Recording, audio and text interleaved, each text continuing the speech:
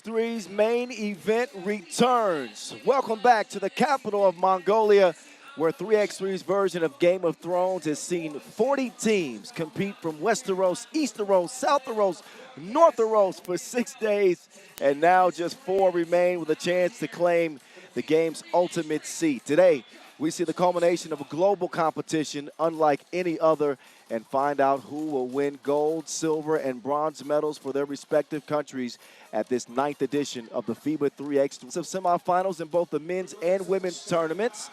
Then a third-place bronze medal game, followed by World Cup gold medal finals. The last chapter of a week-long competition that has been an absolute movie. The conditions are perfect. Clear skies and ready for the top players on the planet to perform. Here were the best performers in the previous World Cup editions. In the women's competition, USA winning 3. They were shocked by Mongolia this year, and they will not have a chance to defend their crown.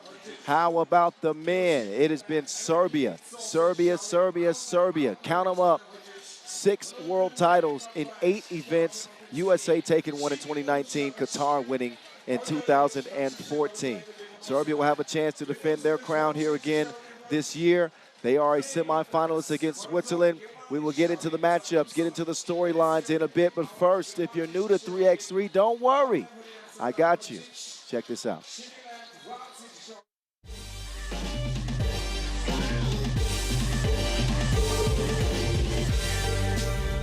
Yo, what's good? My name is Kyle Montgomery, AKA the voice of 3x3.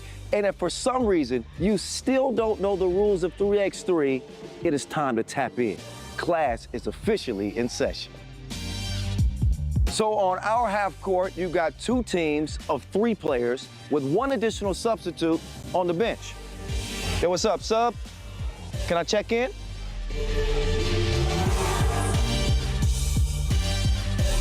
In 3x3, even the ball is different. This is the official Wilson right here. Trust me, it's groovy, baby. This game is pedal to the metal. 10-minute game clocks, just 12-second shot clocks, and a 1st to 21 scoring format for the win. If a team doesn't score 21 points, all they have to do is outscore their opponent within 10 minutes. And you know we keep it street.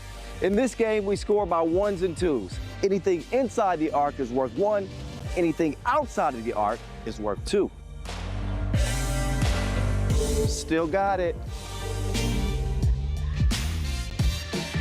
And this game is all gas, no brakes. Literally, after the opening check ball, play is continuous. Make or miss, offense turns to defense, just like that.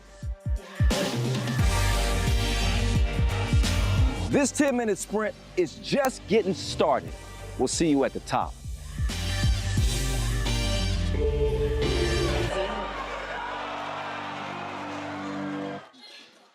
Teams in full stride, sprinting for what they hope will end in a golden finish line. Here is your women's bracket. We got Netherlands and Canada in the semifinals, Poland and Mongolia, a dark horse and a Cinderella story matched up in the other semifinal. As for the men, no shock to see Serbia here, but the same can't be said for Switzerland. They are in the semifinals at this event for the very first time. And Spain and Germany, also newcomers to the semifinals. Young teams emerging at the league's biggest event. Here are your top-ranked players in the world. You see 3 Spanish players on that list. They are not playing on. The Canadians will. Paige Crozet and Catherine, well, not Catherine Proof, she's not playing, but Paige is. As for the men, Dr. Strange, the Serbians looking good heading into their semifinal as he tops the rankings. Marko Brankovic featured on there as well.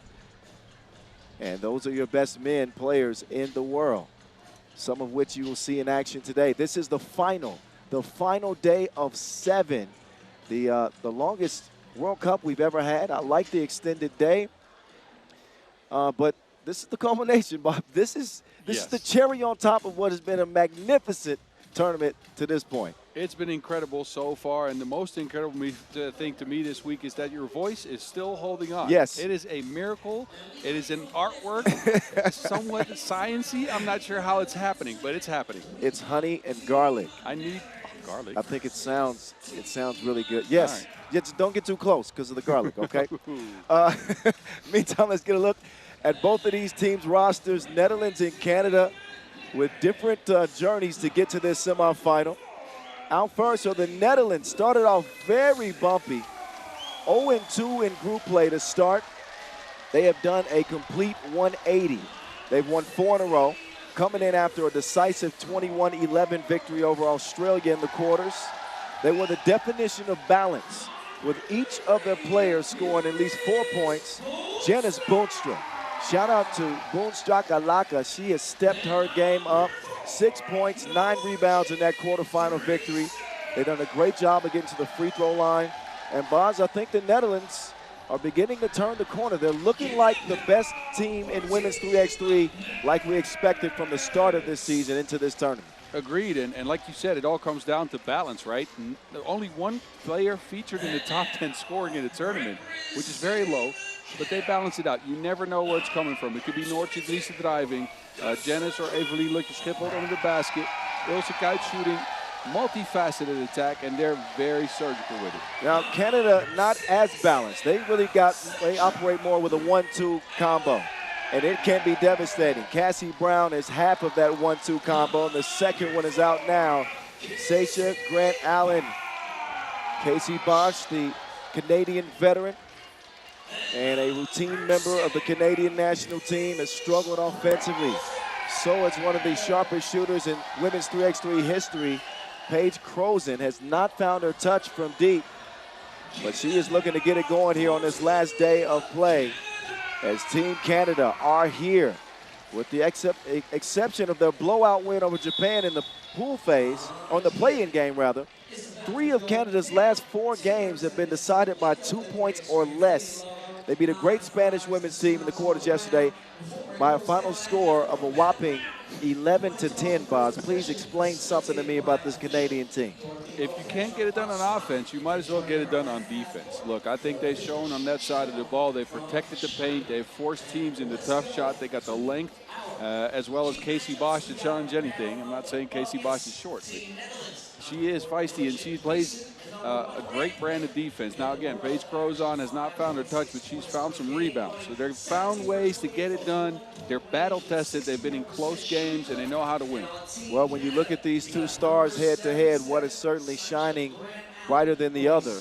Paige Crozen looking to pick up that 2-point shooting percentage and get back in her groove. I think it's the key for the Canadians.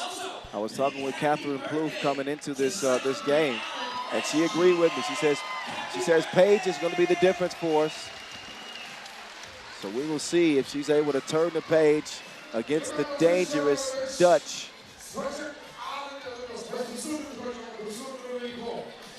Women's semifinal action coming at you from Ulaanbaatar, Mongolia, from Ulaanbaatar Square.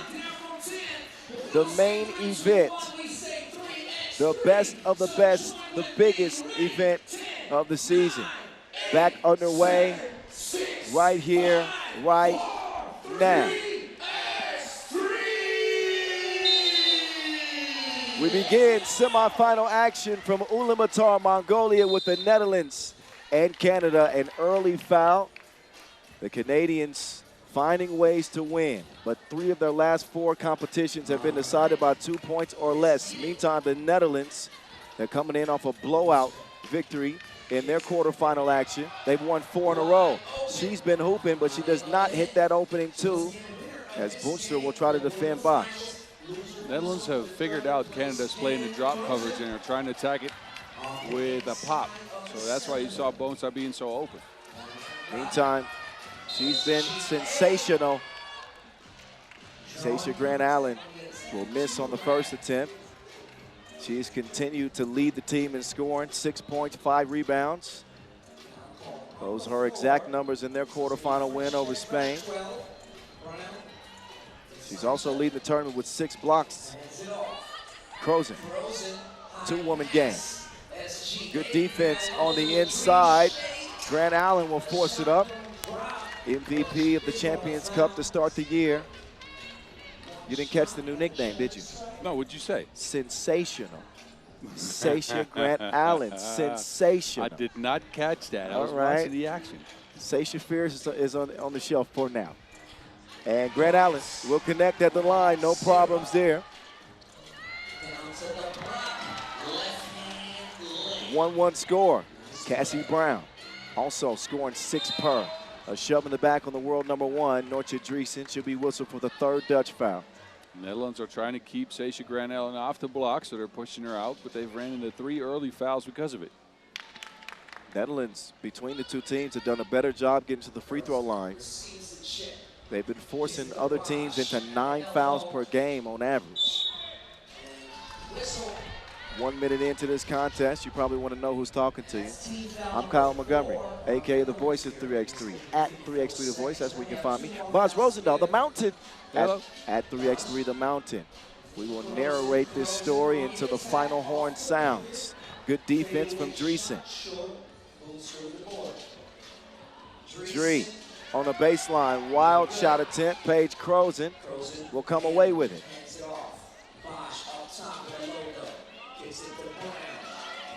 Brown up top. Crozen sets her feet and sets her sights right.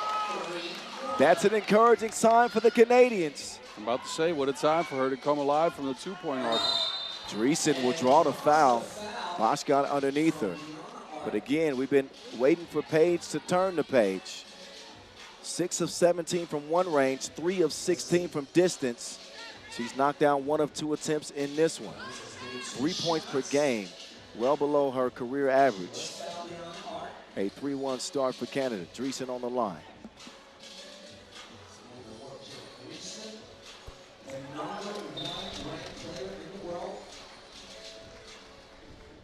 First of 2 will go. Netherlands, as a team, better than 80% at the free throw line.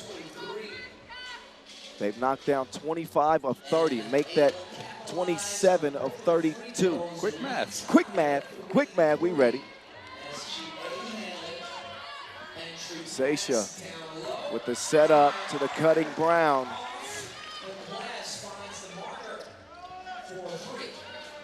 Hezzy, Drizzy to the crib. She's going to draw the foul. This is what I was saying.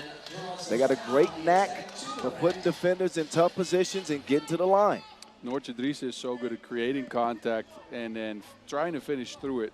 In this case, not a make, but a trip to the free throw stripe. And I think she's shown that ever since the first day of full play where she didn't do much. Yeah, started off averaging 1.5 points a game through the first 2. She's turned things around. She's had an intervention. Kyle trying to intervene with Brown's shot. She does that.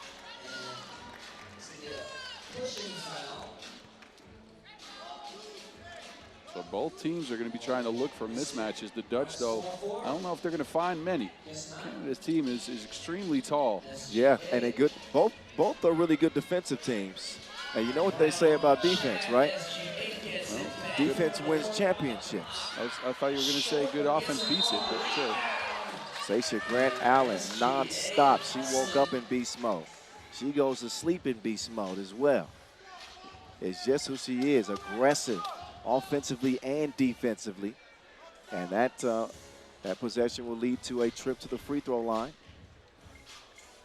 Grant Allen, 70% from the stripe in the tournament, and Seisha, no.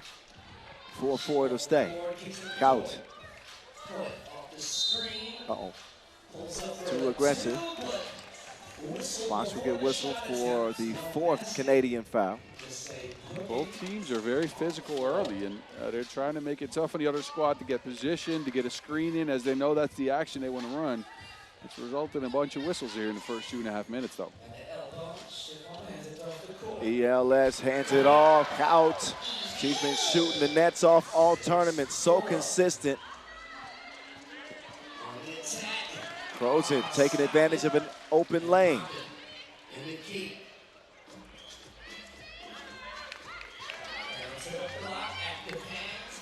Good save there. Crozen will get another chance, and she will convert.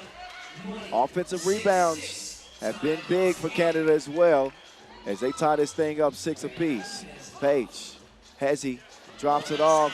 Seisha, sensational. She continues to play at a high level for the Canadians. We didn't see much pick and roll from Canada going into this game, but I've already seen a couple, and it's worked out so far. Crozon, Seisha Grant Allen, a ball screen, and then a slight lob pass because she's so tall. Look at it.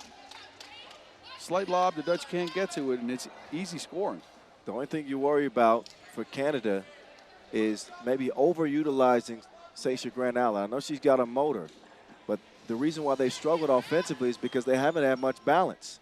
So the offense has left a lot to be desired. She's scoring over 6 points a game. But she's scoring those 6 points per game off of individual creation. And I think once you get ball screens involved, if you get more screening action on the weak side, that is when you can get her some easy looks at scores that won't cost her as much energy.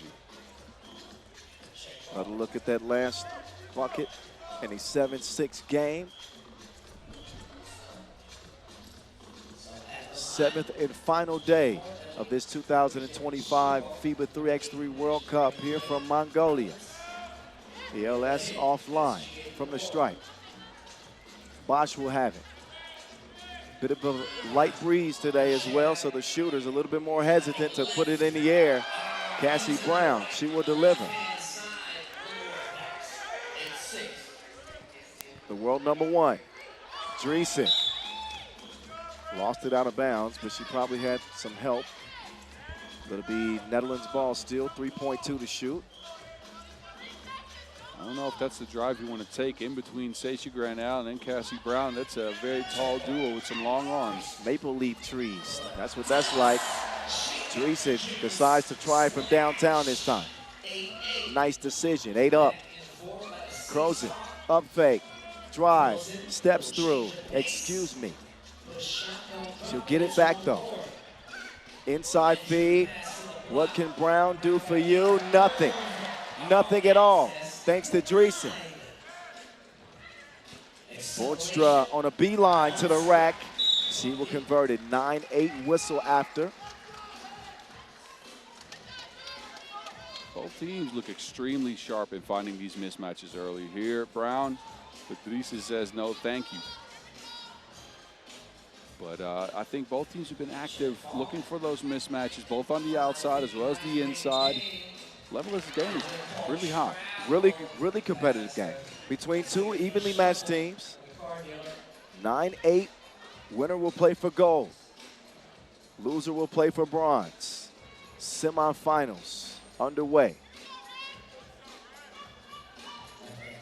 ELS to Kout. She was unable to knock that one down. And a bump.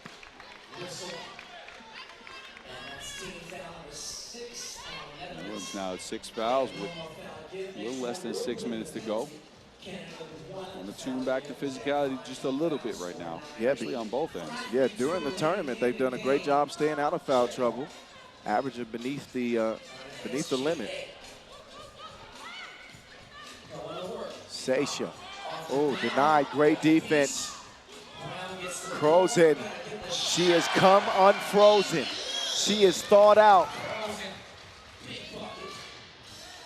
Cows to the crib, nice response. We got ourselves a game here in the semis, 10 up. Brown, 2 to shoot. She touches nothing, that's gonna be a shot clock violation.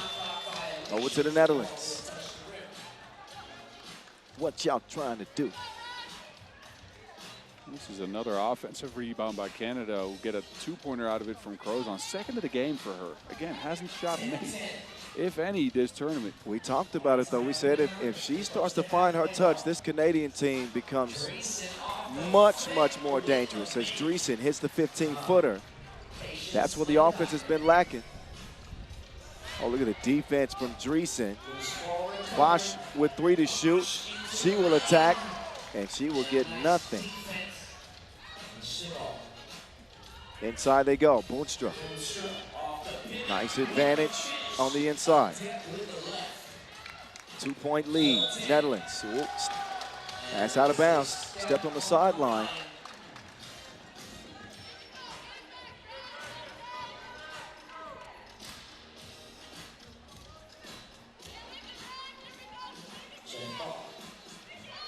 ELS from the elbow. Grant Allen to finish. He decides to kick it cross court. Out inside. What a beautiful pass. Touch pass. Leading Boonstra to the bucket. 3-point lead for the Dutch. Paige Crozen is dropping shots like she's clumsy. One after another. A 13-12 game is the result. Her 2 make of the game, and that's as many as she's had in the tournament. What a time to come alive for Paige Crozen.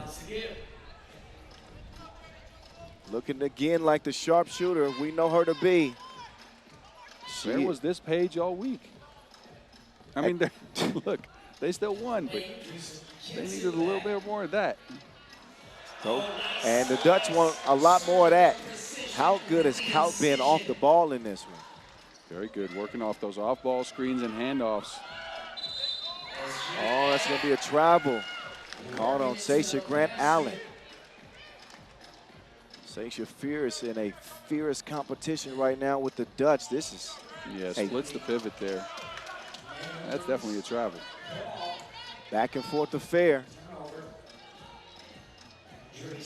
Dreesen inside. Boonstra. Drop step. Trying to score it over Bosch. She'll do that. So the Dutch are hunting Bosch, right? They're trying to put Janice Boonstra on her to score in the paint. It's worked out so far. Foul on the baseline. That will send Paige Crozen to the line. After a media timeout, now you can see the hack on the arm. So a free throw attempt after the break as the semifinals start the final day of action. Big week, or more than a week, here in Ulaanbaatar that also had a women's series that the Australians won and a World Tour Masters here that Lehman came out victorious. Yep. Local quest too, that was won, I think, by Steve Sir and the Mongolian man. Yeah, Mongolia have done a great job in building 3x3 from the ground up here. It's become the most popular sport in the country. And how about their women's team with a historic run already? We'll see them in the next women's semifinal. Yeah, that's the story of maybe even the year so far already. 15-13. Paige Crozen. She's off to a heck of a start in this one. She will get Canada within 1. Up fake from Boonstra. Outside, Dreesen, up fake. Lockdown defense from the Canadians. The Dutch too slow to start that offense. Canada with their activity and long arms make it very difficult. Look at Paige Crozen sticking with Noortje on that jab fake and getting that ball away from her. Crozen on the move. She'll use the screen. Decides to whip it down to CB. Brown runs into some contact. Doesn't get a whistle, but then gets whistled for the 7th Canadian foul. 2 free throws upcoming. That's a frustration foul. Look at this. She just grabs her, annoyed by the fact that she didn't get a call underneath the basket. But you can't compound that mistake. You have to stay calm in a game like this. Single elimination. Well, no. Loser plays for bronze. I've been saying single elimination for the past couple of days. You're right, because it was just that. A loss does not end your hopes of a medal. Just means you play for bronze.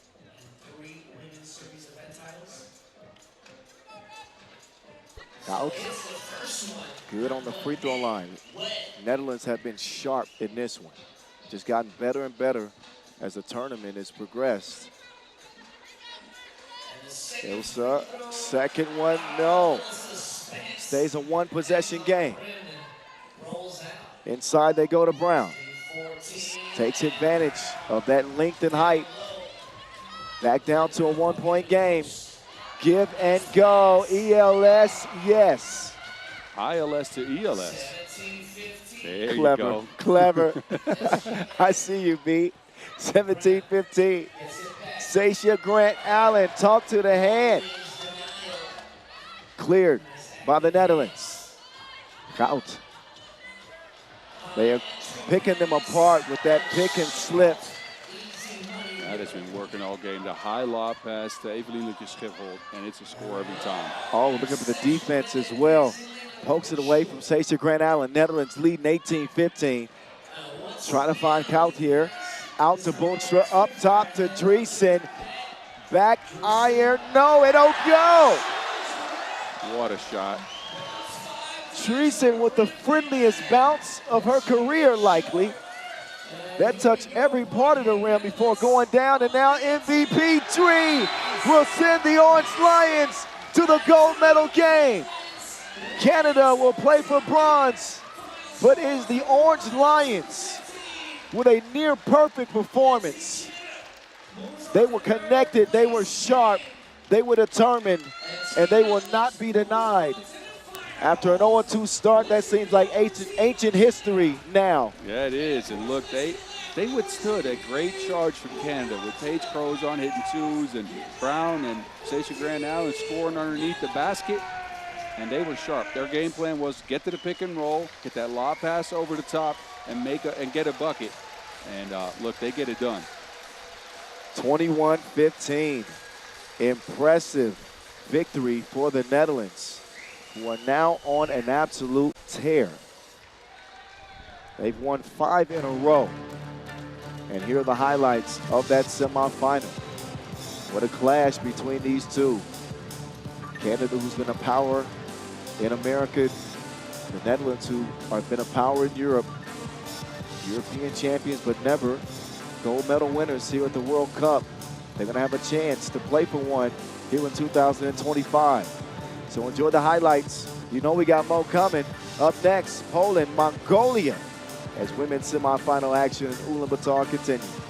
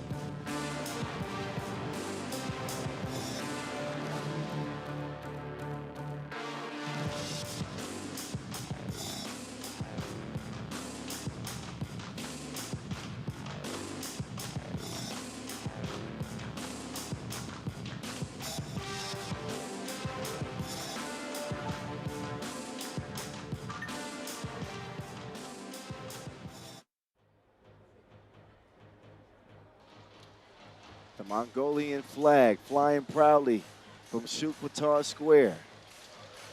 There will be 2 other nations, possibly, proud with their flags flying as well. Remember those teams that rise to claim gold. We got one semifinal in the books. This place is about to get crazy because the Mongolian women already have accomplished history by making it here to the semifinals. I think the big question for them, Boz, is coming off that win over the United States. Emotionally, that had to feel like a gold medal game. Yeah. How do they get back mentally focused and understand that the goal isn't accomplished yet? You haven't won anything yet after a game like that. Look, I think they are a very well-coached team, right? You can see that in their game plan and their prep. I've also seen it coming out of pool play into the round of 16. Then from the round of 16 into that quarterfinal yesterday. They've had a day to come down. Look, I played in the World Cup finals, and that semifinal, the final jump is the hardest. Quarterfinal, the semifinals, actually, you're still kind of going. Sure, it felt like a gold medal game too, but I think they've had a night to sleep. They've had a night to prep. They've had a day to prepare for this game as well. You know, check into it with their game plan. Look, they're going to stand a chance no matter what, especially with this crowd. I would never count them out. So close, but so far away. The final day of action. Teams just a step away, a 10-minute sprint away from playing for a gold medal. In this one, it is Mongolia, who have won 6 of 7 games. Yes, 6 of 7 games, beating #1 seed China along the way. And of course, that victory over the United States that will be forever living in 3x3 lore. They match up against a Poland team that is hitting on all cylinders. Here is how they look by the numbers, head to head. The numbers ain't gonna jump off the head. The numbers ain't gonna jump off the board for you for Mongolia. I mean, they won games with pure heart.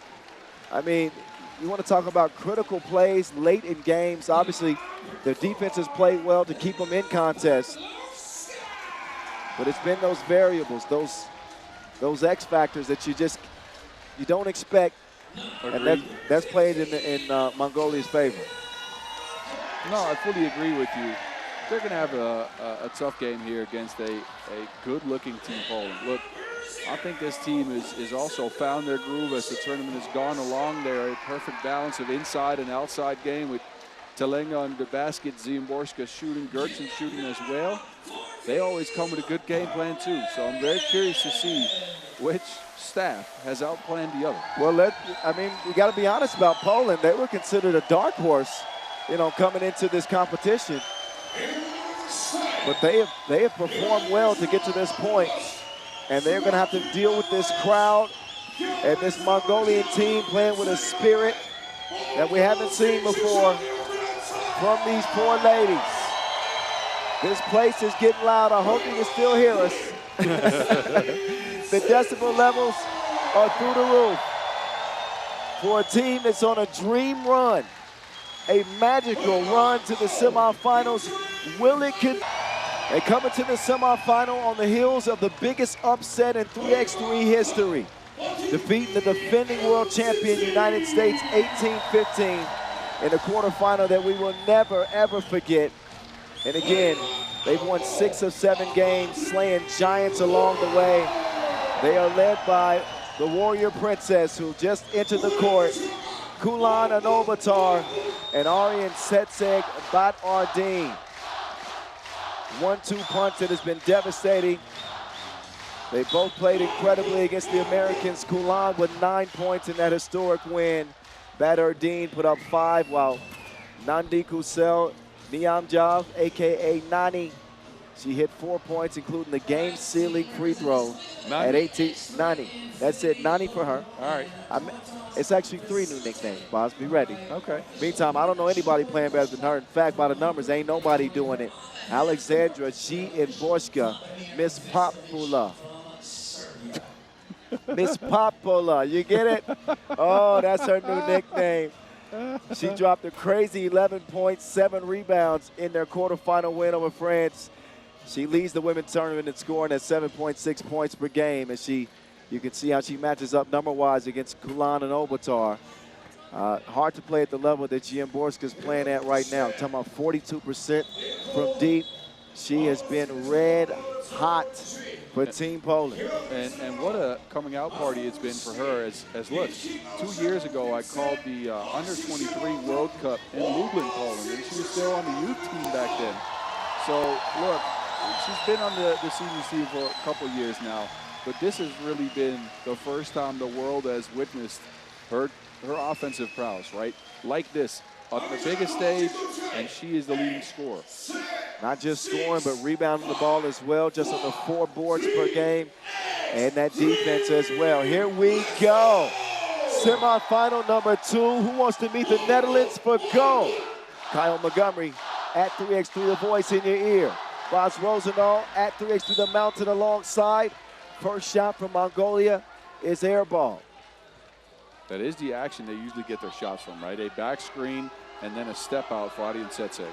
Mongolia in a familiar spot, considered an underdog. Poland, a dark horse in this competition, but they perform like thoroughbreds. Well, they might be built for a championship run. We will see. Scoreless game still. 2 ball on the way, back iron. Rebound to Telenga. Telenga, 7 rebounds a game, also contributing 5 points. She will add the first for Poland. I think she's going to be a problem for Mongolia to deal with. She's going to be active under that basket. Ulan will miss it. Miss Popola inside. Talinga outside. Ulaanbaatar off iron. Rebound goes to the Warrior Princess. Batgirl hands it off to Nani. Nani moving right. Nani. Jab step. Batgirl will miss it right. And Poland will get on the board. Ulaanbaatar does the honors. The crowd letting Poland hear the boos. This is not a friendly environment to the Poles, I'll tell you that. How are they going to handle that pressure? We already saw USA kind of crumble underneath it. Several other teams as well. Mind you, this Mongolia team has now beaten Olympic gold and bronze medalists from the last Olympics. Shot clock violation. A rabid Mongolian crowd of 1,500 strong and some. Several hundred outside of the venue. They got the whole country behind them. How can Poland handle that pressure? Swung around. It's Batgirl. Arian Setseg with the two-piece. Gurchin will respond on the inside. If Mongolia can do this again, can make it a game of ones versus twos, then there's a shot. And again, I told you I'd count this team out. They shot 24 two-pointers in that game against USA. They hit 6 of them, but they went haywire on shooting from long range. In the tournament, 25% from 2, averaging 16 points per game. It has been free throws that have won for Mongolia. 15 of 19 coming into this game. Kulan will misfire on that one.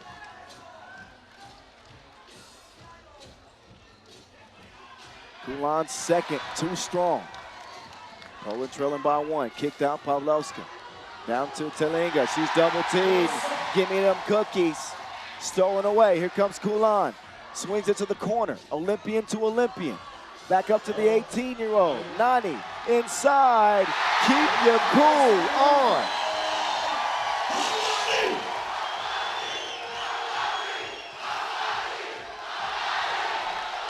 The electricity going through this crowd right now is palpable.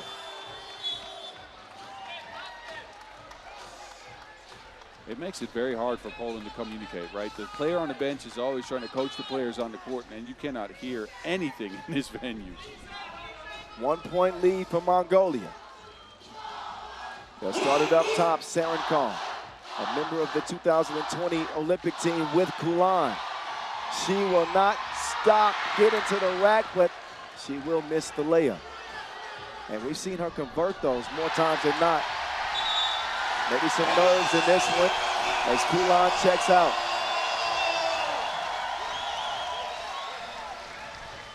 So the wind is picked up here in the venue. It's been a day full of sunshine and clear blue skies, but for now, gusts of wind and some darker clouds moving in. Shooters will have to contend with it. There's something in the air, that's for sure. And I think it's working in Mongolia's favor. Baseline, layup, Ulaanbaatar converts. Poland stay close. Mongolia, the aggressors in that win over USA. They've been the aggressors in this one early too. They have been. They're actually so far been working. They found mismatches to attack, and they're unafraid. The belief these ladies have in their cause and their goal is incredible. Oh my goodness. Batgirl is a superhero right now for Mongolia. Arian Setseg hits a 2, but sees it responded to right back by Pawlowska. This game more competitive than Squid Games. 8-7. My goodness. I told you, don't count this Mongolian team out. They got a solid game plan, and all these ladies somehow, some way have gotten better individually during this tournament. It's a magical run, and I mean, everybody in this venue believes in it. 1,500 strong. There's a ton of people outside. There was a line this morning to get in. this morning. Poland, the favorites. Yes. But you can never count Mongolia out, especially at this point, and they continue to prove themselves worthy of every bit of respect they've gotten. I'm done counting them out at this point. I can't do it. I don't know how to describe what this team is doing. They lead it by 1 right now. Make no mistake, they are not safe. It's a 10-minute sprint, not a 4-minute sprint. As Ulaanbaatar will turn it over. I certainly think the 5th man factor is impacting the way teams are playing against Mongolia. It is so loud in this intimate setting. Nani will pull up from 10 feet. No good. And a reach-in foul. Both teams have actually been pretty disciplined about fouling here early in the game. And in both sides, that means you can spend some fouls to try to see if you can keep some scores off the board.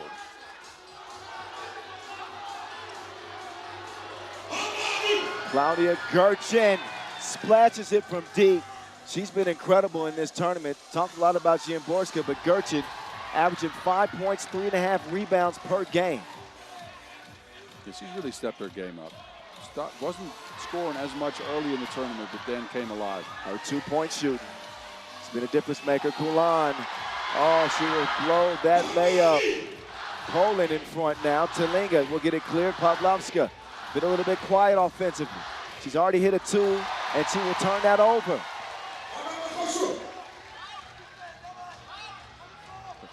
Down to Bot Girl. She is bot that life. I said it once, I'll say it again. She ain't scared. 9-9, it's a tie. Gertchen inside to Telinga. And a reach-in foul is called. Wind beginning to pick up here in the late afternoon hours.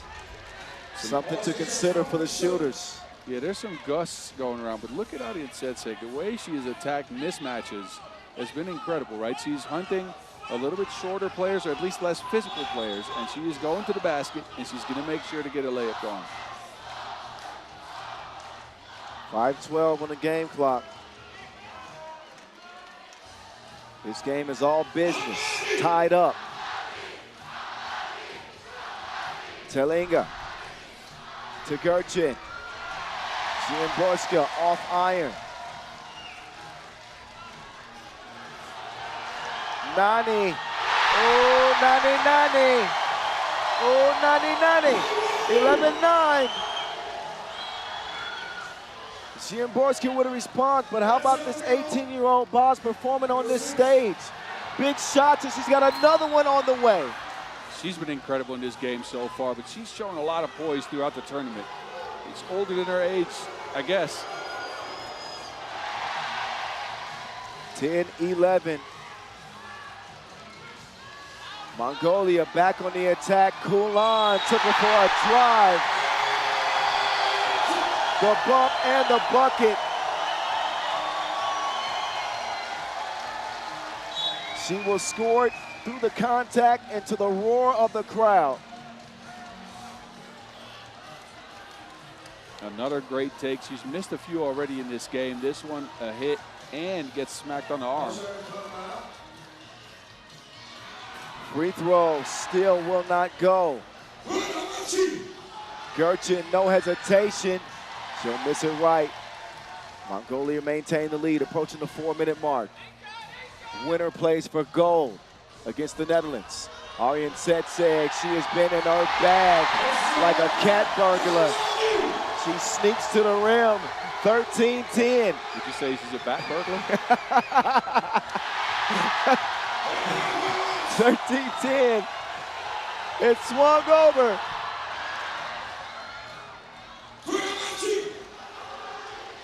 Man, we gotta watch the roof on this Magic Sky canopy.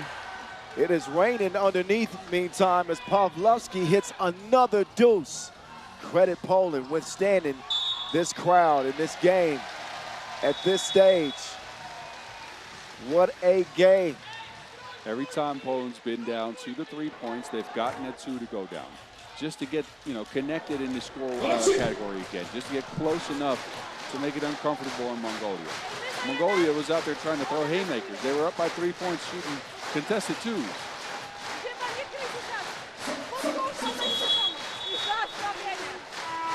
The one thing these Mongolian ladies have that none of the other teams have is they are used to playing at altitude. This city is a mile up. That means you run out of breath, there's less oxygen. We talked about this plenty. These ladies are born here, obviously. So they know very well the conditions, and they are the most adapted to it. They haven't seemed to be running low on energy. The crowd helping add to it. Aryan Setseg putting together the game of her life. Batgirl has that one blocked. Talinga. Time for the tournament lead in block shots with that long frame. Not going to let Aryan Setseg get a clean look again. When the Mongolians are raining twos, it is never a good sign for the opponent. They lead by one. Pavlovska, she will draw the foul. She's been getting to it in this game. She's been aggressive on the attack to the basket, shooting twos as well. She's been a little quiet so far. But I like the way she's taking the lead. Yeah, averaging just 2.2 points per game in the tournament coming into this one. She was 2 of 16 from 2. She missed that free throw, but still off to a good start here. Up to 4 points already. 3-3 game and a foul. That's the 4th on Poland.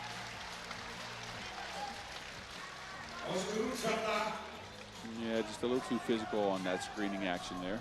But I think Poland should be happy with that foul because that was going to be a point. Smart foul.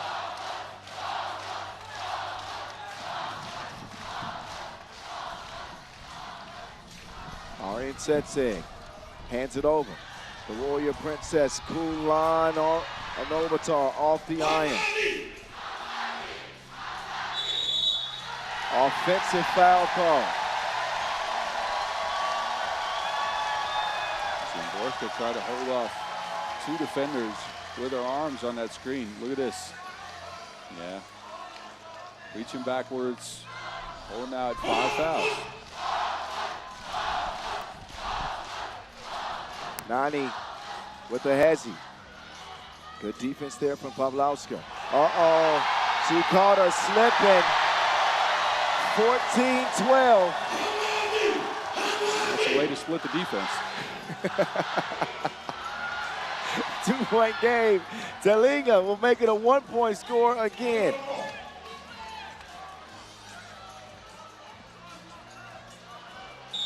Nani.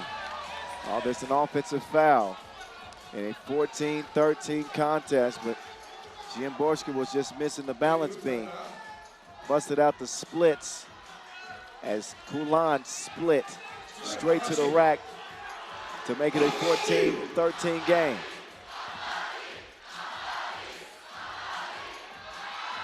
Oh, a point-blank miss for Talinga, who has been contained. They've actually locked her up pretty well. The National Guard couldn't lock Aryan Setseg up right now.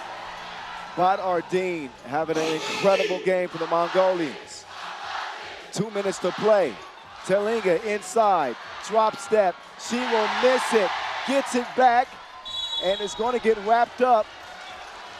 That'll be foul number 5 on Mongolia. That's a smart foul. And that's one of those plays, though. We've seen Talinga miss a couple of bunnies. That's a connection in this game, right? They are down 2 points, Poland is, and Talinga just missed 2 easy buckets. Those are the ones you want to finish. You want to be patient underneath that basket. Catch, come down. No one's going to stop you with that length and just finish strong. I can hardly hear myself think in this place. And look, they done started the wave. Oh, wow. These Mongolian fans feeling themselves. I think that wave might continue through the city. A wave of energy is taking over this place with a minute 53 to go. Gerchen. She will hand it off. Anna drops that off the back of the iron. No bucket. Nani trying to Get it down low, but that's a Poland foul. That's a technical foul for flopping. Randy Pawlowski is showing out a little bit on that contact there. Yeah, selling the contact. Referee onto it. Free throw coming up. Arian Setseg at the line, leading scorer for her team in this game. 8 points. Poland had 6 fouls too, so the next defensive foul will put Mongolia on the line for 2. First one goes. Mongolia with a 3-point lead.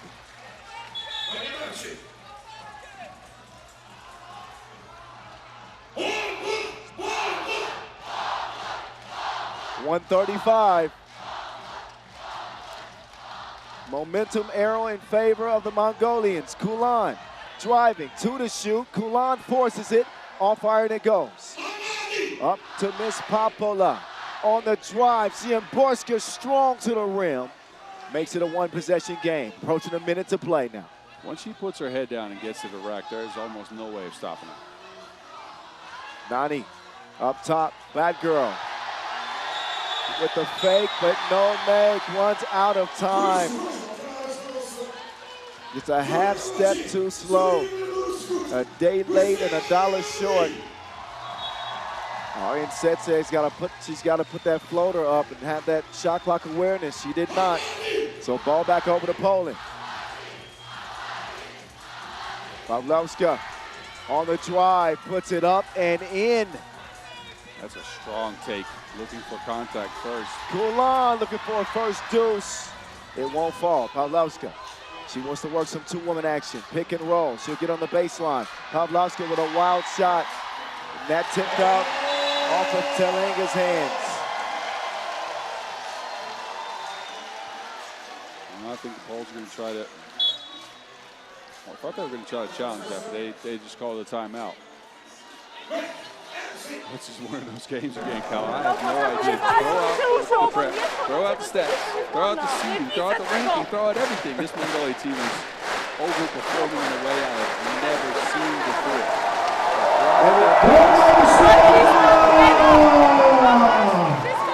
Maybe they aren't overperforming. Maybe this is who they are now. That'd be wonderful. Maybe this is who they are. They've turned the corner.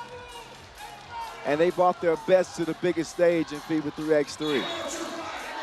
We're 40 seconds away from finding out who plays for gold with Netherlands.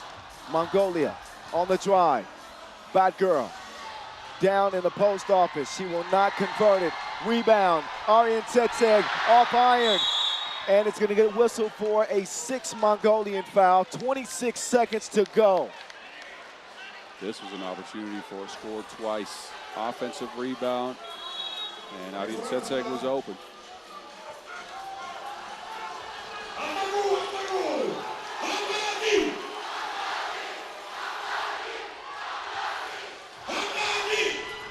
The drive from Gerchin.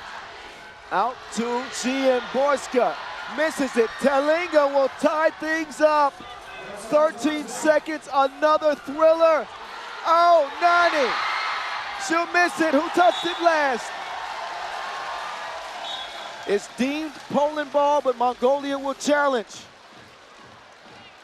That was halfway down. I'm about to go into cardiac arrest, boss. I have aged 5 years on the Mongolian games alone this week. You know CPR?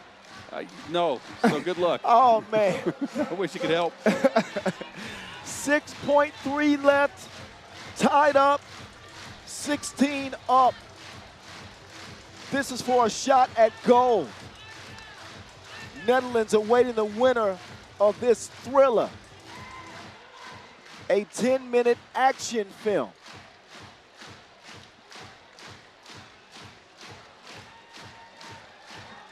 Big decision coming up from the officials in determining who this possession will belong to, who will get the last crack at it in this semifinal. How much magic do the Mongolians have left? How much fight do the Poles still have?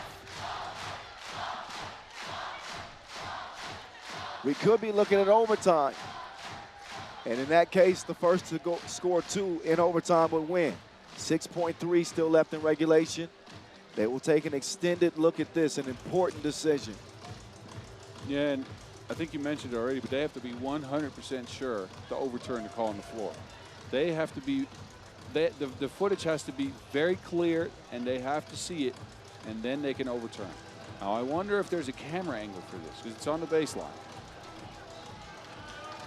It's a good question. I could kind of eavesdrop and see, but this is going to be your best camera angle right there. Oh,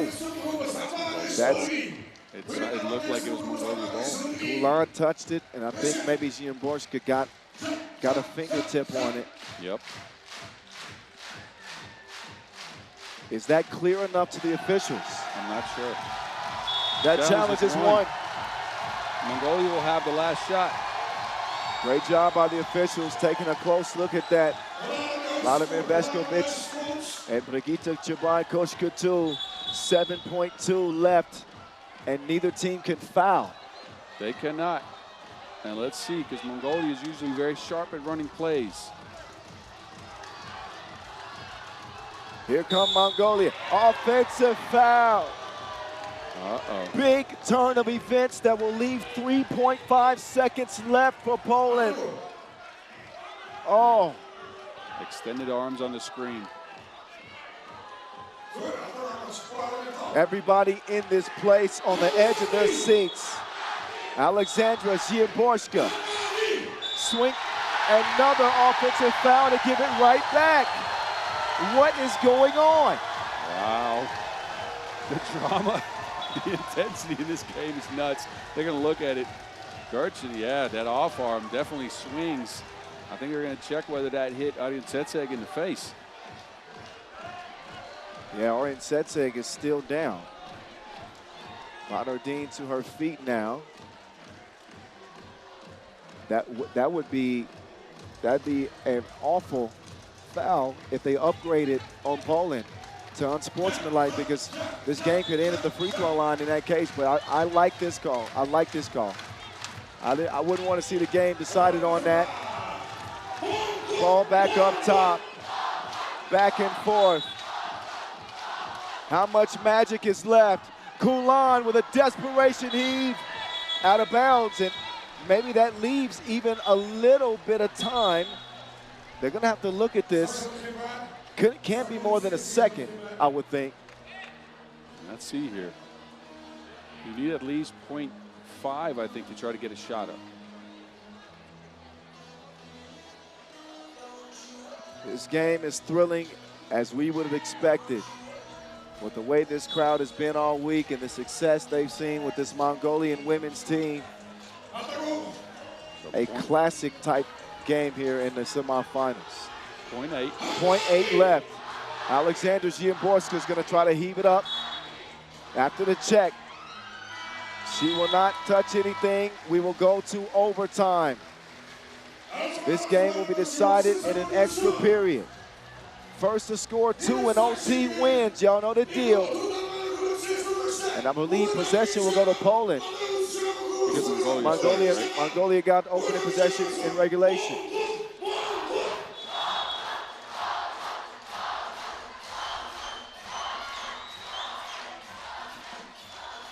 All right, Poland ball. Do they look for the kill shot? I'd say go for one. They're the stronger, more athletic team. Mongolia is very dangerous shooting twos, with Poland has kept them in check for the last 2 possessions. Pressure defense. Zieborska loses it, then gets it back. Pawlowska on the drive. Forces up the shot. Telinga will track it down. Around comes Zieborska. Alexandra will lose it. Out of bounds. You see Poland make a substitution here. Gertchen in, Telinga out. That is to guard the two-point arc. They are going to try to stop the long-range shot. And you know what Mongolia's going to try to do. They are going to try to get a shot up for the win here and a chance at gold. Kulan swings it to Nani. Ardeen slips, loses it, loose ball. It'll be white ball.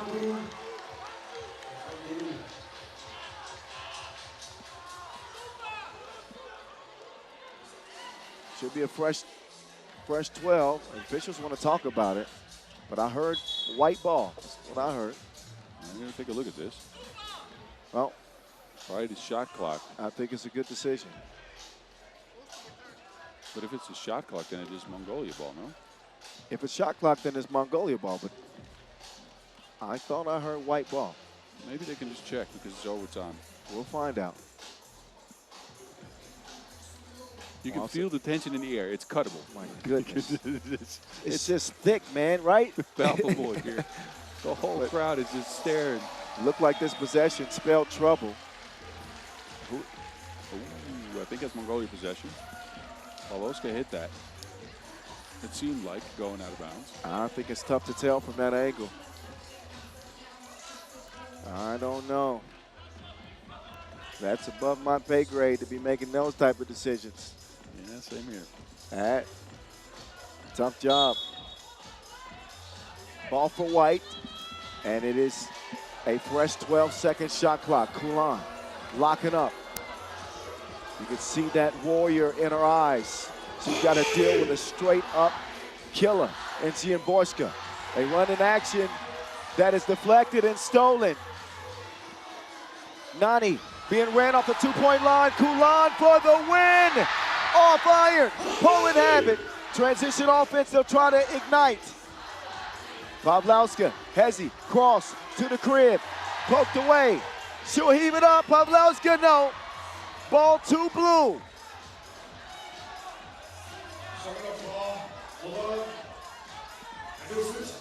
Nani, cross. Nani, two on the way. No good. You can see Poland go into the basket trying to get it one. They cannot get it done somehow, and Mongolia keeps trying to go for the knockout punch. They had a wide open look from Kulan, too. Both of these teams have played with so much heart, so much effort. You hate that one of them's got to lose. Talinga, she will get it to Ulaanbaatar. She's going to eye her too. Misses it. Talinga with position underneath. She doesn't know where to go. Goes up and puts Poland in front. Jab step, Nani. Nani, ISO game. She's going to look for that too. It is on her way off the iron, my goodness. She'll get another look. Nani, two ball. Oh! Talinga with the rebound. Gurchin on the drive. Poland need one. They give it up to miss. Papala, she won't score it. Instead, she goes down. Kulan with a pass up top. Mishandled for a moment. 6 to shoot. It swung. Batgirl to the rescue. The Cinderella story continues.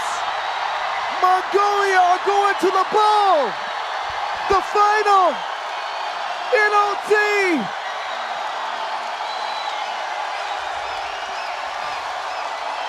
The crowd is roaring, but we are speechless. I have no words. Absolutely no words. It is euphoric in this place. Batgirl with a two-piece with Poland in front. Poland will play for bronze. Mongolia will play for gold in their own backyard.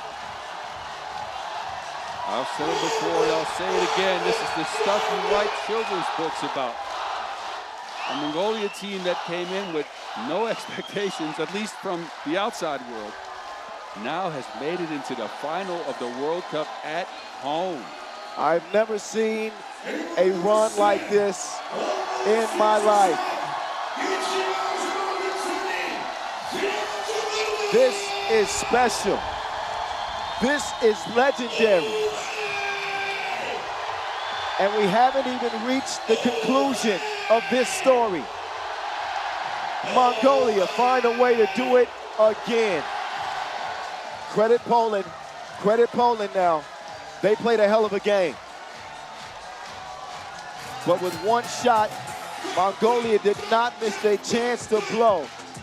This opportunity comes once in a lifetime, yo. Oh my goodness. Please enjoy the highlights. Let me get myself together. Yes, please.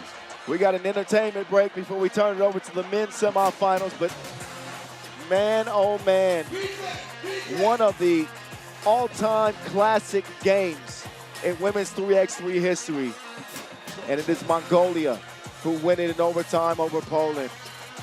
So Poland will play Canada for bronze. Mongolia will play Netherlands for gold. Stick around, we're coming back in 10 minutes time to get the men's semis underway. Oh, excuse me, not 10 minutes time. More like 2 minutes time. Stick around. Short break.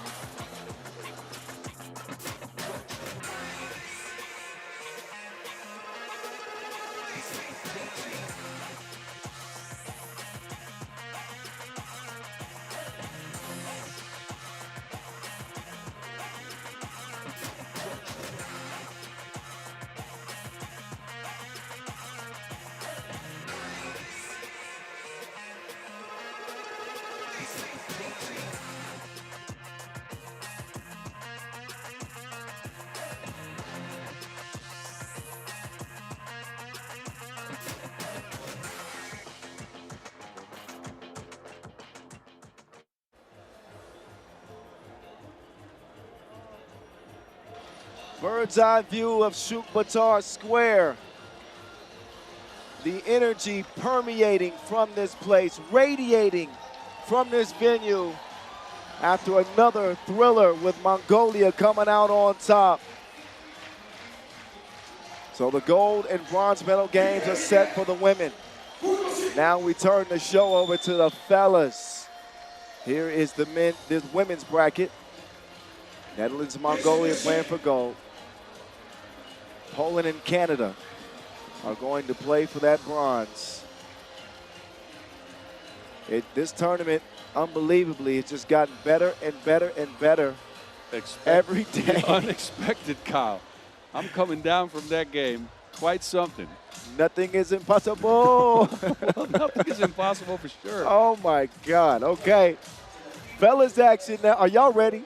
I can't hear y'all at home. Are y'all? You better get ready.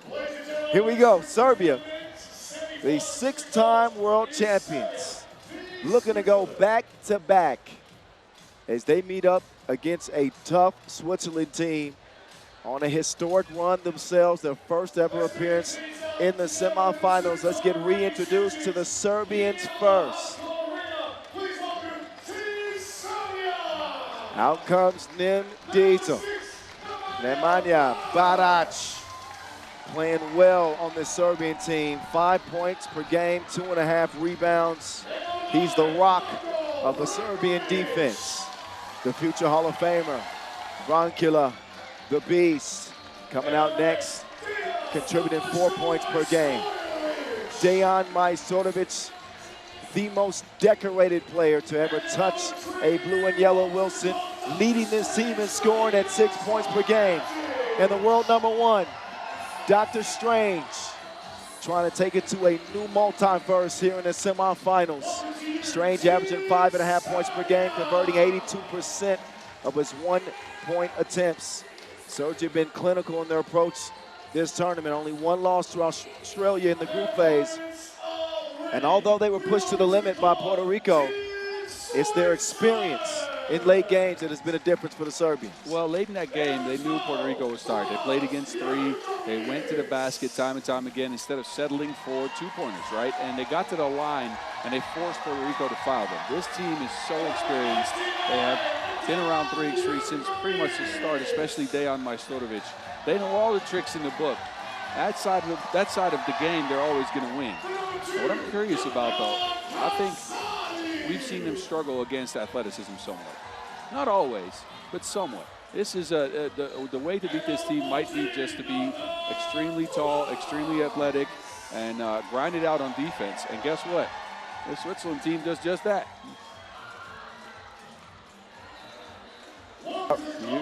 Oh, there we go. I thought you turned my mic off, boss. Yeah, I was agreeing with you. I agree with you. Switzerland come in on a 4-game win streak. Again, historic appearance in the semifinals. They stunned Latvia in an upset yesterday with the most balanced performance that I have seen from Switzerland. everybody had 4 more points. And how about Thomas Jurkovic? We talk a lot about Swiss Khalifa, Nathan Jurkovic. Thomas had 3 2-pointers in that game, 6 points to help Switzerland arrive here with a date with a doctor. They got a doctor's appointment, Dr. Strange. They don't need no medicine, though. I'm not sure I want to be seeing Dr. Strange. You're right about that. That's malpractice waiting to happen. There's a look at Kazadi, who also had a big quarterfinal performance. 5 points for him as we look at the 2 stars. Kazadi, 4.5 per game. Dejan Majstorovic in his 12th season.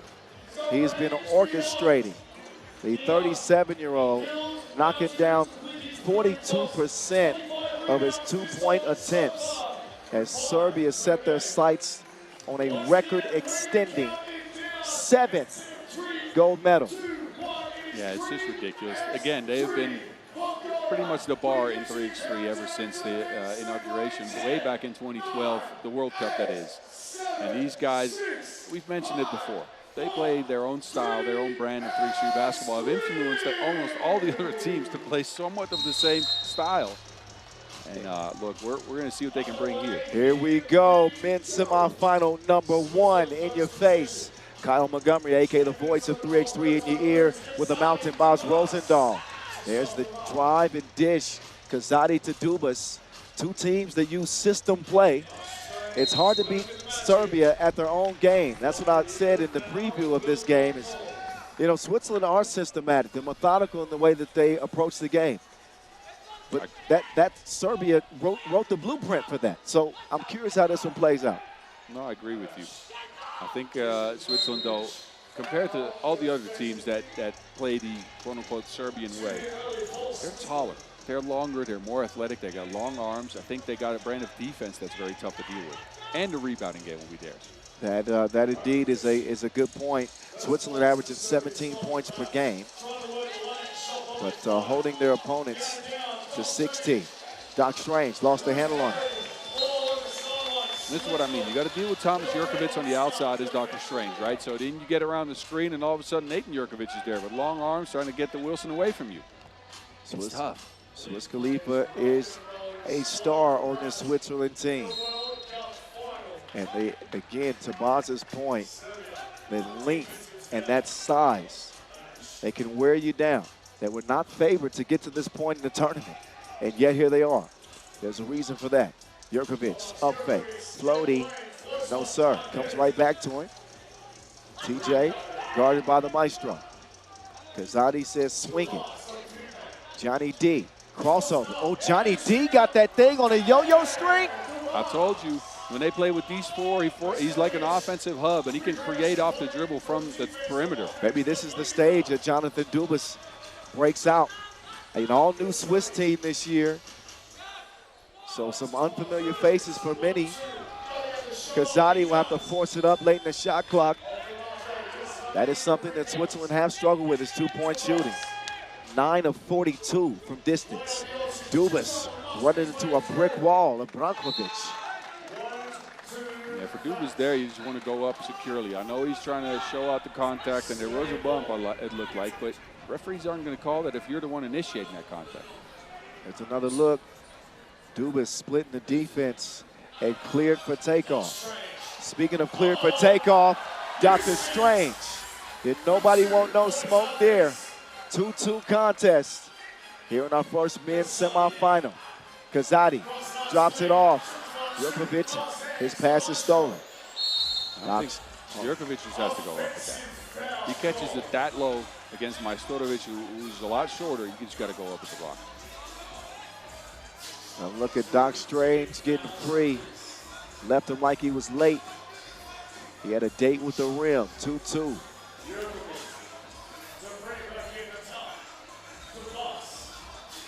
Kazadi, no hesitation, just hydration. Swiss Alicious. Okay, I see you were in the lab yesterday. 4-2. Stay in the lab. I've just been waiting. You're a chemist, huh? There's a look at that last collision. Dubas, did he get hit in the mouth? I don't know. Is he pretending? Anyway, back to it. 4-2. Uh-oh. Barats get called for another foul. You rarely see Serbia expend so many fouls early on silly fouls, right? Normally they'll use them to stop some scores. Haven't done that. Serbia have not shot it well from deep. 3 of 17 in yesterday's win over Puerto Rico. Kazadi using that athleticism to get to a spot. Loose ball will go to Serbia, it seems. The 4th foul on Switzerland. They have had some issues with foul trouble too, Switzerland that is. They've averaged over 8 fouls a game. Yes. Look, this is a team that plays physical, that plays tough, and they're going to run into some fouls. But I've seen them stop fouling late in games. Think back on that game against the Netherlands in full play. They were at 7 fouls with 6 minutes to go. Didn't foul ever after. So they're disciplined enough to stop most of their fouls after they get in trouble. Kazadi to TJ Jurkovic.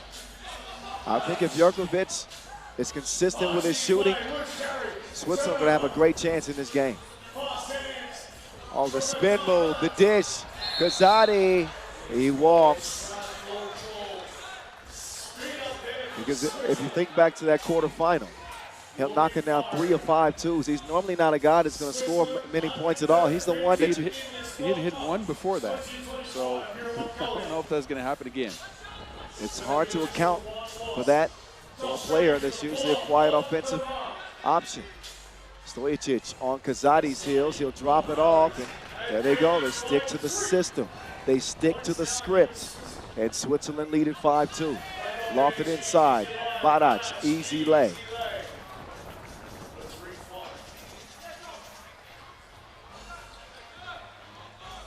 Now Kazadi trying to get it over to Dubas. It's poked away. TV timeout. First break in the action. Switzerland lead it 5-3. Swiss pick and roll, and especially, attacking the drop coverage for Serbia has been pretty effective. They're trying to single out a defender and attack him with Kazadi and either Nathan Jurkovic or Jonathan Dubas. And they've gotten a couple of easy looks out of that so far. All right, breaks over as the teams make their way back to the floor. There'll be 3.6 seconds left on the shot clock for Switzerland to work with.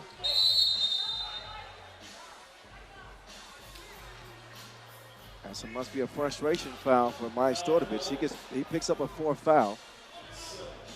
I think he was stuck with playing defense on the wrong guy. Jurkovic too big for Dr. Strange.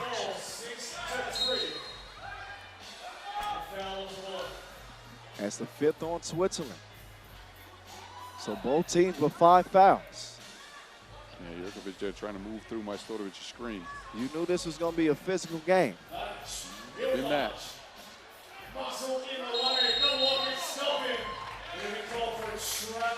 Wow, it's held up by Dubas. You don't often see him get stifled. Look at this. Dubas, the body control, Barac, has to hop into a shot, a travel call. Okay, bully ball, Dubas. That's a big fella. Got a nice lead early for Switzerland. Majstorovic trying to pull the chair. And Serbia a little out of sync, I'd say. Slightly, and I told you that defense for Switzerland is making it hard on them. These guys play physical and they're long, so it's hard to get shots up. Out to Kazadi. High rebound. Thomas Jurkovic continues to make an impact. The net's all wet now, thanks to Ala Kazadi. That was it? That was the nickname? No. I stole that from DJ Mike Lewis. Okay. Well, I like it. Ala Kazadi, yeah, that's good. Kazadi, 2 between the eyebrows. And Serbia had 3 points after 4 minutes of play. You don't ever see that much. This is a team that's very smart in finding ways to get their offense going. Switzerland have been impressive, and Kazadi continues to take his game to the next stage. He's advanced to the next level. He gonna meet the final boss. He keep doing this. Come on, did you see what he just did? He drove in, landed on 2 feet, jumped up, got around the arm of Dr. Strange, and finished off the glass. That is very high in skill. I have been singing Kazadi's praises for a while. I said that he hasn't played at his potential, but the measurables, right? The eye test, you know he's got the skill. He just wasn't shooting it well. But this guy is dynamic. He's an X factor. Agreed. I have no more words, and I'm the analyst. Majstorovic trying to focus in. Can Serbia weather the storm? This is a man that doesn't ever miss any free throws, right? A 90% free throw shooter usually, or a little bit below 90.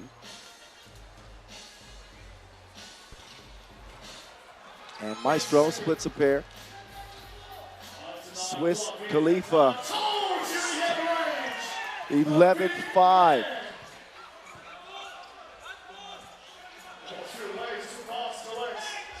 There's nobody wanting to handle the ball except for Dubas. Jurkovic will get it out. Bro to bro, it's a no. Foul on White. Majstorovic has made some frustration plays in this one.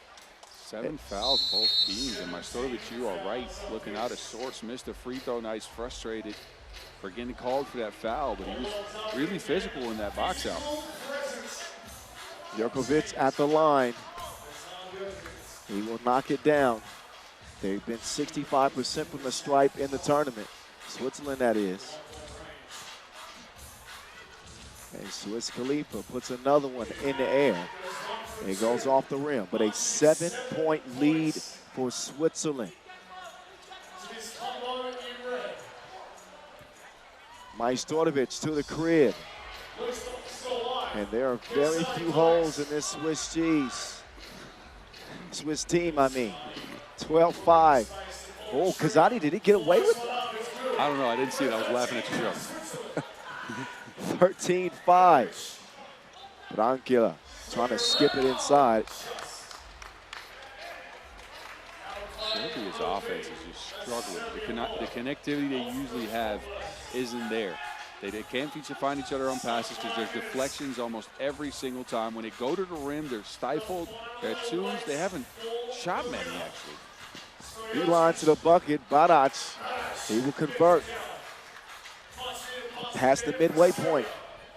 6-13, Switzerland with the defending champs against the ropes. Kazadi, loft pass over the top. Doc Strange pokes it away. The voice of the mountain narrating this semifinal story. Dr. Strange leaves it short. He hasn't been great from distance, and Switzerland continue to pick them apart. They are being surgical to the Serbians. How often do you see that? Never. Never. This is a great display of game planning from the Swiss, of executing mainly on defense too. I mean, our offense has been really good, don't get me wrong, but that defense is incredible. Kazadi, not that time.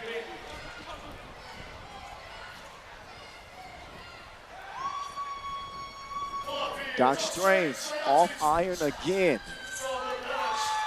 Serbia's now strung together a couple of possessions where at least they've gotten a score. See if that impacts the game here. Up top to Kazadi. Got the name right now, and he's got his game right. I think Kazadi in the last few possessions hasn't asked for a screen. He's been individually creating. They need to get back to that screening game that was working so well for them earlier. A warning for flopping with Shaheen on that last 2 attempt.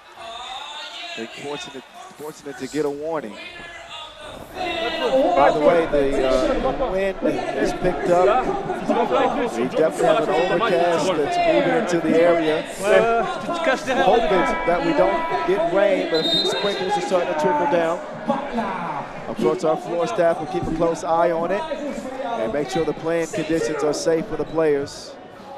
And there are no issues, but just giving you my weather report. I was a sportscaster, but never a weathercaster. All right. But you can probably hear that wind picking up. And some rain starting to come down.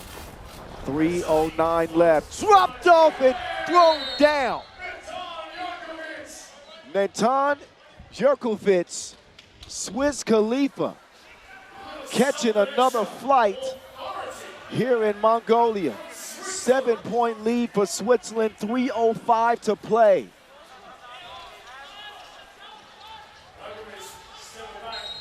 And Jerkovic got caught reaching in the cookie jar.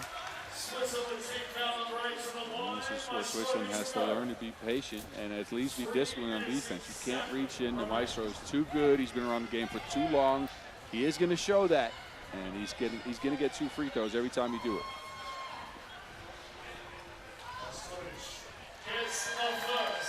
Maestro will find the bottom of the net.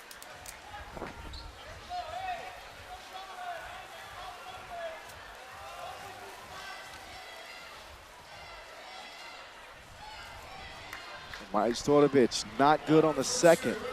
He's had some uncharacteristic struggles at the stripe. A 9-15 game. They are starting to bring the tarps near the court just in case we have a rain delay.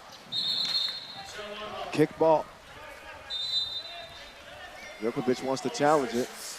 Let's see if he got a foot on this or not. Oh, no, that looks like a hand. That is a hand. Can't challenge a kick ball, though. Rain is starting to come down, Kyle. Well, that's been fairly frequent this week. The afternoon showers here in Ulaanbaatar are picking up, and I would not be surprised if this game is put on pause for a moment. 2:42 to go.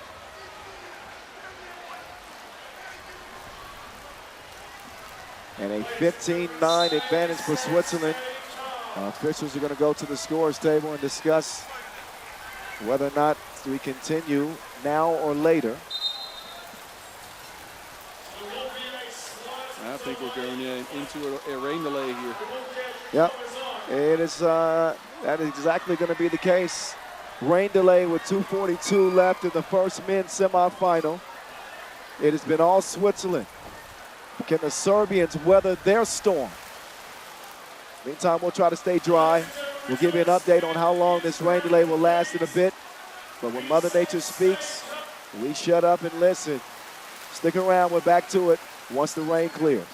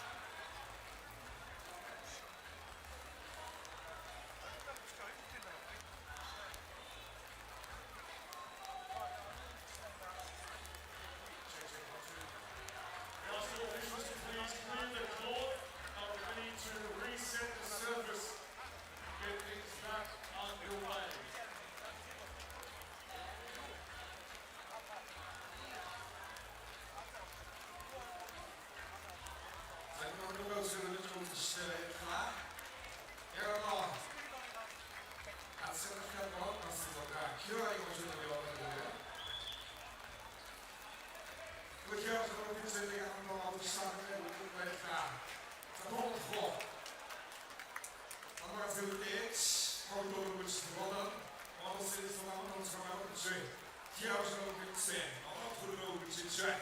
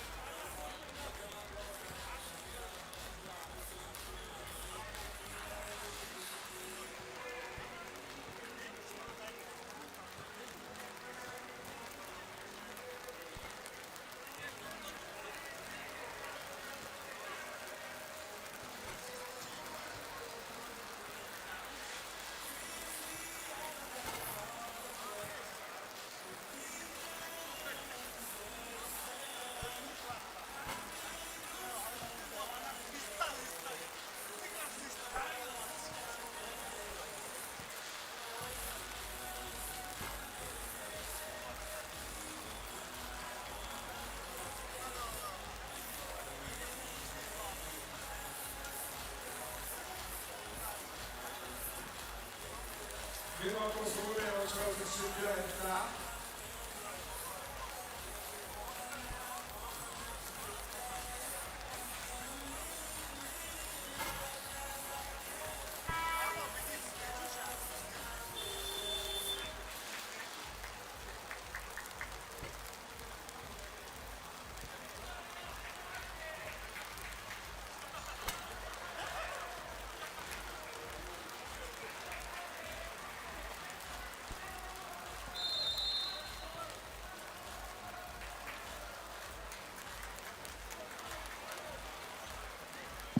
We are nearly ready to get back underway. Thank you for your patience during that rain delay, but this tournament wouldn't be this tournament without a rain delay. We've had several over the course of a week. So we're just keeping the streak alive, I think, Boz, right? Just keeping the streak alive. Look, expect the unexpected. It's a theme. It is a theme, and the unexpected thing here is that Switzerland's up by 6 with 2 minutes and 42 seconds to go. I am very curious who is going to come out of this break the sharpest. 2:42 is a long time to go in this game. Yep, a lot of time left. Serbians have had a chance to have some discussions and maybe make some changes in their approach to the rest of this game. It has been all Switzerland. We are back underway from Ulaanbaatar. New play, same story. Switzerland scoring. 7-point advantage. Systematic play. And I would be the first to admit that I thought if this was a system game, it would favor Serbia. But they have not been able to find anything against this Swiss defense. The shot's not falling. The drive's not working. There's a deflection on almost every play. Shahinia turning the corner, and Dubas will get called for the foul after he slipped on the baseline. Shout out to the floors crew who did a good job. That's not because of any wetness. His feet got tangled up. Yep. Cross his feet, fell down. 9th foul Switzerland. And again, another foul situation. Both teams actually, though, slightly troublesome heading into that last 2:30. Trying to tell you, next defensive foul on Switzerland means 2 free throws and possession for Serbia.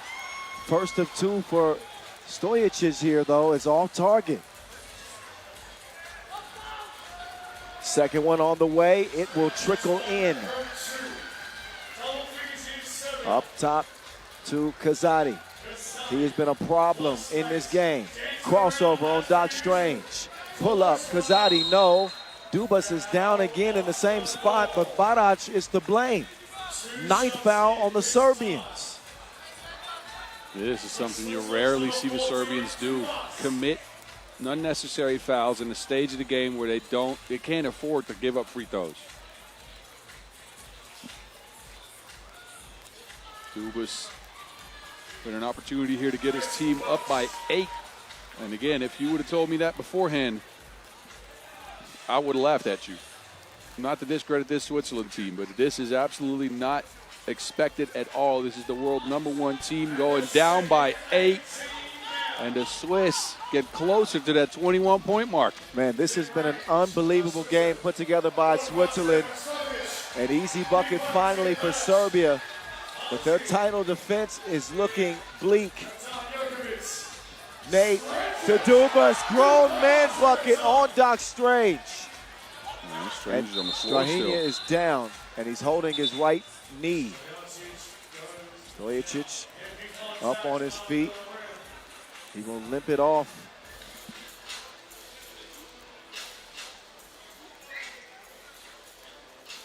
Strahinja to the bench. Look at Irvin Kogo. The Swiss coach actually played with the team, as Doc Strange is still in some pain, but he actually played with the team a few years back, I believe, in the Swiss tour. Look at the defense and the offense. Can you believe it? The Cinderella story continues for Switzerland as well. In the men's competition, they win it going away against the defending champ Serbia. It is Jonathan Dubas. Go, Johnny, go, go. Two-piece, killer. Switzerland in their first final at the World Cup ever. What a game. What a game plan. This team has grown so much in this tournament alone, and it is incredible to see. We've got two simultaneous Cinderella stories. Switzerland, who nobody saw making it to the gold medal game, are here. Serbia will have to play for bronze. And the emotion coming from the Swiss coach, a well-deserved win as they systematically picked Serbia apart. Jonathan Dubas will maybe his best game as a 3x3 professional. And Serbia was out of sync from the start. This lead swelled up to 7 points before you could blink. And even after the rain delay, the Swiss kept the gas pedal down.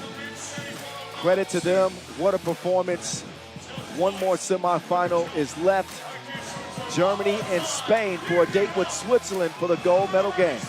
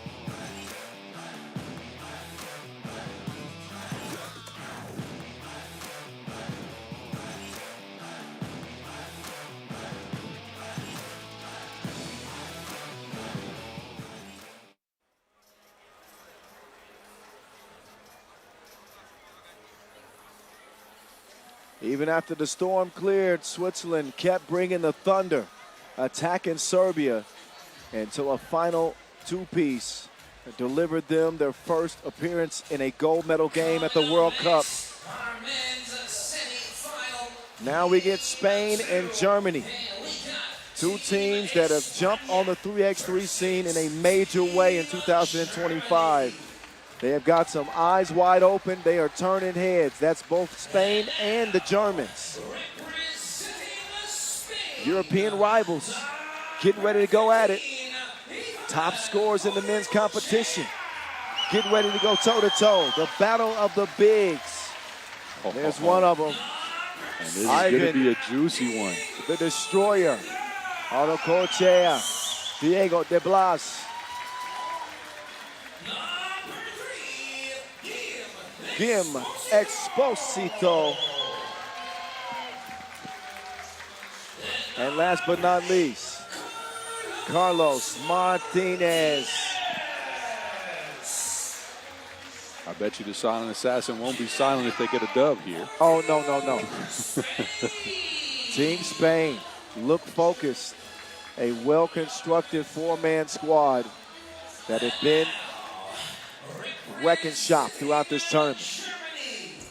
Germany with a win over the United States as they were able to cool off Dylan Travis and company in their quarterfinal. Big shots from Denzel Achievement in that game and a dominant Fabian Giesman as always. Leon Fertig. He was a huge spark in that game against the USA, his outside shooting. And they arrived to this semifinal beaming with confidence. They should be, right? And it's I've said this plenty of times. They got the offense. They got Giesman under the basket. Aguiman has been shooting. Seedy has been cutting. Fatigue, he's been crafty with the rock. He's getting his teammates involved. But the brand of defense these fellas play is physical. Aguiman, I believe, is making a case for being one of the best defenders in all of 3x3 on the perimeter. And I couldn't think about it. Look, who else would shut down the best players in the game? Very few. But, I mean, look at his frame, man. He's long. We already know about his athleticism. But the man is chiseled. It's tough to get by him. It's tough to post him. Spain, though, are versatile. and multifaceted. Fabian Giesman at 7 points per game throughout this tournament. His star continues to rise as we look at the head-to-head between Martinez and him. Martinez third on the team in scoring, but we've seen an uptick in his 2-point shooting in the last couple of games. And that's certainly a positive sign for España in their first semifinal ever. And the young Germans playing in their first semifinal ever. A 10-minute sprint to the gold medal game where Switzerland awaits. You heard me right. You heard me right. Switzerland awaits.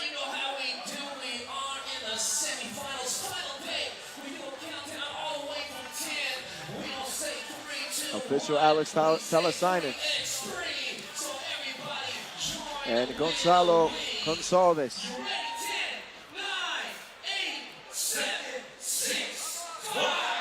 I'm curious to see the big matchup between Argoetia and Giesman, who starts on the bench. Can't wait for those guys to go at each other. This is it, the last semifinal. The voice of 3x3 in your ear. Bas Rosendahl, the mountain as well. Spain and Germany. 10-minute sprint to the final to meet a Swiss team that just shocked Serbia. Beat them down, in fact. A 10-point lead. The Spanish women's team looking on as they were ousted yesterday. And the first bucket of this contest belongs to Spain.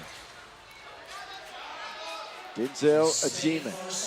Up top, CD Bekame attacking aggressively. Going at Otto Kochea. He is not having that. Ivan the Destroyer, the men's leading scorer in the tournament that is still active. 8.5 per for him. Martinez fader is a no-go. Bertine will get it clear. Denzel over to CD. Back to Ajiman. He travels. He hits his first two. That's that double step back right there. He's been watching James Harden too much. Yep. But what a win for the Germans over the Americans. The Americans got Denzel Washington. The Germans got Denzel Ajiman. Worked out for the men in black. I told Mike Lewis I would say that for him. 1-0. Oh, my. Uh-oh. Wim Exposito off the glass over Giesman. Ajiman got his pocket picked. Exposito happy to accept that assignment against Ajiman. He is a crafty defenseman. Now he draws the assignment of Fertig. Fertig now chunks the deuces. Long rebound. Arcochea out hustling Giesman. He'll get a rest. De Blas will come in. But I really think that Spain's interchangeability is such an asset on this team. Each one of these players, 6'4", 6'5". Exposito! Ooh, I thought you had something mean in mind there. No. Chance to convert it to free throw line. I don't think he was going to yam that. No. Maybe high off the glass. He had the speed to do it. Still would have been nice. No, but you're right, though. This Spain team, if you had built a team 3x3, you'd bring players like this. All right around 6'5", 6'6", Arcoecha, just a little bit taller, but still able to move his feet. You got a strong guy, a shooter, a defender. And look, they filled out those roles perfectly and added to them. So De Blas is besides his shooting, he started to drive. Martinez, of course, we knew he could already drive. Exposito added the two, which sometimes he struggles shooting. Spain shooting 23% from two-point range. Germany also at 23% as both teams trade long-range misses. Germany yet to get on the board. It has been the year of the underdog at this 9th edition of the World Cup here in Ulaanbaatar. The Mongolian women have made it to the gold medal game against the Netherlands. And the Swiss men have already locked down a spot in the gold medal game for the men. If you chose those teams to be playing in the gold medal game outside of the Netherlands, you need to tell me the winning lottery numbers right now. Yes, please. I need them please. Too. I need them too. Improbable. but not impossible, as you can see. 2-zip. Oh, big hammer from Ivan the Destroyer. That one poked away. And off of Fertig, it seems. Actually off of Exposito. 7 seconds on the shot clock. Oh, Fertig. Couldn't connect on the 2 attempts. Germany still scoreless. Martinez get to a spot. Nice look to De Blas. Spain picking Germany apart so far. Giesman on the bench, by the way, is Bekame. Spin free, Bekame with some yamage. Quickly out to the silent assassin.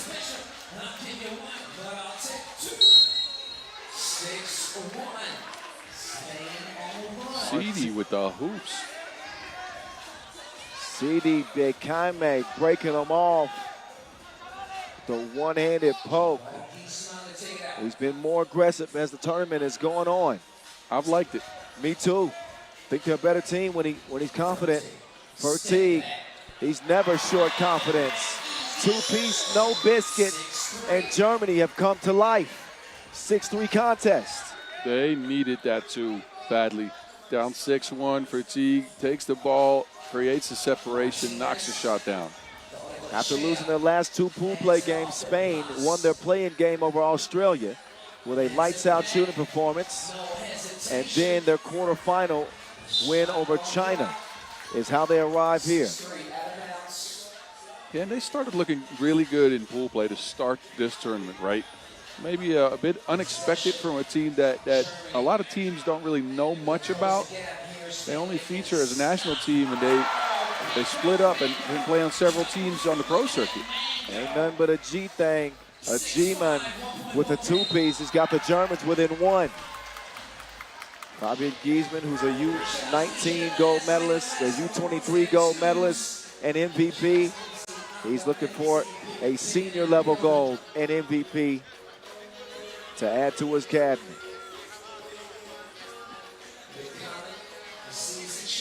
Denzel, Fertig. Screen set by Denzel. Fertig, kicked out. Bekame.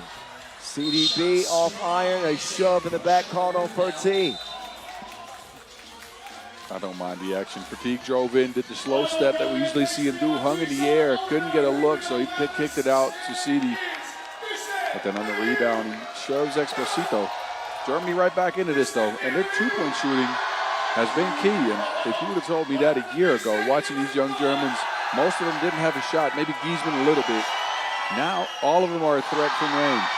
But G-Man has really shown improvement from last year to this year in his 2-point shooting. I keep hearing from the German camp, though, that the man is a workhorse, that he goes into the gym every day and takes as many shots as he can just to improve that shooting.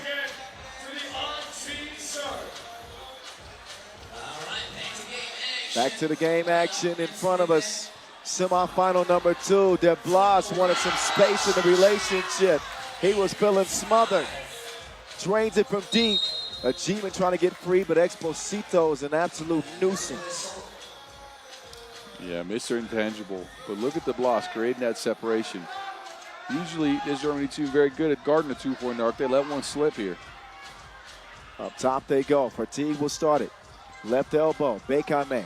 Up top. Fertig. Again, Quim gets a hand on it. Giesman from deep man is no good. Oh, Giesman better be careful with those hands. And Martinez delivering a shove himself. Official's going to let him play. That one's no good. Off iron.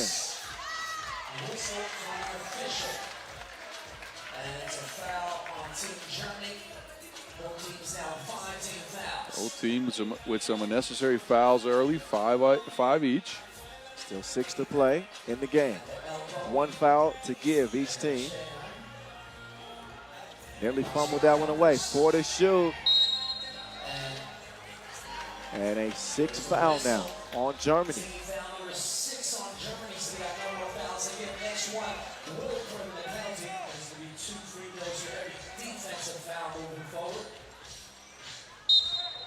Off or travel. How many times have we seen players get whistled for this? I mean, this is game, what, 96? 90 something. 95? Some of them still have not made the adjustment. Nope. It'll be turnover up to Germany.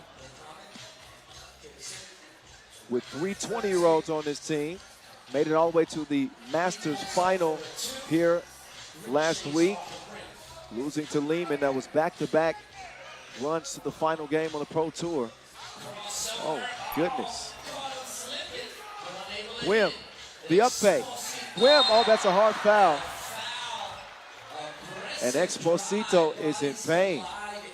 Landed on his lower back. Scary play here as Fatigue also remains down.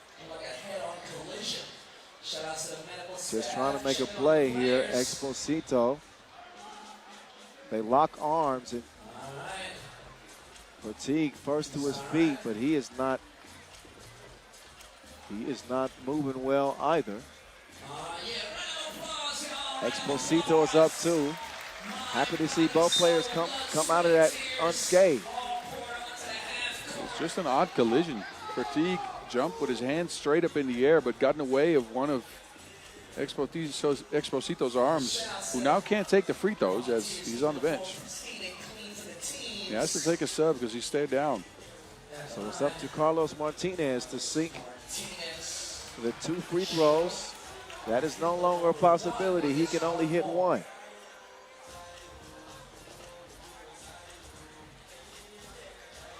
Martinez, 3.8 points per game. And he knocks down the second free throw. Just his second trip to the free throw line in the tournament. Giesman, drop step, can't hit it. Arcochea, his interior defense is probably different than any other player he's played against in the tournament. That's a rock you're trying to move. He's big, he's strong, and look, what Giesman likes to do is jump into contact and then finish over top. I don't think he's going to get a good look against Arcochea. Arcochea is more like a mountain. He's up in your airspace. 9-5. Fatigue back in. His nose was bloody. Now Giesman, he can do Martinez like that. Swung over, Exposito, using the screen. Exposito picks up his dribble. Oh, they take too much time. German defense locking up.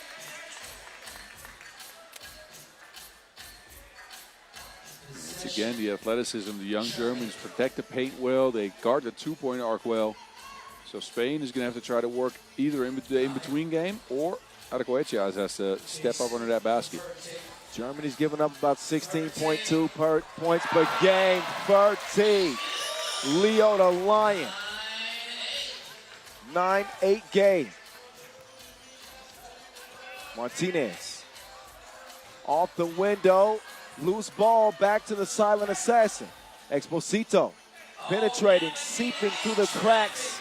That's what you call basket weaving. Through the defense to the rim. 10-8's the result. The man is slithery. That's an accurate description. Meantime, Fatigue. Yes, indeed. 10-10 game. Leon Fatigue has flipped the switch. He is lighting this place up. Back-to-back twos as he plays with his food. Scrumptious. 4:15. Quim. He will miss it. Oh, the destroyer. Ivan draws the foul. That is 8 on Germany. Yeah, I'm about to say they are going to start to get in foul trouble here with the physicality of Arcoechea. Can't afford to lean in here. Just give him a 1. It's a 10-10 game. You got plenty of time on the clock. Don't get closer to that 10th foul. That'll hurt. Spain up to the line.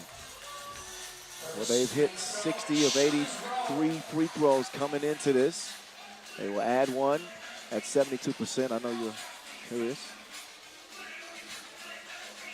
Oh, wait. That's 1 point. That's right. Well, 75%. Just, I was about to say 83 that's free way throws. too many free throws. Blame the stat man. Yeah. Fatigue He'll redirect. Inside, Giesman. No good. That one is going to be thrown away. Pressure defense. Giesman out there extending his arms, forcing a turnover. Look at this. It's a steal, too. Was a hot start for Spain. But things have changed thanks to Leon Fertig. It's been the 2-ball for the Germans who come in. Leon Fertig's knocked down a couple, and they've made sure to get this game close. See what Spain does here in the last few minutes.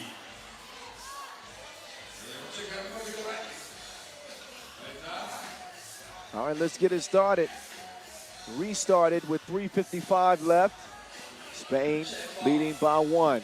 Fertig almost got his pocket pick. Bekame, he will get the Wilson took. It swung over. Carlos Martinez, Asesino Silencioso, making himself known in this one. He's so hot, his eyes about to start watering. Leon Fertig, 12-12. Oh, nice hezzy, but missed dribble by De Blas.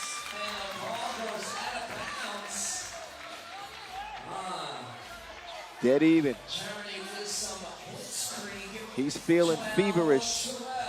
Leon Fertig in some kind of hot streak right now. Giesman forces it. Can Bekame hold off that monster? He does. Just in time for reinforcements to show up. Martinez defending Fertig. They're letting the bigs play. They are letting them play. If those guys are looking for physicality, then they're not going to get a call. Leon Fertig has been even better since he got the nosebleed. The man has been automatic. Fertig drives into 2. Denzel left alone like Kevin McAllister. 14-12 the result. Gwim to the rim. 1-point advantage. Oh, Exposito. He is a thief. He delivers the stolen goods underneath, and it's 14 up. Fertig gives it up. Denzel Ajiman. Not that time. Exposito's all over the place. He's going to throw that off of Bekame. What a play. Man, he gets all the intangibles, right? Again, comes out of nowhere, can't be seen, gets a steal. Call this man Gwyn Shady. No, but really though, I like the way he impacts the game in so many facets, and it's so visible too. Giesman, too aggressive defensively. Did not like it. Did not need it. Yeah, that's unnecessary. Yep. Reach in. 9th foul in Germany. Every possession is precious. The rest of the way, DDB. First of 2 is good.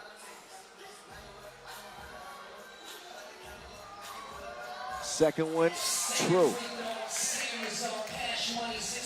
1 possession lead for T. Going to the rim. He probably should have dropped it off to Giesman, but didn't see the big fella trailing. Martinez with the up fake. Cross court he goes to DDB. They want to get it down in the post office. Ivan the Destroyer. Yeah, that's an offensive foul. He led with the elbow, turned into Fertig, and knocked him to the ground. Trying to bully ball Fertig. And yeah, you can see him drop that shoulder. Spain in the penalty. But because it was an offensive foul, no free throws. Expect Fertig to put one up. He and Ajiman are hot. That's a heat check. No good. De Blas. Oh, look at the defense for Fertig. Who touched it? Fertig guilty. That'll leave 4.6 seconds left on the shot clock for Team España here in this semifinal. Minute 48 left.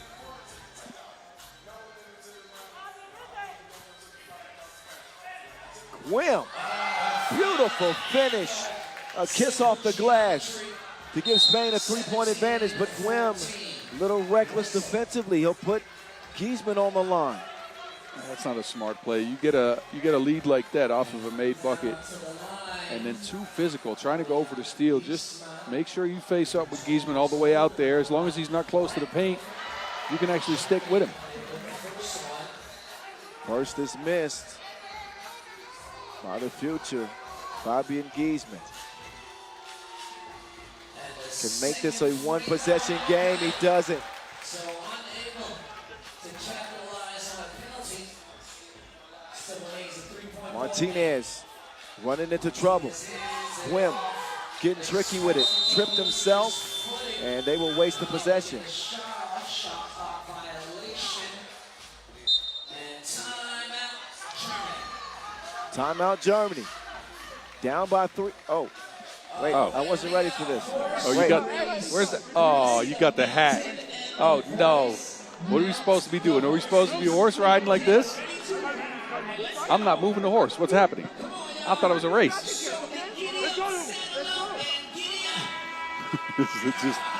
I thought it was a race. They got us on the screen, Kyle. And you wore your cowboy hat for this. This is incredible.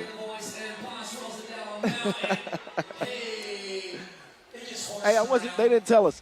And I wish I had a hat that could fit you, but I got a little peanut head. I got a big brain, but I got a small skull. It's about a size 7, huh? Oh, now I'm catching strays? I already talked about myself. 17-14. Ooh. Crossover. Couldn't convert it. Bekame. It goes begging.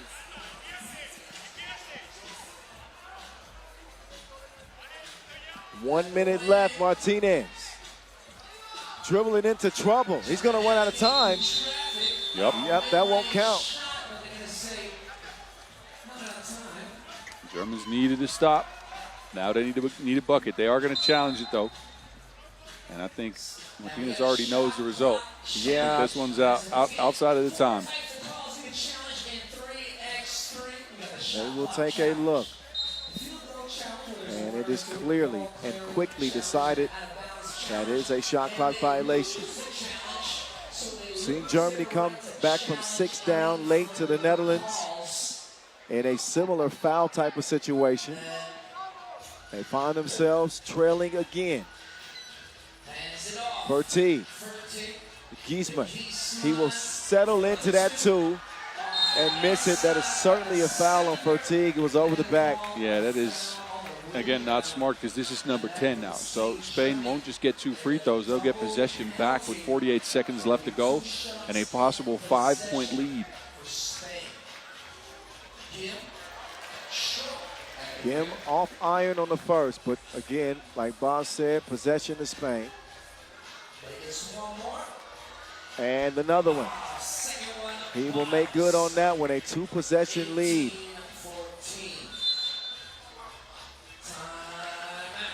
Spain on the brink of their first gold medal game appearance if they can hold off Germany.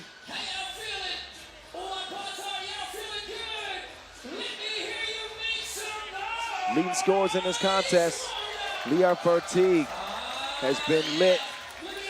Fabian Giesman, meantime, being held to just 1 point in this contest. Also at the bottom of the scorers list there, both the bigs have been rendered useless in this game somehow.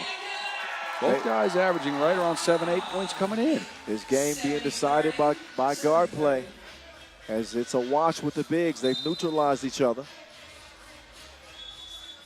Got a substitution being made before we get this one back underway.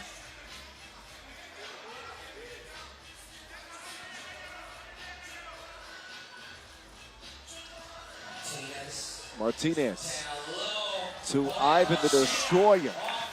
Takes Giesman to school in the paint. Now Achiman will force up a 2. It ricochets off front iron. Spain in control of this contest. Martinez, that one's batted. Good recovery defense from Bekane. But is this finally the hill too steep for Germany. It looks to like climb. it. Not a lot of time left on the clock. 29.3 seconds. It's an out-of-bounds challenge. They might actually get the ball back here. But they're going to need some huge shots. They're going to need some huge stops. And time is definitely not in their favor. Switzerland awaiting the winner. It'll be a first ever matchup. And we will have a new gold medal winner this year in both the men's and women's competition either way. Yes. This podium is ridiculous. The year of the underdogs. 28 seconds left. Down to Giesman. Drop step. Arno Corchea, or Martinez rather, with the rock now. And 15 seconds left. He'll use every bit of it. The silent assassin on the move. Up fake, leans in. Off iron it goes, but a offensive rebound that will seal this game for Spain. Exposito explodes to the rim. And a grim glare from Martinez to the Spanish contingent here, as they are going to go to the final. Exposito with the finishing touch. España into the final to meet Switzerland here in Ulaanbaatar, Mongolia 2025. The dream is getting closer to reality for Team Spain. Well-played game by Spain. We put it to the Germans early, right? Germany came all the way back. We had a 10-10 score. They broke that by drives to the basket, right? They didn't fall in love with shooting the two. They didn't shoot too many of them, even though they could have after that performance, a couple of days ago. But they kept their heads calm. They forced the fouls for the Germans. They got to the free throw line, and they got a lot of scores at the rim. And look at this. Spain is going to the gold medal game. Wim Exposito was a menace in this game on offense and defense. And man, who would have thought it? Who would have thought it outside of their respective countries that they would be in the gold medal game? So Spain and Switzerland in an unlikely matchup. They're going to be there. Mongolia and Netherlands in the women's competition. Bronze medal games coming up. Stick around, enjoy the highlights. We'll be back to it from Mongolia in a bit.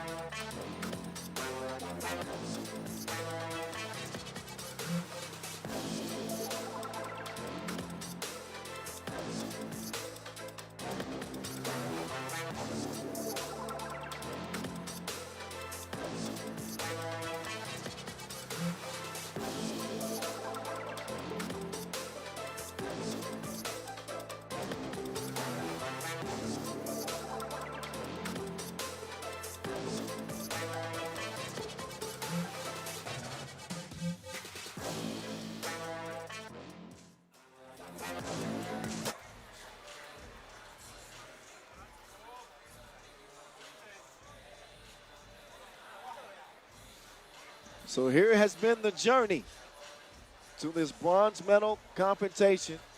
Serbia being shocked by Switzerland, and Germany losing in that last contest to Spain. Our women's third place game will be coming up first, featuring Canada and Poland. Canada coming up short against a dangerous Netherlands team that really was all gas, no brakes. And then Poland, the latest victim of the magical run of the Mongolians. They'll try to shake those losses out of their thinking and get refocused with a medal on the line. The first medal game of the competition. The voice of 3x3, Kyle Montgomery, here with you. Having a ball here in Mongolia. A brief weather delay has been the only hiccup in this final day of action. Cassandra Brown leading the Canadians back to the floor. Sensation. Grant Allen next out. Both of these two players have had dominant performances in this tournament. They do not want to go home empty-handed. Casey Bosch, always a top-level defender. And Paige Crozen, who found her offense, knocked down several two-pieces, even in the loss to the Netherlands. She will come into this game with a renewed sense of confidence, I would assume. The Canadians in the white with the red trim. There's Catherine Plouffe, the Canadians men's team looking on. Curious to see if they can bring a little bit of a different game than against the Dutch, right? I think they played very well. I think they just lost some of the 50-50 balls, didn't get the rebounds they needed to get, and this Poland team is a very good rebounding team. Yeah, and they'll expect more from Talinga in this one. Missed a couple of bunnies in the front of the bucket. Pawlowska shot the nets off, and that overtime loss to Mongolia. Claudia Gertchen, next out, second on this team in scoring. And the young star, Miss Popola Alexandra Ziemboska.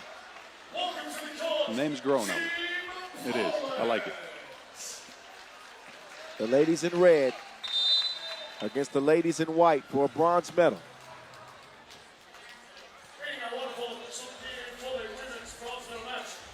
It's going to come down for these teams to, look, two easy things to call out here, right?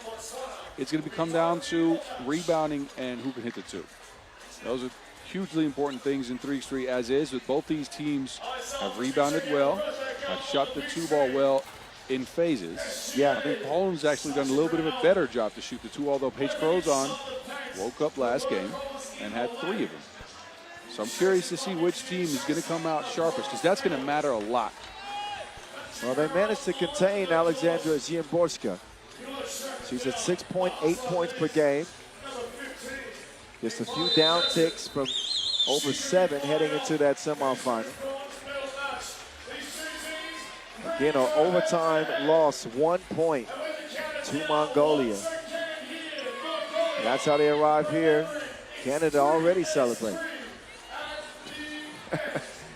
They're just trying to get the energy right.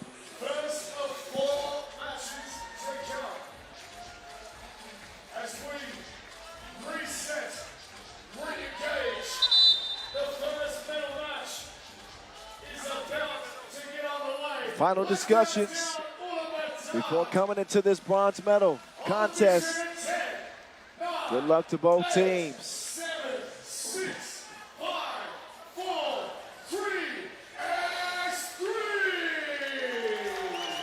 All right, we have reached the medal games.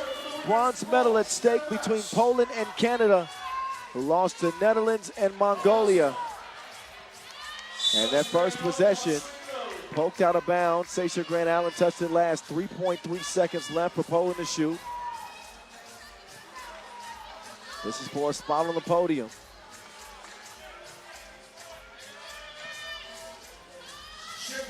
Ziemborska and Pawlowska got it up in time. Off iron it goes. Up top quickly to Bosch. Back to Paige. Crozen. Screen set, not legal. Offensive foul called on Sasha Grant Allen. Looked like she didn't move that much, but, you know, maybe she moved her foot. I couldn't see it from that angle, though. Sasha Grant Allen getting to it. Pokes it away. She has been Sasha fierce on defense. That is her business face. I don't think I've seen her smile once in this tournament. Nah. Only after wins. Telling her she will blow the shorty. Stay 0-0. Grant Allen galloping to the rim with a whistle. Chance at a 2-point play. Great take by Sasha Grant Allen. Just not a smart foul by Gertchen by giving her a little shove there. An extra point given up. Grant Allen putting together a masterful tournament after her Champions Cup MVP to start 2025. 2-zip Canadians.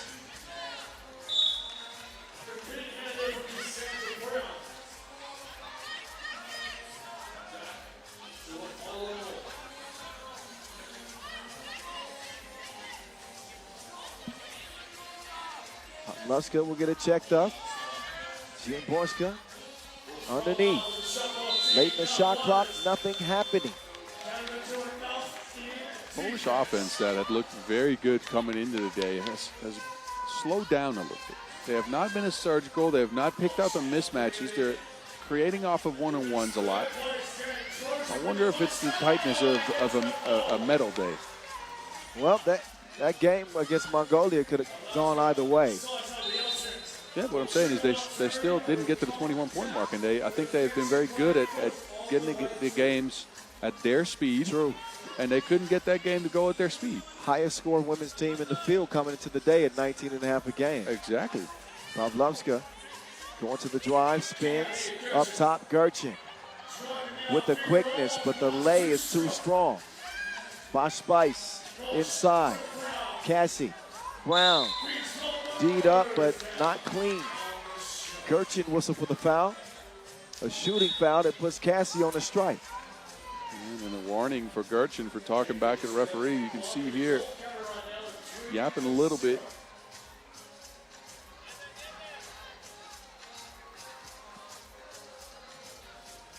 Brown taking her time at the line. She will shoot it strong. Comes right back to her, and she will miss it again.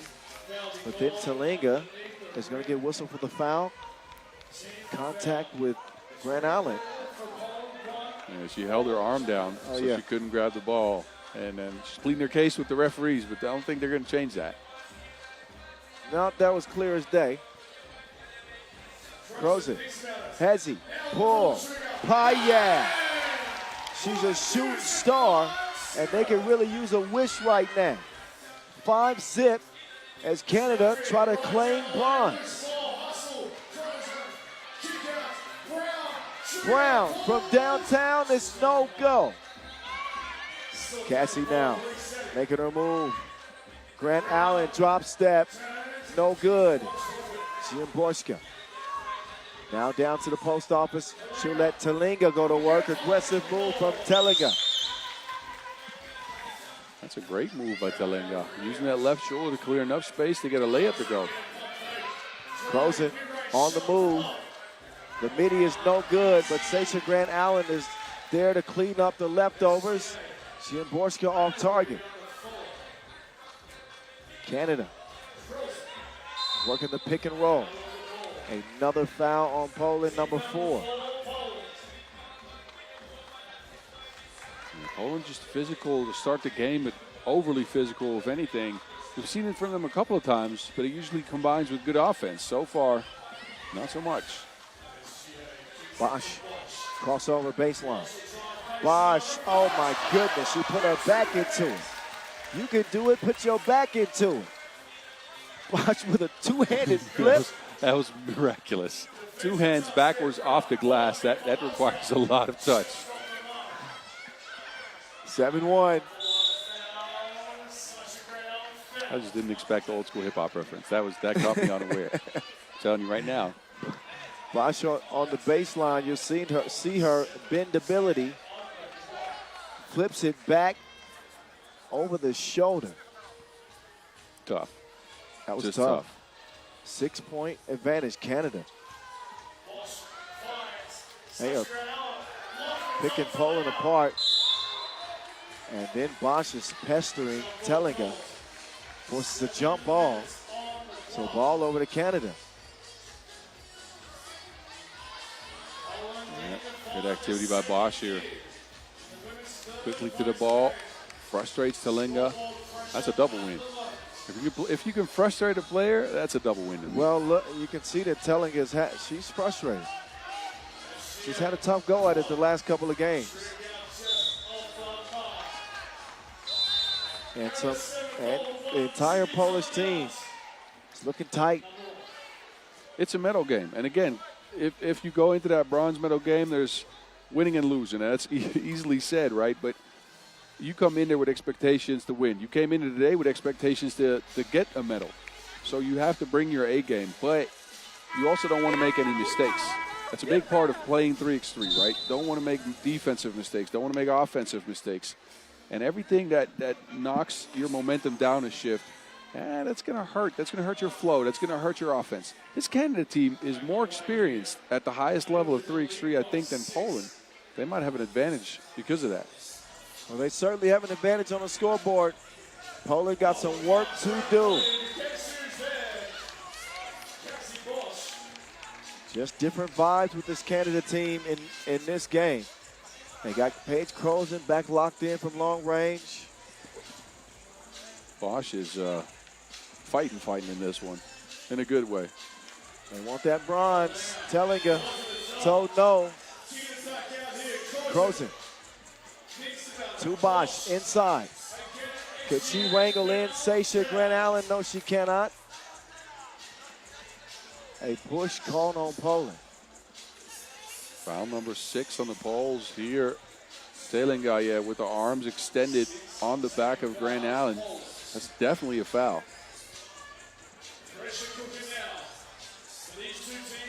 Brown, slick move. Wide open Paige underneath.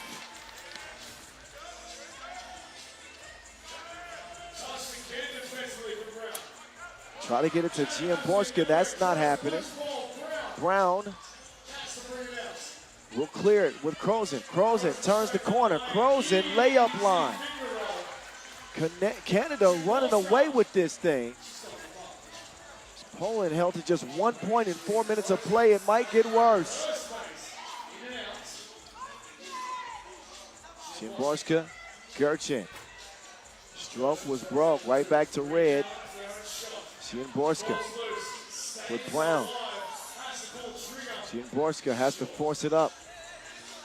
Poland is looking out of sorts. There's no team offense. Everything under the basket's not working, and because of that, there's no balance. Now Giamborska is trying to create her own shot in the corner with 8 seconds left on the shot clock. Yeah, they are a bit disheveled. A 10-1 game. Canada all smiles right now.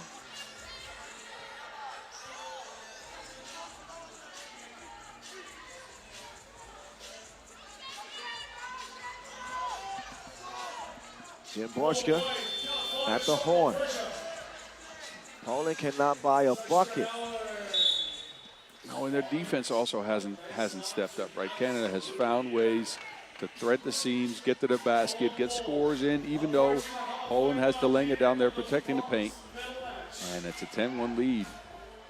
Poland's going to have to find a whole new gear here if they want to get back into this one. Well, 5-12 still to play. Not over with until it's over with. But the early signs do not look good for Poland. Canada polarizing them. 9-point game. See, it's okay. You can laugh. It's a tough start for Poland. And frustration starting to really show. Crozen on the run to the rack. It has only gotten worse for Poland. Canada whistled for a foul down there in the paint. Just a second.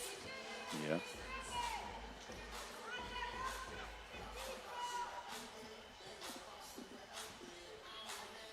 Tellinger. That's a beautifully designed play. And Brown will get called for that foul. But you wonder why Poland hasn't tried more of that. It's a beautifully designed play to catch Pawlowska on that slip. No, I agreed, but that's something you run after a dead ball situation. Yeah. You can't really do that in transition because you don't have the setup for it. Transition, you have to go quicker, you have to go ball screen, you have to go mismatch. Poland with a couple of points. A 9-point deficit is what they are charged with overcoming. The voice of 3x3, Kyle Montgomery here with you. Boz Rosendahl, the Mountain as well. 10-point lead. Canada. Oh, Canada.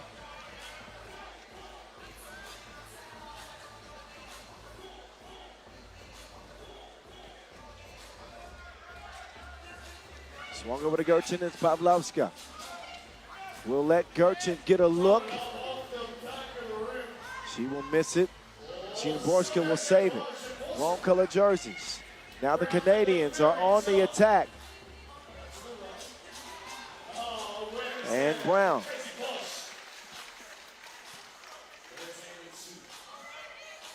The lead continuing to grow for Canada unless Poland can put together some possessions not like that one.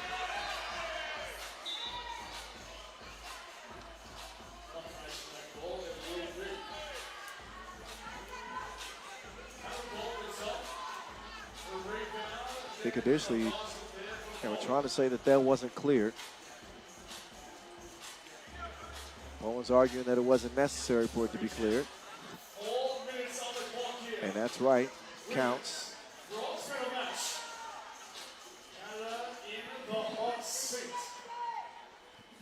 Still a 10-point game. Bronze medal contest here at this 2025 World Cup. Tellinga clearing some space. Aggressive move. But at this point, Canada is going to start to trade ones for twos. You thought it was bad before. It just got worse. Paige Croson locked in. All net, all wet. The Canadian sniper is back. What a time for Paige Croson to step up, right? It's the last day of the World Cup. Hasn't played really good until now offensively. I'm not saying anything about her defense.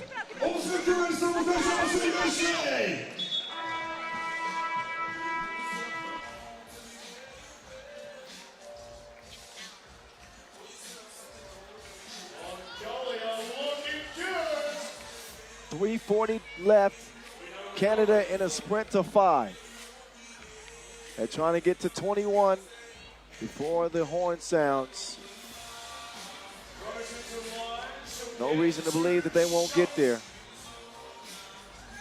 It has been a one-sided affair.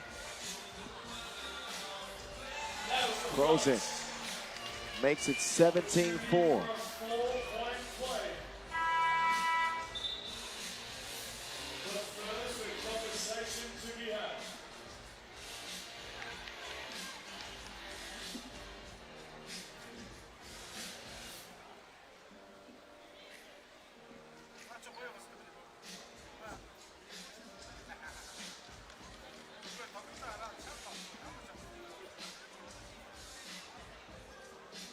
Not sure what the officials are taking a closer look at here. Me neither. But let's see here.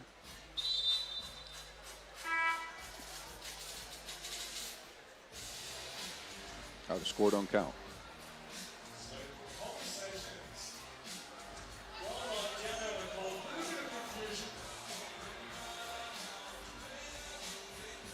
It was a free throw. Was somebody else supposed to take the free throw? Is that what they're saying?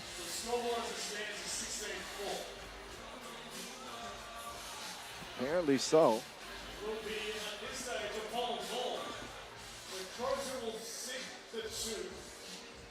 All right, well, okay. It's not going to make the game any prettier, let's say that. Possession Poland. Wipe the free throw off the board. Pavlovska. Oh, that was worse than getting blocked. That's getting canceled. Sasha Grant Allen, cancel culture. On the baseline, she's seen enough. And Gerchen travels. And Poland all kinds of out of sorts in this one. Yeah, not as competitive as a bronze medal game as we thought. Unless Poland kick it into a gear that we ain't seen. Sensational Grant Allen. Sasha with the drop step. And too much contact. That shot will move them closer to the podium. Poland in need of 12th gear by now. Because at this point in the game, look, this lead is insurmountable. Yes, I would say so. A 14-point difference, and there's more salt into the wound. Man.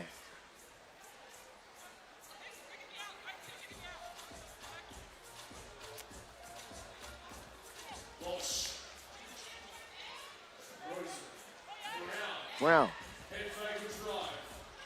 swings it over Casey. Casey to Page. Page off the backboard. Touches no iron. Grant Allen will come back in. Bosch will check out. They are only 3 away from a World Cup bronze.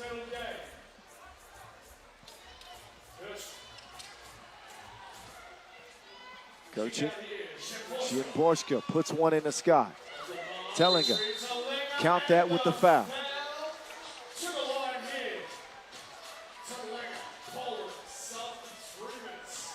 Canada did a great job jumping out to a big lead early, thanks to the services of Crozen, Grant Allen, and Brown on the offensive end. Well, don't forget about Casey Bosch's backward split. Oh, yeah, Casey. Yeah, beautiful shot. I don't want to forget about that. That's a top 5 play. Meantime, it's Paige Crozen. This Canadian's on her worst behavior. Saved her best for last. Point game for Canada.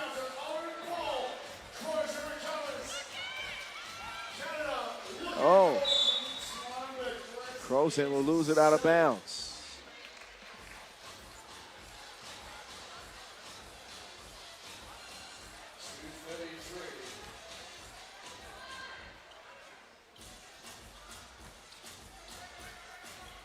Pavlovska, time to start chunking up the deuces.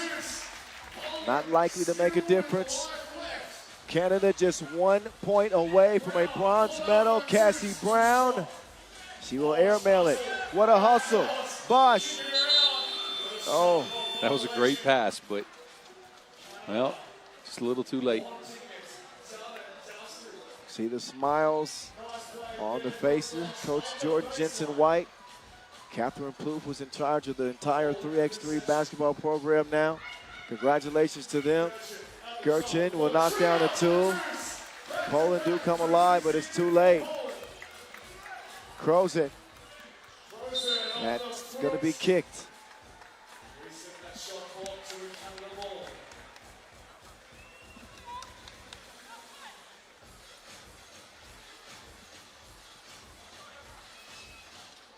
Bosch can taste that bronze medal now. Crozen to the crib, and Canada are bronze medal winners here in 2025. It was God's plan. The Canadians, no pucks giving. They put the pedal to the metal in the bronze medal game, and they will get it done. Congratulations to them, as we will see them on the podium. And for Poland, a disappointing finish to a otherwise great tournament. They just had no steam, no energy, and not a big fight there in that bronze medal game. Credit to the Canadians. It was too hard to reload after that disappointment, after losing the semifinals for Poland, right? That's a game you want to win, you prepare to win. You take the possibility out of your mind that you lose that game, and then once you lose it, there's only such a short turnaround, and they couldn't get it done. Well, up next, we'll get the men's bronze medal contest after a brief break in the action. Who you got, Germany or Serbia? I don't know. It's expected, unexpected, so we'll see. That was a rhetorical question. Oh, okay. I thought you wanted me to answer. We'll get into that in just a bit. Enjoy the rest of the highlights. And once again, congratulations, Canada, for the bronze.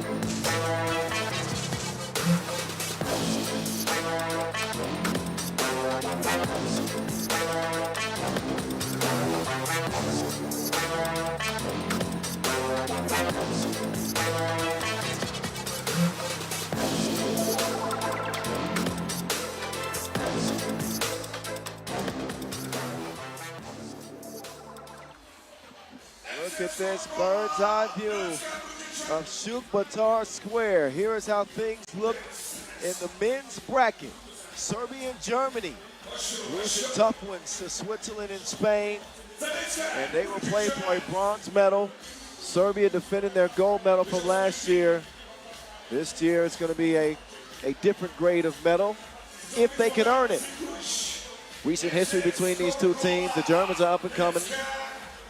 The Serbians have had trouble with them, but have managed to beat them on the pro circuit. What will they do here on this stage as you look at both squads by the numbers? I'm not sure, because I think in pool play, Serbia decimated the Germans, right? They ran past them. They played almost a perfect game. But I think that game was after Giesman injured his ankle. I think the Germans said, you know what, let's try to take it a little bit easy. Threw the white flag early. But we've seen this German team stifle the Serbians for at least 6-7 minutes into a game. Let's see if they can do that again. I'm curious. Well, Nemanja Barac and company certainly disappointed that they won't be playing for gold. But they do have 6 as a nation. They do. That's a lot. And silver as well, a couple silvers. Think back to when the last time you saw these guys play for bronze. That was 2019 in Amsterdam. Yes, and that was the historic Michael Hicks game. Exactly. And in that game, I have to say, the Serbians played like they were pissed off, and now Strange is walking out. I don't know if he's going to be able to go. He had that knee scare. Yeah, he hurt his knee late in that loss to Switzerland. From the way he's moving, it doesn't look like he's going to be able to play. He's walking gingerly. Yeah, he's limping. It may be a 3-man Serbian team against the Germans. CD Bekame coming on out. For this young team, they got a whole lot of 3x3 in front of them. So a bronze medal for them is still a major success with 3 of their members 20 years old or younger. Denzel Ajiman, Leon Fertig, CD Bekame. You better watch out with that small ball. He almost took somebody's head off. Man's got a fastball. Look at Giesman. Can play some baseball too. Team Germany, one more again. And that last contest, the semifinal against Spain, the Spaniards ran away with it. 6-point victory. They held a 22-6 rebound edge. Yes. That is. And look at the stats, right? The Germans fell in love with shooting the 2. Only 9 shots from 1, 17 from range. Fatigue, 4 of 9. That's actually not a bad performance, to be honest with you. But you've got to get some ones, especially with Fabian Giesman on court, who only had 2 points. Now for Serbia against Switzerland, it was even scarier. Switzerland ended up taking 24 shots. Serbia only took 13 shots in that game. So they lost the ball, turned it over 8 times, lost a rebounding battle as well. And now it looks like they're going to go with 3 as Strahina Stojicic is not warming up. He's walking gingerly. He's just high-fiving his teammates. So I think he came out just to support and coach from the bench, but I don't think he's going to be on the court. Yeah, hate to see that. Hate to see that. World #1, the competitor that he is, just suffering that knee injury late against Switzerland, will not play. So the Germans they'll have at least that advantage of a substitute in this game as they take aim at their first medal at the World Cup. It's bronze or nothing. Serbia, Germany. Let's do it again.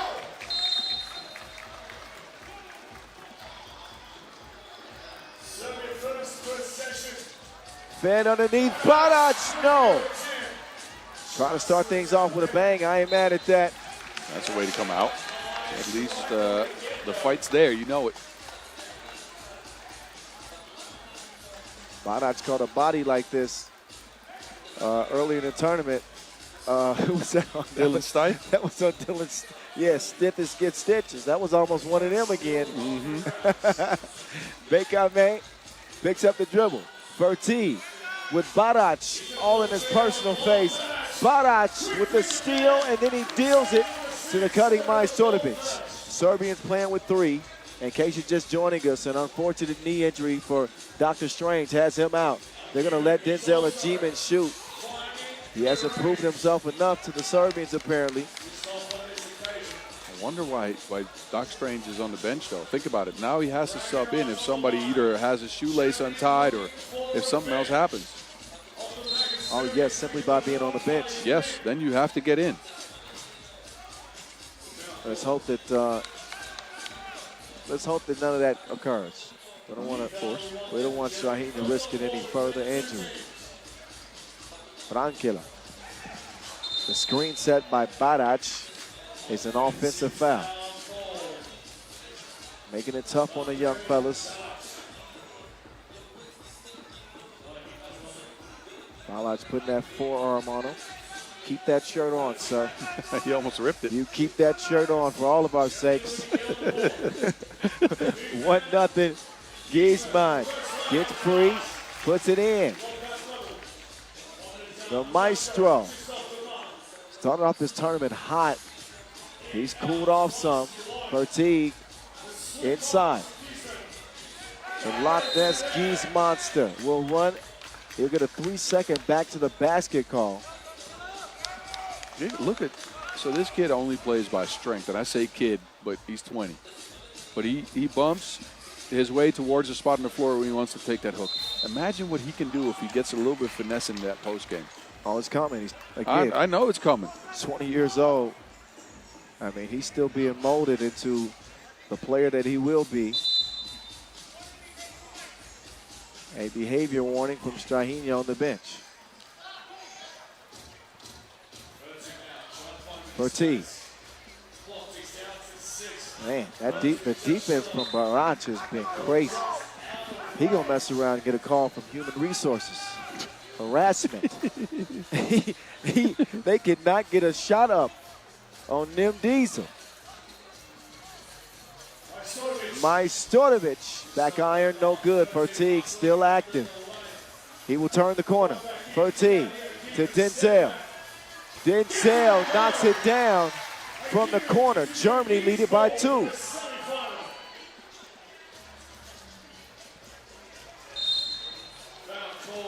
And that time, Ajiman, he'll get called for the foul. Physical contest early from both teams. Serbians, of course, trying to slow this game down to a grind as they're playing with 3. I was told that when Denzel Ajiman comes into a game smiling, that's a great sign. For who? Not for everybody on the court. For him and for the I'm team. about to say, that is not a good sign for everybody on the court. At least half the people there are going to be a little bit upset. Barac and Brankovic not on the same page.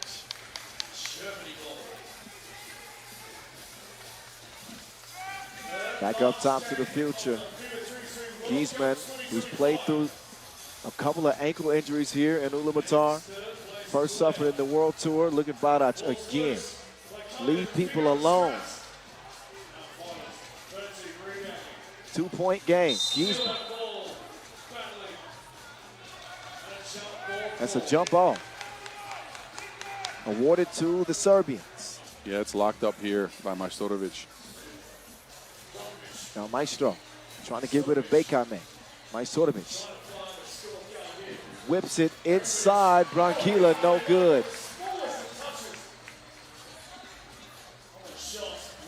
Griezmann underneath, up and in.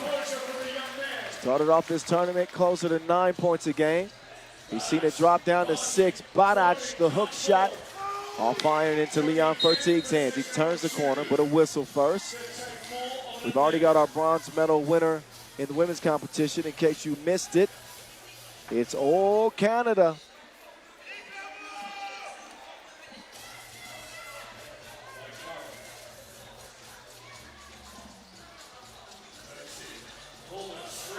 Two-ball pull. Fertig out here slinging. That was a difficult shot. Pause. 6-2. Fertig has been hot, though. From the semi into this one. Fertig gets some space. Ricochets off the iron as Brankila. He'll hand it over to Maestro. Lofted inside. Barac, bully ball. On the floor, on the floor.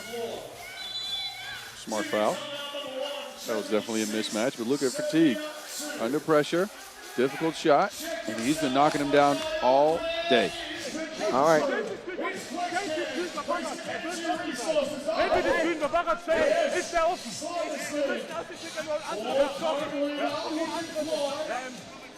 See, I wish my German was good enough to understand that, but it's not. So I was trying to listen in on the timeout, but I couldn't hear it. Oh, yeah. I was going to say, I can't hear you during the timeout because the microphone in the huddle. No, I was trying to listen in, but my German is subpar. Oh, you should hear mine. It's great. Guten Morgen. All right, that's it. That's the extent of it. I don't want to embarrass myself further. 6-2. Uh-oh. Nice fake from the maestro. And the Beast makes it 6-3. Majstorovic reaching in. It was a blowout win for the Serbians over Germany in the pool phase, the last game of the group phase for both teams. Germany trying to get some payback here and now. And they got the Loch Ness Monster down there, but he can't convert it.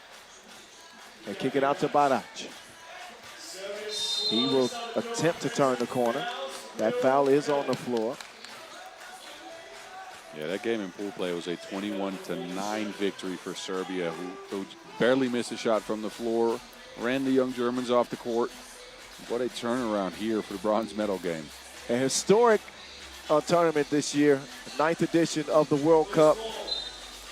And it's left us in shock and amaze, awe. It's been jaw-dropping. Yes. From start to finish, and the gold medal games will be indicative of that. And we'll get to those once we finish this one. For bronze, that's for 2. Giesman makes it 8-3, Germany.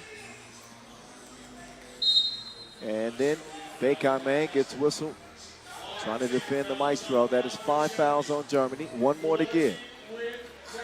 They do have the benefit of a substitute. This would be a signature win for this young team against the GOAT squad, the GOAT country of 3x3. Ooh, Fertig, yeah, he gonna make me cuss. Whoa. Fertig exploding to the rim.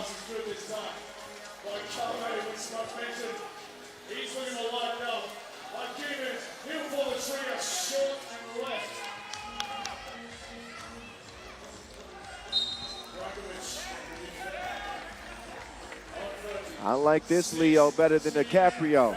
He said, catch me if you can. The extension on that. See what I did there? Yeah, You yeah. saw that movie, Catch Me If You Can? Yeah, I saw that. Come on, he was a pilot. No, I was thinking back to when I saw Leon Fatigue in the Nations Leagues and he was struggling to dunk. Oh. That was a few years ago. Oh, Man, now got some ups. That's ancient history now. Bekamang. He'll get it to Giesman. Fabian drops the shoulder, elevates. 6-point lead, Germany. Barac. He will score it off the window. Keep Serbia alive in this one. 10-5. Smart. Yeah, pulled a chair on the young fella. That's a crafty vet move. Majstorovic's stroke is broke. And you can just see the frustration with Serbia. They cannot stop that monster. The Loch Ness Geese monster. He's different. 6-point lead, Germany. Cleared out now. Achievement. Giesman wants it. Just over 4 minutes to go. In a game that has been led by the Germans. From the outset, Serbia not playing with the world number 1, Dr. Strange. Jahinja Stojic unable to go with a knee. You could see the hope in their eyes. For Serbia, I'm curious to see, because they've gotten the smarts of the game down, and that's still happening, right? They're getting some scores. They can't stop Giesman whatsoever. That's going to happen all game long. they know very well that they're going to need to put up some twos to gain some momentum, and have not been able to knock them down today. 0-5 against Switzerland, and somehow it's shaken their confidence slightly, it seems like. Serbians have been flat and frustrated, and they have not had an answer for Fatigue. He will misfire from long range. Achievement forcing Branquilla to give it up to Majstorovic. There's the Maestro. Achievement, 2 on the way. Wait, an offensive foul.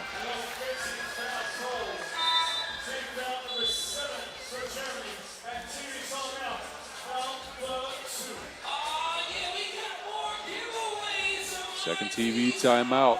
And through small things, Serbia has gotten closer, right? Again, it's only a 3-point game. 4 minutes to go. Germans look like they were running away with it, but it's felt like they've taken their foot off the gas just a little bit in the last couple of minutes. Not as sharp. And look, the Serbians are a very savvy unit. So they've gotten some easy looks. They got a Majstorovic too. Now the momentum might be shifting. Who knows? You don't agree? I can't hear you in the timeout. Oh. I try to tell you, when the microphone's in the huddle, yeah, my earphones go out. All right, so lift your head up. I got you. See, that's where you got to turn this all the way down. And then you can keep hearing me. Oh, there you go. Yeah. No worries, I got you. Tech savvy. Oh, wait. Who hit that? Oh, that was Branquilla. Serbia back in this game. Marko Brankovic, no hesitation. Hydration, wet ball, corner pocket, 1-point contest in the bronze medal game. The young Germans will not be handed this medal. If they get it, they're going to have to earn it. Achievement. He wants ISO. He wants Barac on an island. Can't sink it. I would like to see Achievement drive in that scenario. He's settling a lot for that too now. Well, it's been going down, so why not? Oh, he threaded the needle. He's a singster indeed. The Maestro has his game even.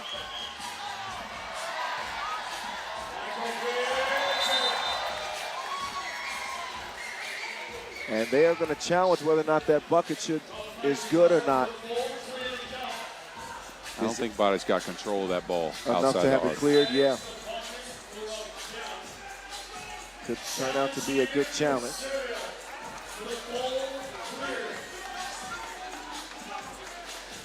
.305 left. Men's bronze medal game.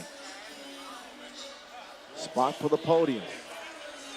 At stake here. Looked like Germany was going to run away with it at the beginning. Yeah, but I told you, look, all the Serbians needs a 2. And then it felt like the young Germans slightly took their foot off the gas, just a tiny bit.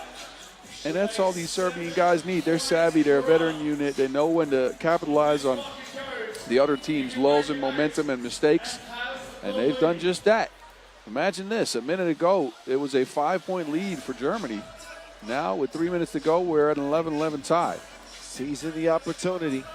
You know what I like? What's that? Now you can hear me during the timeout. Yes, me too. I can learn. Yeah. You know what? I was trying to read your lips. It looked like you were saying some really good stuff. I was. I bet it was. You can listen back to it. We got an 11-11 game now. It's serious business.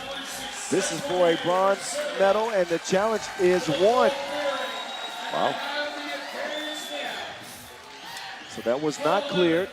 No bucket. No, it is a bucket. It was 11-11. It's 12-11 now. They challenged the fact that they thought it, as that ball is coming at us, I think they challenged the fact that it was called a no clear, and then it would end up being a clear. We're clear. 12-11. Achievement.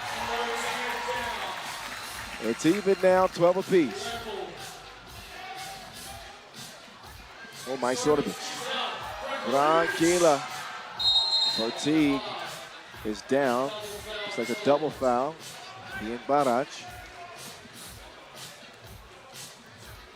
Serbia in a better situation in terms of the fouling situation. That would be their 5th. Germany's got 8. And that was their problem against Spain as well. They got in foul trouble. They ended up with 11 down the stretch of that game. T. He's got some pep in his step. Kicks it out to Bekame. Bang! Germany back in front. 14-12. Branquilano. Rebound goes to Ferti. He's got Brankovic defending. He had Brankovic defending. Quick cross, he was out of there. 15-12 is the result. Now Brankovic with an easy layup as the Serbians strike right back. 2:06 left in this game. All of a sudden, it's gotten interesting.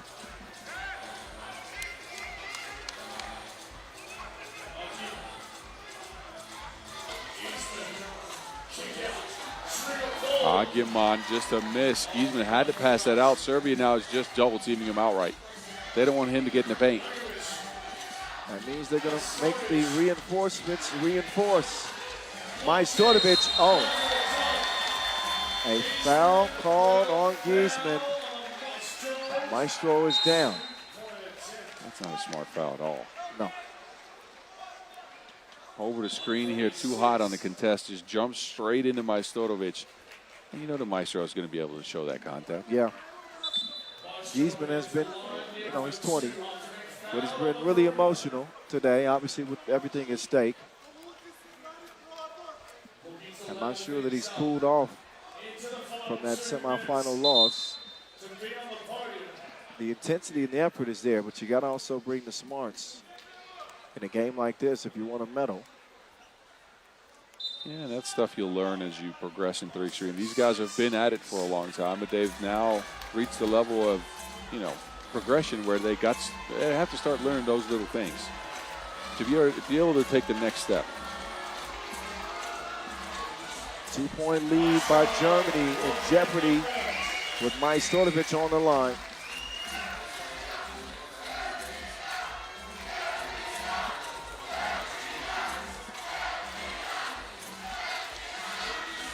Maestro, no good on the second.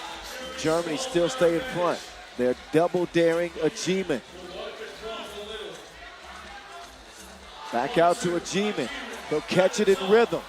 But the stroke was broke. Offensive board, Germany will get another shot at it. Ferti, he will cross. Ferti steps back. Tough defense. Barac. The D leads the offense. What a sequence for Nemanja Barac.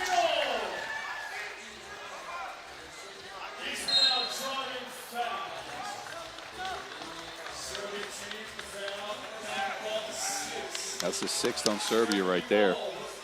Majstorovic, too late. Just grabs on to Giesman. Giesman might actually have a point with that on sportsmanlike. He did not go for the ball. Yeah, even with that foul, I still feel like the momentum is in Serbia's favor. 15-15. The Germans need a big play. Bekame, is he going to be that guy? Bekame, no way on that 2 attempt. He's tied up with Barac. Majstorovic, so deadly in these late game situations. Barac, he will pull the trigger late in the shot clock. Nothing happening. So both teams turning up the defense down the stretch of this game here. Germany has not been able to get into the paint. Now Serbia is not able to get into the paint. It's going to come down to who can hit the biggest shot of their tournament. With a medal on the line. The Serbians running low on gas with no substitute. Marko Brankovic, their leading scorer, followed by Dejan Majstorovic. In a game that is all tied up like a formal affair. 49 seconds left.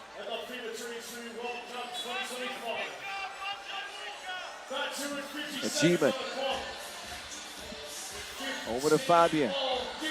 Giesman. Too strong. Falling in love with the two again are the Germans. Just post Giesman up. He's been unstoppable. They're going to leave Brankovic by himself. He doubles down and puts Serbia up.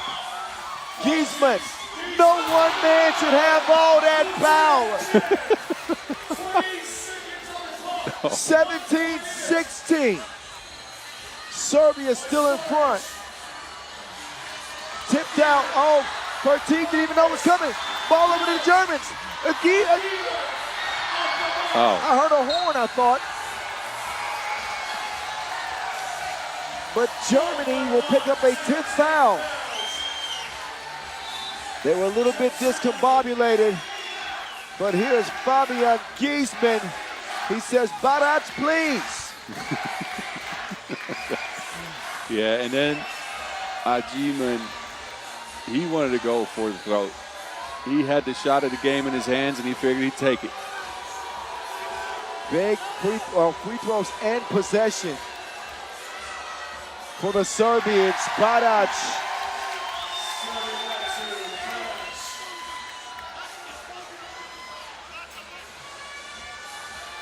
Love the encouragement that I'm seeing from the Germans. They know that this one is not going to go their way. Although Barac, this is the second possession to Serbia. Only thing they can hope for is a quick steal and a desperation heave. And Majstorovic, too savvy to let him get that. What a comeback by Serbia. This is not the last time that you're going to see this German team at this stage. No, it's not. No, it is not. I can't guarantee it, but I would say it's highly unlikely that you do not see them at this stage and beyond again. They are coming. They are coming. Yeah, but credits to Serbia, though, in this game. Playing with 3, down early, and they fought all the way back. And now they're going to pick up a bronze medal. The leadership from Leon Fertig as well, talking to all his younger teammates and encouraging them. I can imagine that he said, we're going to keep our heads up. Well, I imagine that there's 2.8 on the clock. He's going to try to tell them to come in and triple team whoever's checking the ball, and they're going to try to grab it. Well, I would say that free throw is going to put this one to bed officially. And a bronze medal is still a great achievement considering the level of this tournament. But, you know, the standard for Serbia is gold. The standard for Serbia is gold. And congratulations is in order for them. They just won't be in the mood to be congratulated. No. I know what they want. Nope. Majstorovic with one more to put it away. This to seal the bronze medal for the Serbians. Here in Mongolia 2025, the defending champs take bronze this year, topping the young Germans in the third place game.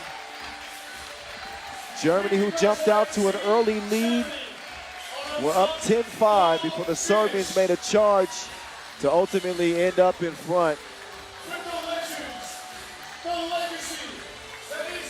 So another one for the trophy cabinet for Dejan Majstorovic. And he will celebrate with his coaching staff and his Serbian family. They earn it.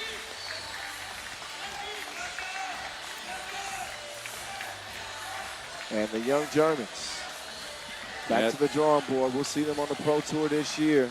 They had deflated, of course, but again, you mentioned it. They'll be back. They're young. They're just going to improve from now on. But that's going to sting. Enjoy the highlights of a clash we expect to see much more in the future. Serbia ain't going nowhere, and the Germans are coming. But the bronze this time belongs to Team Serbia. Good job, man.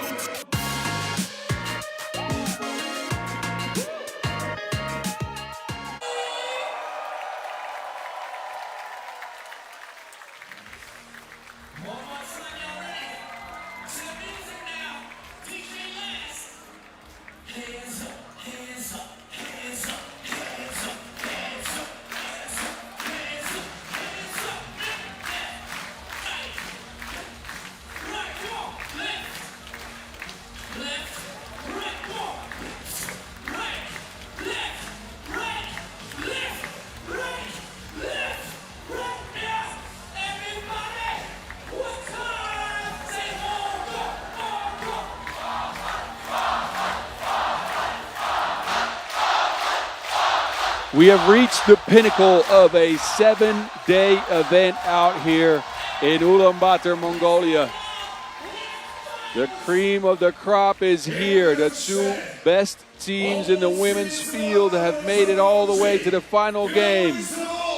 Gold on the line for the Netherlands and Mongolia. Venue, of course, filled up. And the fans, you know, they're going to be cheering for one of those teams.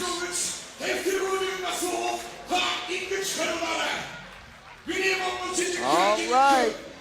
Boz, are you ready? We are going for gold. The women's gold medal game is coming your way. Netherlands and Mongolia.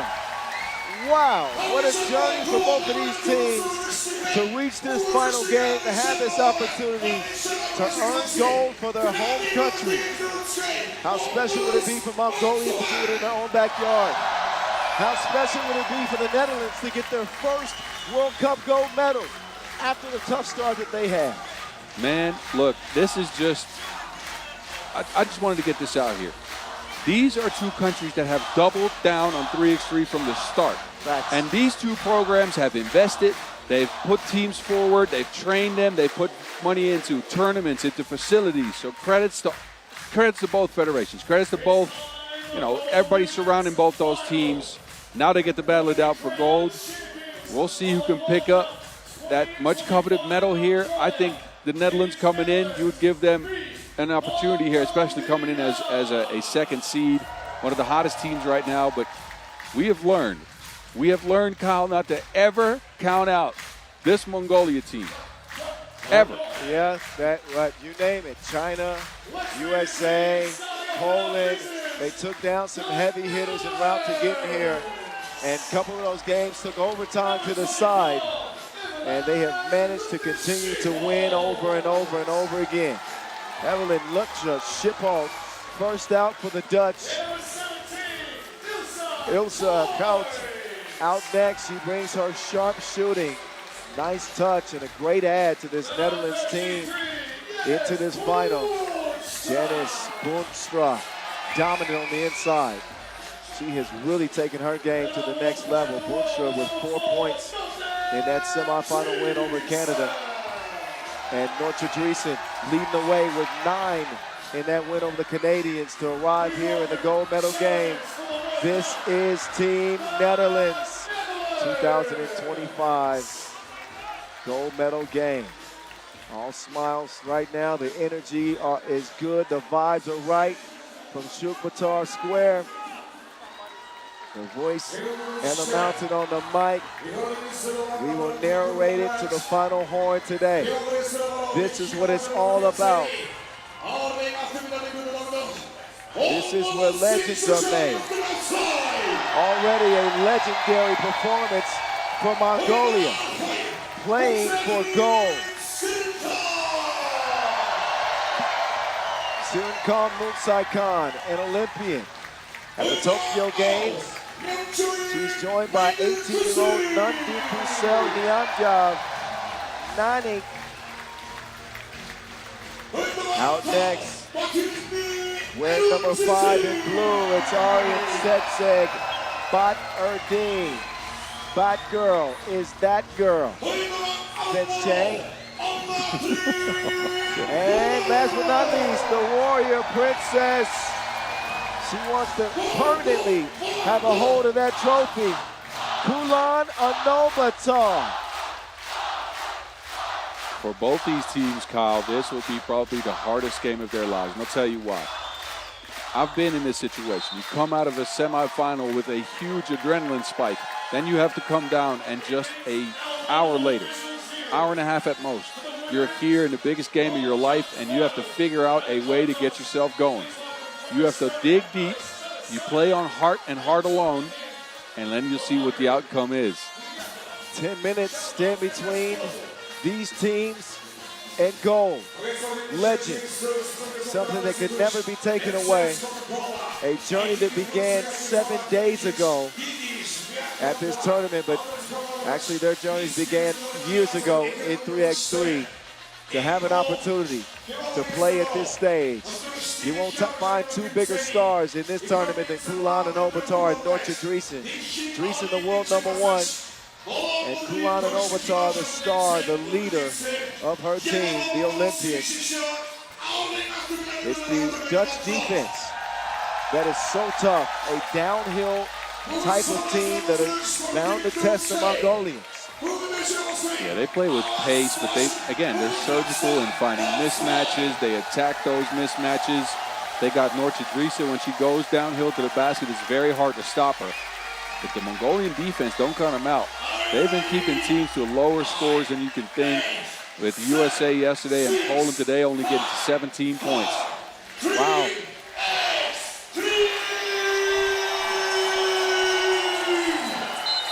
A Hollywood movie producer could not script a better story. Mongolia, Netherlands for gold. Here from Ulaanbaatar Square in Ulaanbaatar, Mongolia. I'm the voice of 3x3, Kyle Montgomery, at 3x3 The Voice, along with my partner, Big Boz Rosendahl, The Mountain, at 3x3 The Mountain. The final is underway. Couch moving left, pulls up, that is too strong. Dennis Butcher with the board. Driesen, Hezi. She's going to be fouled by Kulan. Some extracurricular activities. It'll be a first-time gold medal for either one of these countries.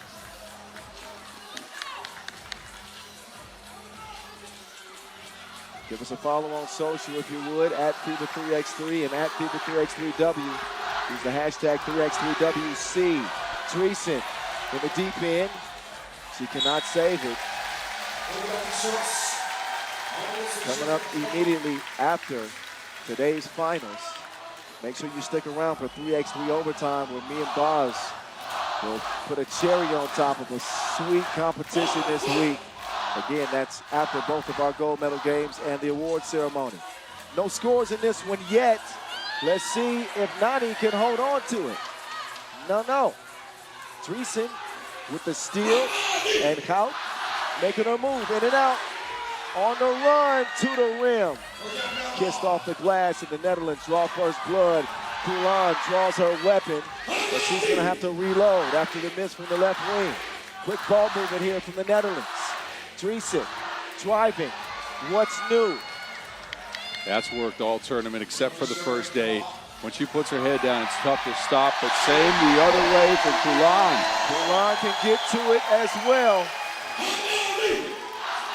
Driesen off iron, big rebound, ELS will convert it, 3-1 Netherlands. Got off to an 0-2 start in this competition. And they were on life support, it seemed, Netherlands. Yeah, and even the day after the second day of pool play for them, they were tight. Yes. They were playing, with impatience. Of course, they still struggled after that 0-2 win, but I think that's when they started picking up steam. I think when it really happened is that round of 16 game against Hungary. That's when they blew the doors off again. That's when they found their chemistry again. They have been the most successful women's team in 3x3 this year. Already off to a heck of a start on the women's series. And now they are at full stride. Case in point, Driesen to the crib. It has been all gas, no brakes for the Orange Lions.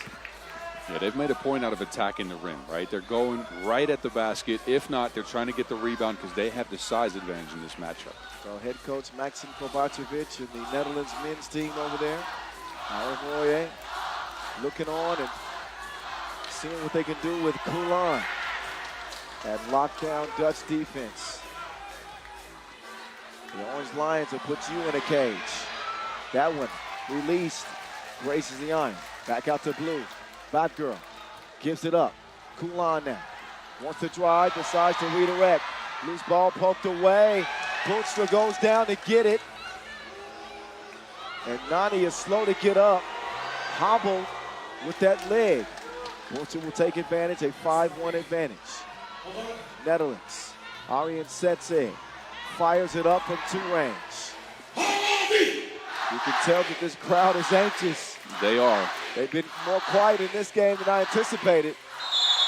That's because I think their team, they're struggling to shoot from range. The Dutch, again, contesting all the looks, and it's not flowed like it has in the last couple of games. Let me remind you, against Poland and against the USA, they got up in the game instead of down. How much magic does Mongolia still have? Defending home court. Beating #1 overall seed China.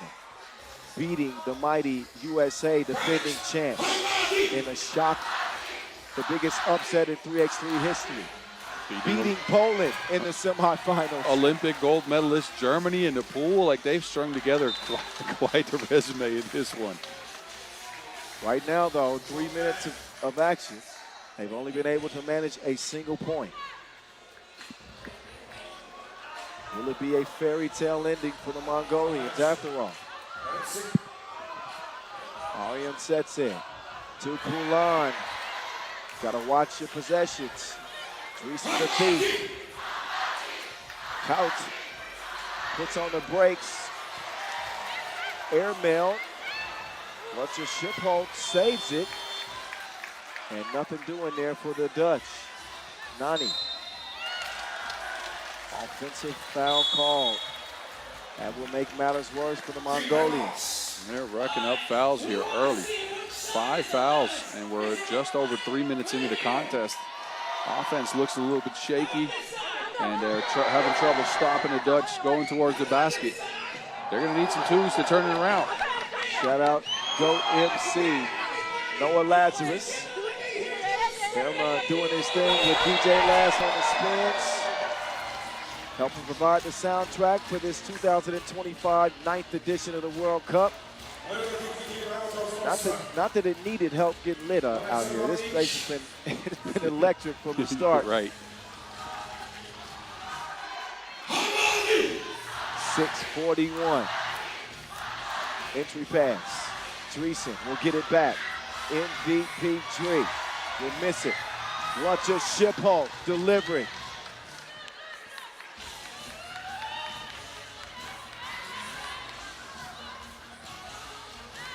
Kulan, all being flustered, being pestered. This Dutch defense has been unforgiving. Oh, Janice lost it. The fake by Dreesen. She's got her brother Jan looking on. He's got a gold medal in the Olympics. The assist, Hippie on her way to a gold at the World Cup. Mongolian men looking on. Ulaanbaatar and Aryan Bowl, they'll like that. But Mongolia need a spark offensively. Yeah, I think, again, this is a matter of just having 1-2 go down for them, and then the crowd will be ignited. The team will start to have some belief. But for now, struggling. The Dutch have contested almost every look. The ultimate dream is so close, but still so far away. 6 minutes to play. Both squads got gold on their minds.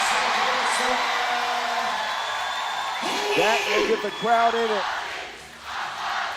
4-point game, Netherlands. Looks a ship hold. Delivering at the dock once again. And a 7-2 advantage. That high lob pass, we've seen that all day long against Canada at work and now against Mongolia, but that is a beautiful shot. Falling away, 18 years old. She's been huge for the Mongolians in the tournament. Watch a ship hold off iron. Nani off iron. And Mongolia finally start to come alive. About halfway through this contest, it's a 2-possession lead for the Netherlands.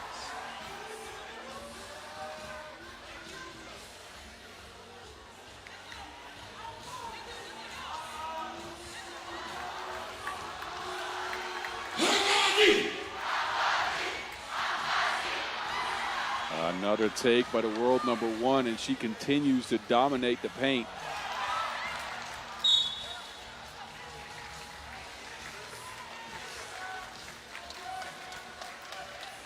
.501 on the clock. Aryan Setseg Good position, but poked away. 7 seconds to go. Bakker. She is bumped. That'll be the Netherlands' third foul now. Yeah, the Netherlands pretty disciplined, but they, I think Puadi and Tsetseg's hips there to move her off her spot.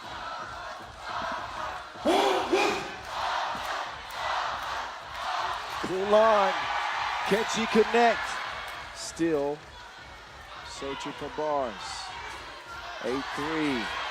Dreesen, no. How about Lutcher Shippo to her effort on the boards?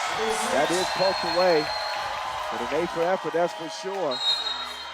And now Dreesen will call for a fourth.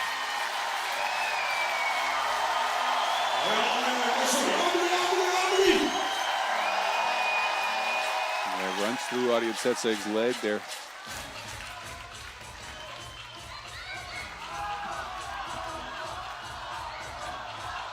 Down comes Nani. Arjen Setseg. Driving on the baseline. Defended well by Boonstra. The discipline in the Dutch defense has been incredible. They've tried not to foul. They have contested the shots with their arms up in the air. I'll say this, though. The two ball hasn't been falling. Neither team, actually. No, but that's been the story of the tournament. Mongolians have shot it slightly better than the Netherlands. Well, think about the adjustment you have to make from the earlier games, too. We had gusts of wind. We had rain. Now we have sunny skies and no wind. Saren Khan, Moonside Khan, runner. Misses everything but backboard. Get it down low, drop step. ELS has been getting to work for the Netherlands here. Her first appearance in this event. Arjen Setseg with a great move, but that is better defense. Behind bars. Update from Dreesen. Cross, Dreesen. Orange juice. Fresh squeeze from the left wing. 11-3, the Orange Lions. And Ulaan will respond, but a 7-point deficit. They got a whole lot of work to do.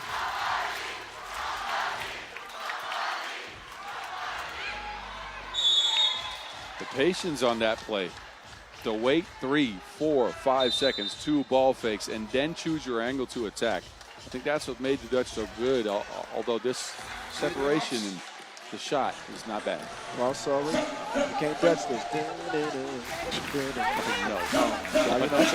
I'm heading to the Technical door. foul. Yes, please. Technical foul. I deserved every bit of that. I deserved every bit of that.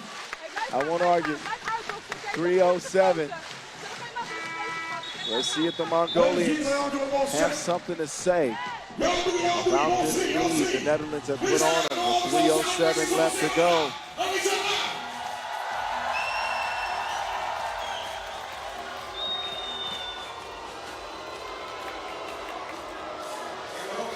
Dreesen at the stripe, and it will go. Dreesen already a European champion and MVP, the world #1 now. Taking her time, splits a pair.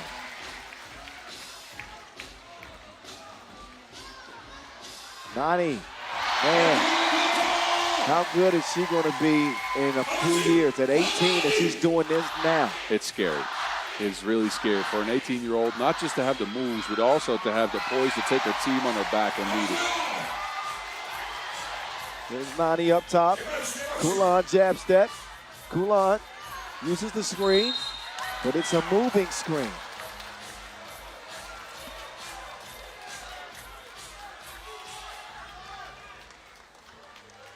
Yeah, and Tsetseg with the elbow extension there. It's not smart. They're already in foul trouble. They want to play a clean game for now. 12-5 contest. Couch using some defense. Or using that defense. Saren calm. Stay calm. She is turned up defensively. This one batted out of bounds, and great effort play from Serenkal Mutsaikan. 2:29 left on the game clock, though. And it don't look good for Mongolia here in this gold medal game. No matter the outcome, no reason to hang your head. Both of these teams with performances they can be proud of. But right now, it is all Dutch. Kout, oh my goodness. From the right, she hits it at a 14-5 advantage.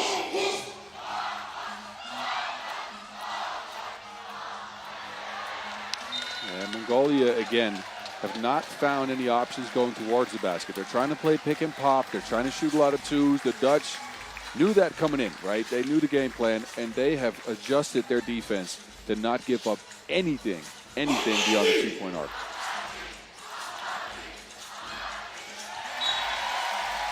Quick ball movement, but ends up going off the heads of ELS. Mongolia being held to the lowest point total of the tournament to this point.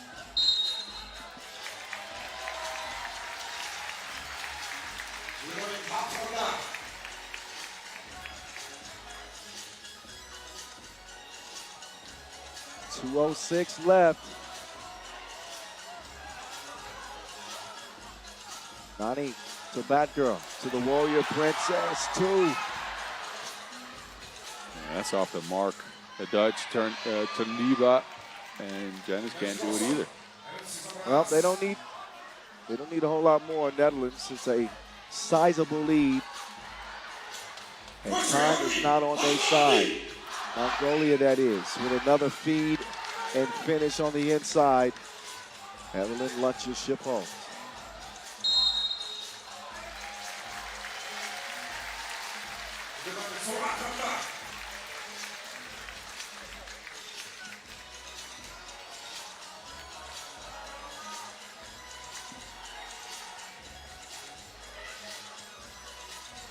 Nani, Batgirl off the glass. Finally some life for Mongolia.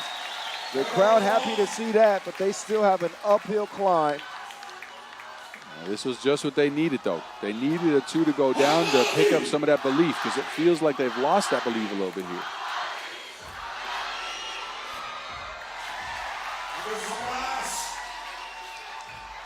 That one poked away and ruled off of Mongolia. They want a challenge. I don't know if that's a smart challenge. I think that went off of Adi Chetsek's leg or her hand. Anything to get a few seconds of talking and coaching him, though. At this stage for Mongolia, you got to start figuring out a new way to get twos, which is really hard to do, right? You can't adjust in a final game. The last pick and pop work, you try to go back to it, and you try to figure out if you can get another shot, but they're going to need to get some stops as well. And at minute 13, that clock's not kind to them. Also, when you play in the gold medal game, you're not going to sneak up on anybody. You know, the Netherlands did not take this team for granted. You're right. They played them with the respect of a #1 ranked team. Agreed. And from the outset, they proven who the better team is in this one. With a minute to go now.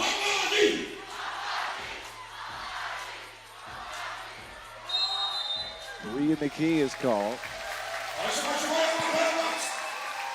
55 seconds left. Mongolian fans trying to help will their team to a win. A 3-possession advantage. Kulan. Pass ride to the bucket. Entry pass is thrown away.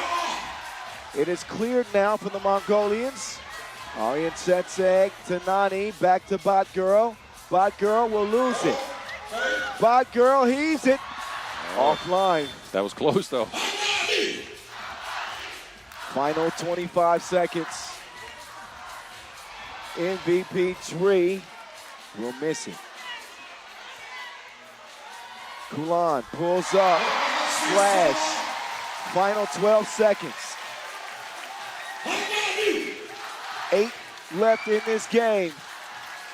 It is going to be the Netherlands who are going to win gold. As the final horn will sound soon. Not quite official, but the Mongolian fans are on their feet for their team that will earn a silver in an incredible, unbelievable, magical run to the final. But the Dutch are just too tough, too much. Last heat, and that's it. You're looking at your 2025 gold medal winners, Netherlands. Get it done here in Ulaanbaatar. What an incredible story they have built for themselves with Noortje Driesen, the world #1, leading this squad to their first ever gold, the country's first ever World Cup championship. Look, I mentioned this before the game, and I'm going to mention it again. 2 countries that have doubled down on investing in women's 3x3, on growing the game on that side, and it's paid off for the both of them. The Dutch come away with a win, but I want to give credits to the Mongolians as well, because look, they played a fairy tale tournament. Children's books will be written about this. This is the most improbable run we have ever seen. Oh, yeah. And credits to the way they played. The Dutch were a little bit too much in the final there, but a silver medal, it's going to feel like a win after a while. At first, it'll feel like a loss. This team's run will live in 3x3 lore forever. Janice Boetrup getting a smooch from her pool. Hype-worthy. The Dutch are hype. Boz is trying to contain himself. Y'all should see his knees wiggling over here. He just... I got to run. Go ahead. Go ahead and celebrate. No, I'm not going to celebrate. Okay. I need to go to the bathroom. Okay. Yeah, that was quite the run for the Netherlands. Mongolia just did not have enough magic to deal with the punishing attack of the Dutch, as they make history for themselves. The Lady Orange Lions, world champions for the first time here in 2025. Nothing but love, nothing but respect for the way they played and earned that medal. Silver goes to Mongolia, and the bronze goes to Canada. Men's final coming up next to wrap up the festivities here in Ulaanbaatar. Do not go far.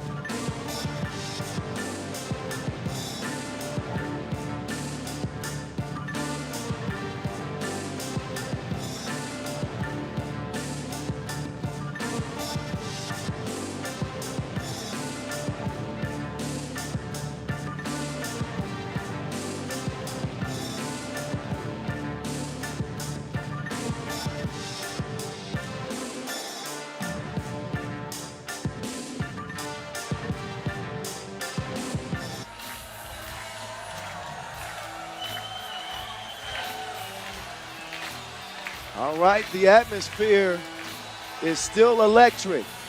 Even though the Mongolian ladies come up short in the final against the Netherlands, the medals have been decided for the ladies. Now the men will get a chance to close the show. 7 days of competition, concluding with the men's final. An unlikely matchup, and everybody was making their picks coming into this tournament.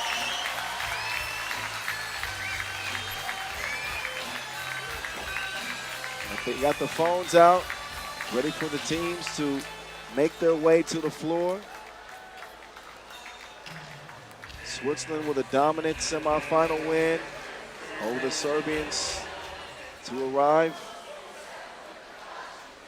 Led by Jonathan Dubas's 9 points. I don't know if you can pick a favorite, Boss, but if you were to pick a favorite, put your neck on the line, who would it be? Come on, you're gonna make me pick a favorite here? Yes. It's tough, man, because you know me, I'm rooting for the underdog, so I like both teams. But it's gonna be defense from Switzerland against the defense from Spain that look, I haven't talked about it much, that's been pretty good. Switzerland, though, I got to give them credit for shutting down the #1 team in the world. So maybe Switzerland if I want to really put my neck on the line, but I wouldn't be sure. I think these teams are pretty evenly matched. I think Switzerland are the more physical of the two teams, but I think the athleticism favors Spain. Also, the shooting favors Spain. But this one's a toss-up. It sure is. I wouldn't want to pick before this game. You made me, but it's all right. I think Spain in a close one. If Switzerland win, then I get to change my pick. All right. There you go. Hedging your bets, huh? Out come the Swiss. They have never played on this stage before in this game. First time ever playing for gold at the World Cup. They'll do it here in Ulaanbaatar, Mongolia. They got the Jurkovic brothers, Thomas and Natter. They got Ala Kazadi and Big Johnny D. Team Switzerland. They came out of nowhere like an epiphany, and they're here now, ready to make a lasting memory in this gold medal game. Yeah, and all credits to them. Think about it. Again, we go back to that game, the semifinal game against Serbia. They kept Serbia to 13 shots in a game. They made them turn the ball over 8 times. They shot 24 times themselves. So the possession game went completely their way. They didn't turn the ball over, and they shot it at a high percentage from both 1 and 2. But don't discount Spain here.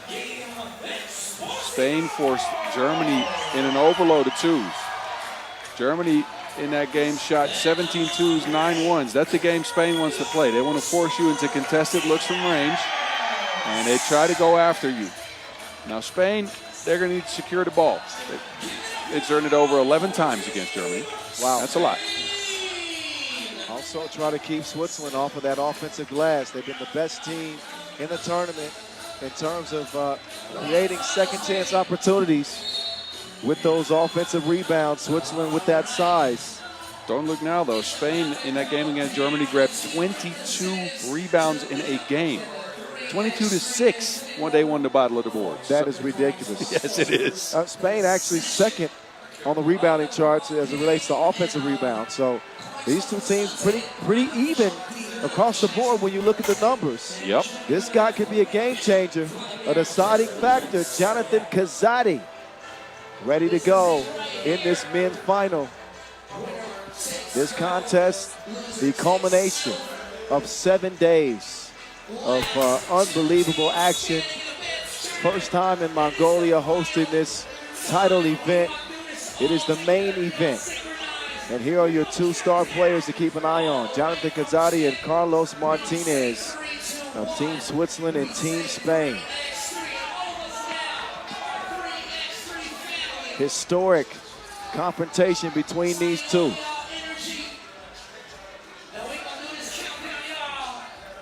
Noah Lazarus will do the honors of giving us the countdown. The final countdown. I couldn't resist. Here it is. The final countdown.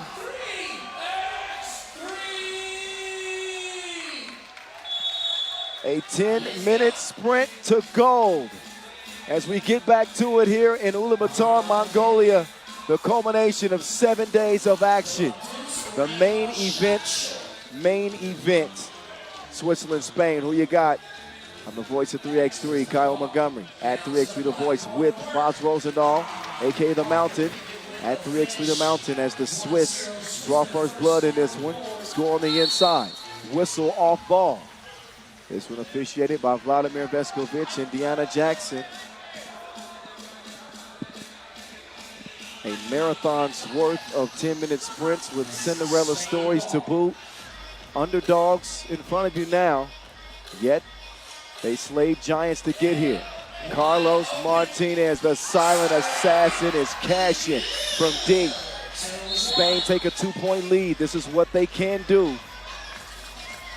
They can shoot it, and we've seen Switzerland guard the 2-point arc very well, but they lost Carlos Martinez on the play there completely. He was wide open. Best we've seen Spain shoot was against Australia, where they connected on 7 of 14 twos. That was ridiculous.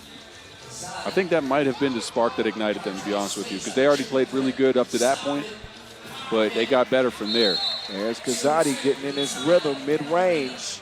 His mid-range game is really solid. He lands on 2 feet. He can jump either which way and finish the shot off. Kazadi should come with a warning label. The man is dangerous. 2-2. Exposito to DDB. De Blas on the baseline. De Blas to the crib. That length is a problem. Great combination of both. Watch out now. Exposito. The thievery, and then sets up De Blas for the 2-piece. Spain leading by 3. Here comes Jonathan. Oh, and an offensive foul called on Jurkovic. Spain are locked in. Man, if they can keep the 2-ball going like this, good luck, Switzerland.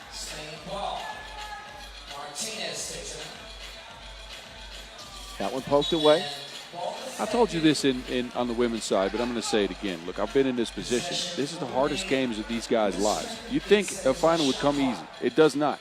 You celebrate. You have an adrenaline spike after the semifinal win, and then you got to calm down. You got to make sure your adrenaline levels are normal, and you got to go play a finals an hour and 15 minutes later. Yeah, Switzerland have not calmed down. They picked up 4 early fouls in the first minute and a half. And again, trailing by 3, maybe more. But that possession is fumbled away. Corchea could not squeeze it.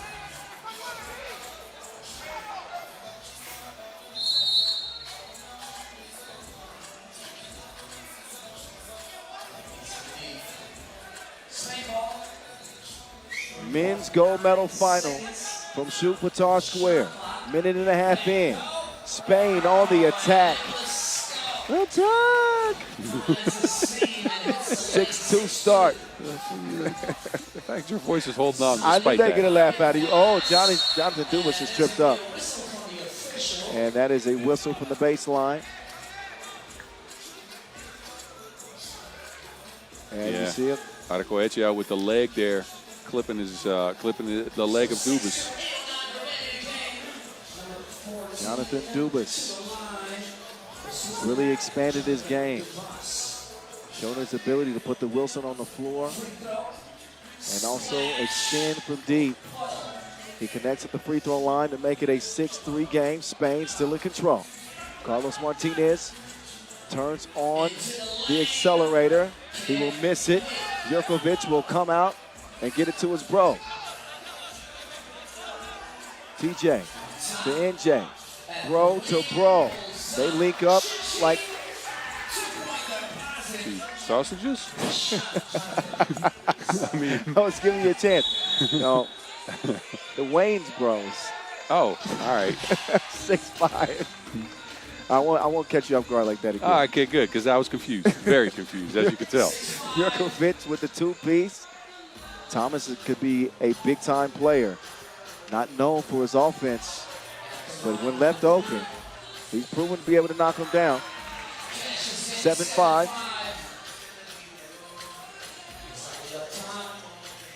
Kazadi coming around the corner. Jonathan, no, Shorty is missed.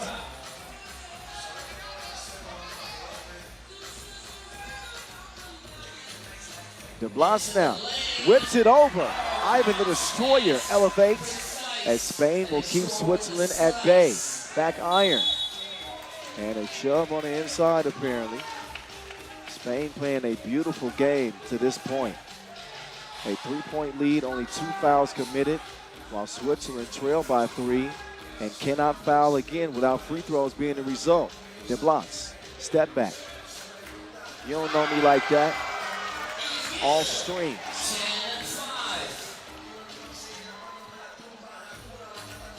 And then Jurkovic is going to struggle underneath. De Blas, not that time. Dubas, that shot is tipped.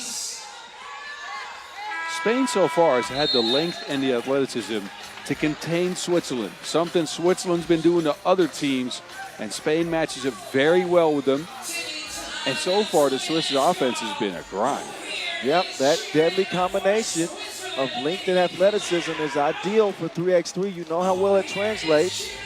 And when I see this Spain team, I think they are the prototype. I agree with you. I agree with you.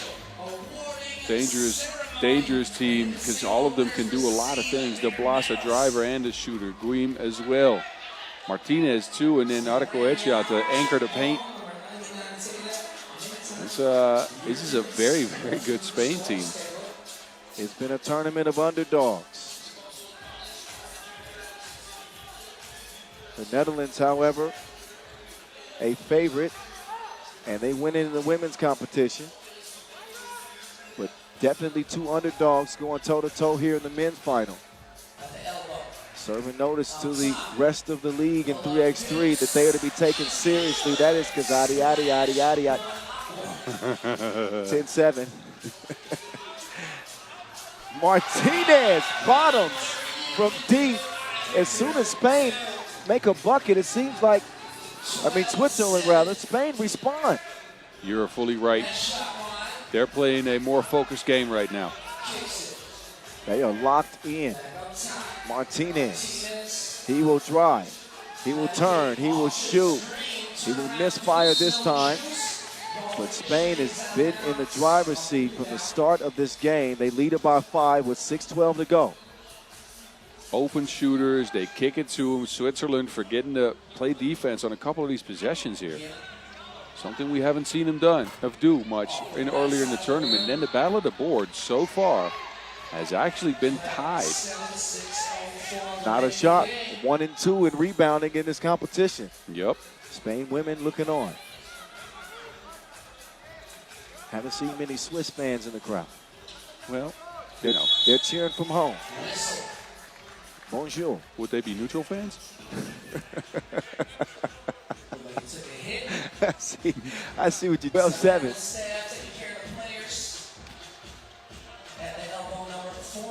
Switzerland need to get in gear.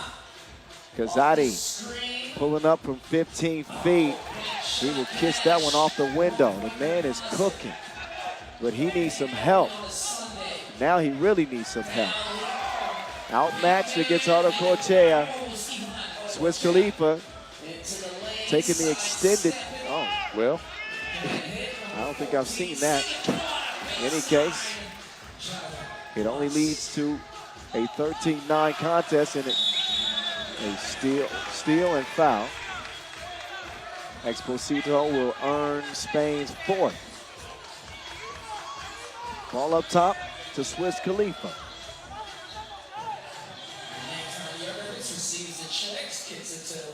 Jurkovic sets up for 2.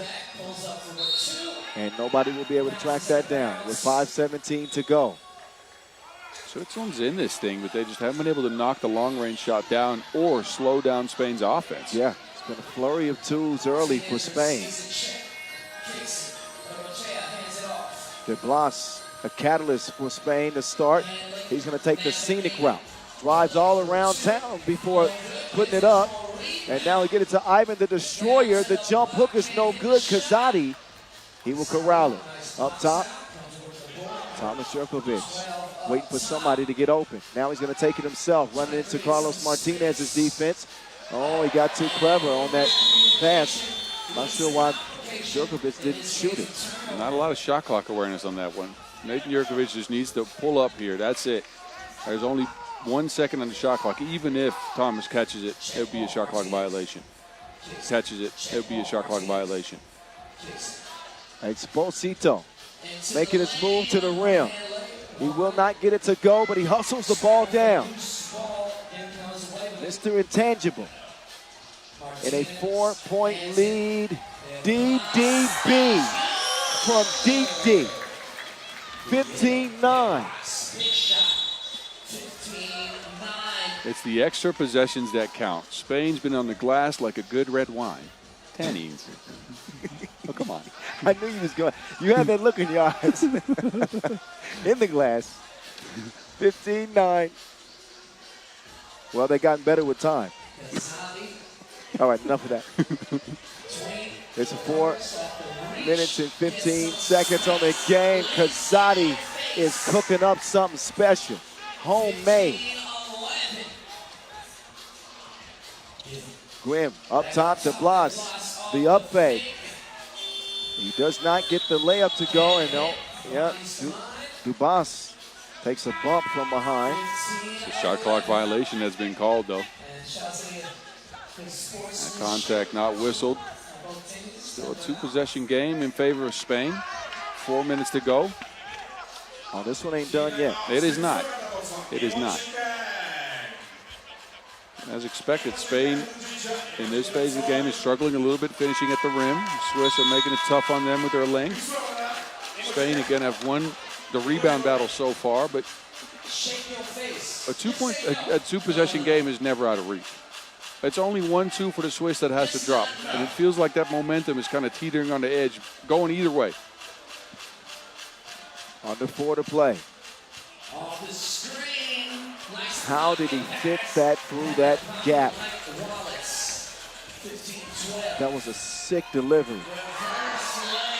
16-12 with the athletic move there. A spin move on the 2-point line and then just races to the basket. But please, Boz, make. I was going to say, I thought they were going to show me the Kazadi dime. But Arnacochea continues to assert himself.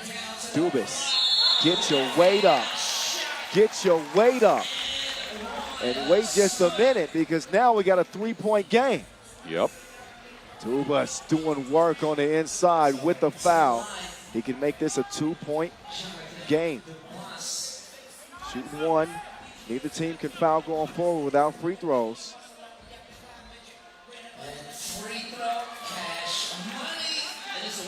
It is a 1-possession game. Spain looked like they had Switzerland against the ropes. You don't want to leave an open shooter like him.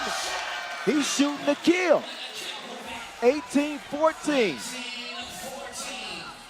Jurkovic will force one.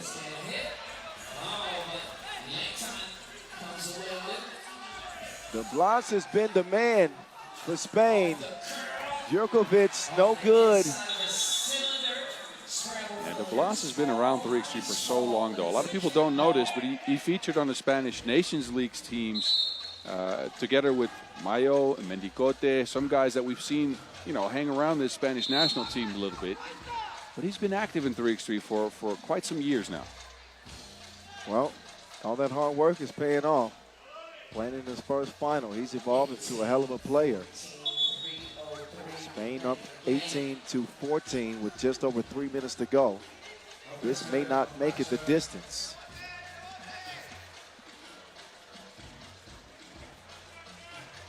Serbia claiming a bronze medal in a win over Germany in the third-place game. A gold and silver to be handed out to these two teams at the conclusion of this game. What a week, well, what a couple of weeks here in Ulaanbaatar where we had a Masters and a Women's Series event. Also a light quest prior to that. An outstanding host here as Jurkovic will take him in front and getting a steal. Sneaky D. Kazadi dishing it to the cutting Swiss Khalifa. It's back down to a 1-possession game. Gwim redirecting. De Blas. The man is unconscious. He's not even with us right now. Jurkovic will miss it. The biggest moment of the year, the biggest game of the year. Diogo de Blas is showing up That's, I think, his 4th 2 of the game. He is a lethal shooter. He understands it now. Point game. He's got 12 in this contest. Wow. De Blas is an absolute assassin. A hired gun on this Spain team. He has shot him within 1 point of their first gold medal. 2:21 left. This is it. Barring a incredible Swiss comeback, which they could very well make. Yes, look, it's not out of reach yet, but Spain's on the ball, and they're close. Got an offensive foul. Offensive.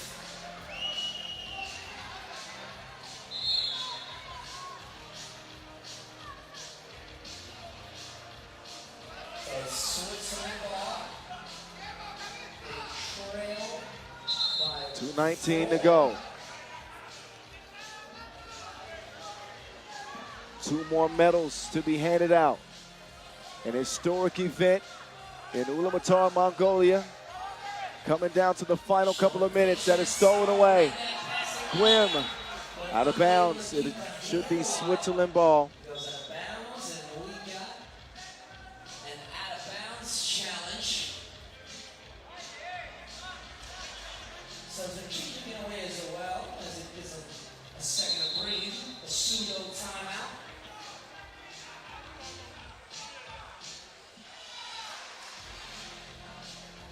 An out of bounds challenge. If they win the challenge, they retain their right to challenge And further take calls. a look over the scores table. Yeah, I'm trying to peep, but I can't see. Switzerland just trying to hold on to any hope. Once again, Spain Certainly not out of reach. We've seen some crazy things happen in 3x3. We have. All right, challenge is lost. So it is going to be Swiss ball possession. And remember, Spain is in the penalties. They'll look for a 2 or look to draw a foul. Get to the line. Gazzotti kicks it out. Jerkovic, he is fouled beyond the 2-point arc. Hold the phones. We ain't done yet. That's not a smart contest. Just give him a shot and get your offense going. But the flyby closeout by Exposito leaves 2 free throws on the board here. Could be a 1-possession game if Nathan Jerkovic knocks him down. Big free throws, the biggest free throws of his career.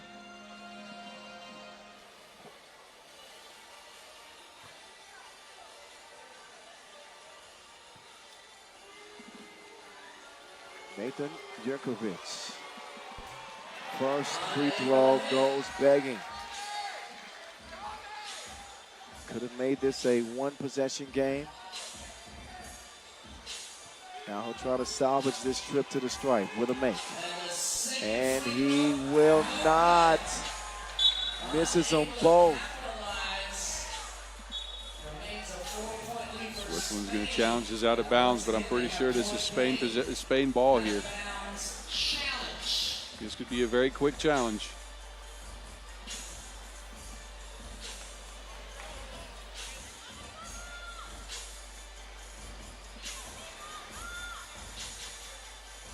Shout out to the officials. Keep it official.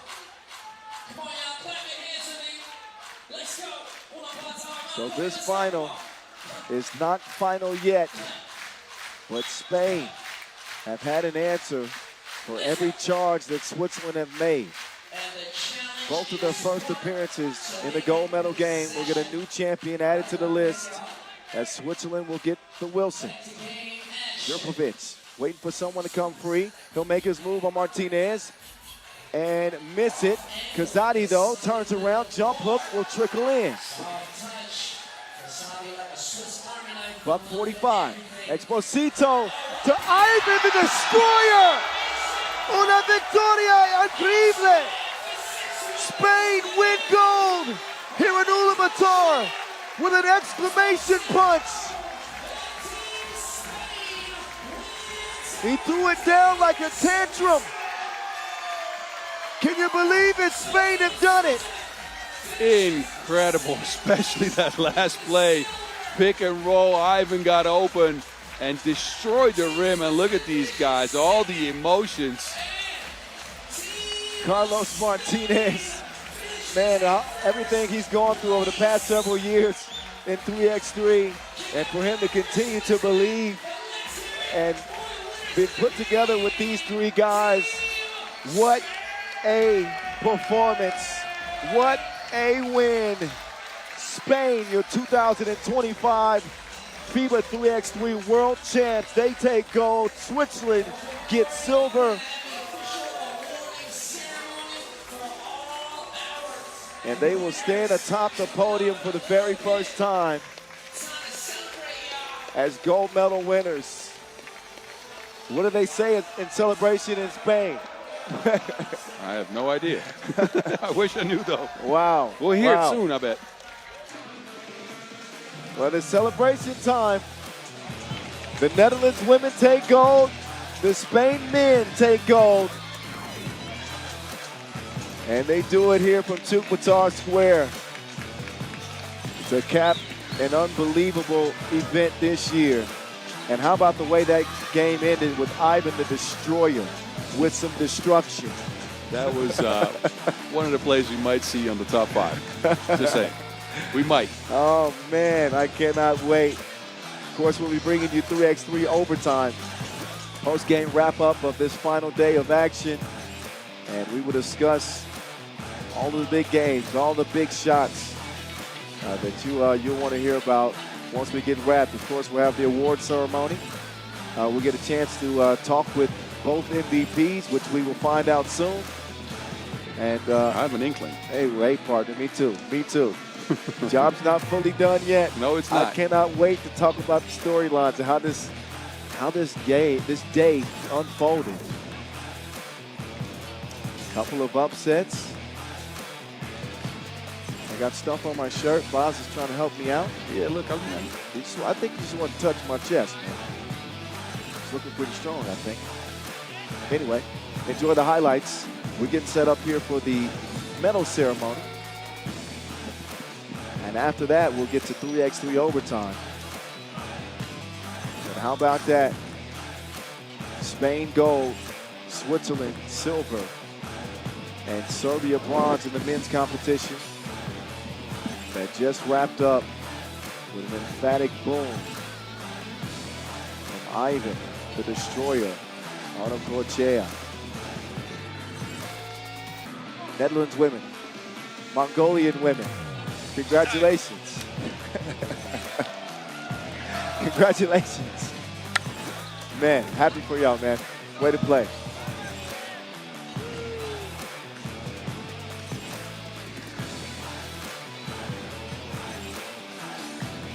All right. What a way to cap off, again, expect the unexpected this week. And it's been exactly that.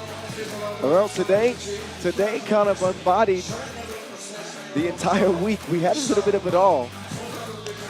We'll discuss Coach Maxim Kovacevic coming over. Congratulations. Congratulations. Everybody's celebrating at the end of the day.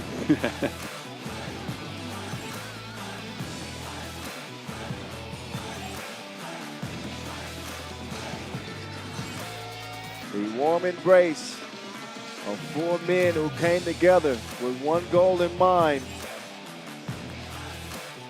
And they achieved the dream. Here's how the run went in the men's competition. Switzerland beating Serbia badly to arrive in the final to meet Spain, who topped the young Germans. And they win it by 4 with an exclamation punch from Ivan the Destroyer. Serbia come from behind to beat Germany to claim bronze in their competition. And now all of our podium sitters will be making their way to the court. Our team of the tournaments will be announced, and the winning countries will be recognized with their national anthems. 9th edition of the World Cup. Me and you are going to have a lot to discuss later on this week. Oh, yeah. Oh, yeah, because not just 3x3 overtime, a post-game show coming up immediately after this. Y'all got to make sure y'all watch Word on the Streets. Replace the E's with 3's That's the best, biggest, baddest 3x3 podcast around. That's me, that's Boz, that's Vince Chang. We're going to do a full wrap-up of this event. And, man, that is going to be juicy conversation. Oh, man. I cannot wait. Vince is going to be off the chain. The energy is going to be off the chain. You know Off the chain? You know he can't off the chain. Boz got bars today. I love it. Well, stick around. The award ceremony's coming up in a bit.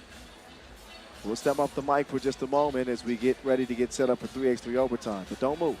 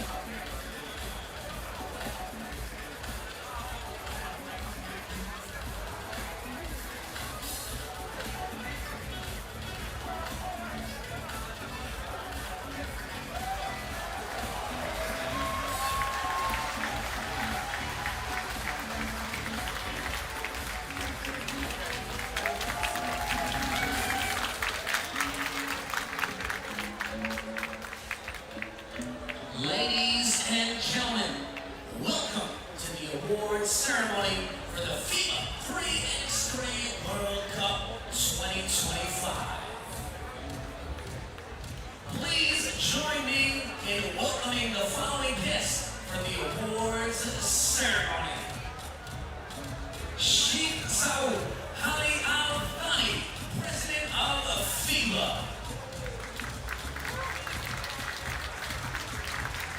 Mr. Batushri Bakbal, IOC member, President of Mongolia National Olympic Committee.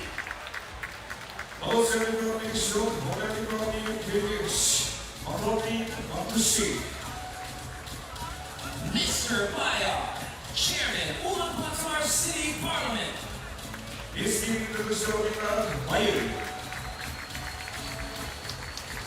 Dr. Betsengel Gotov, President, Mongolia Basketball Association.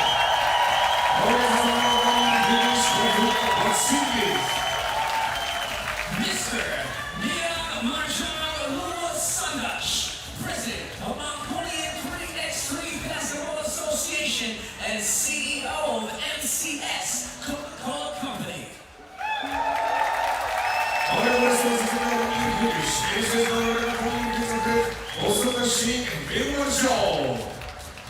Mr. Altan Shara, board member of Mongolian 3x3 Basketball Association.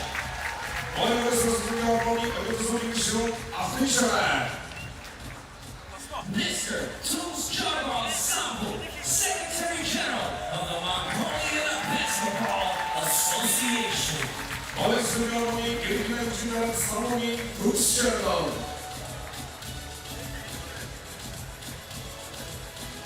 And now, for the presentation of the women's MVP of the tournament, give it up for the Netherlands, number 4, Mongolia Teresa!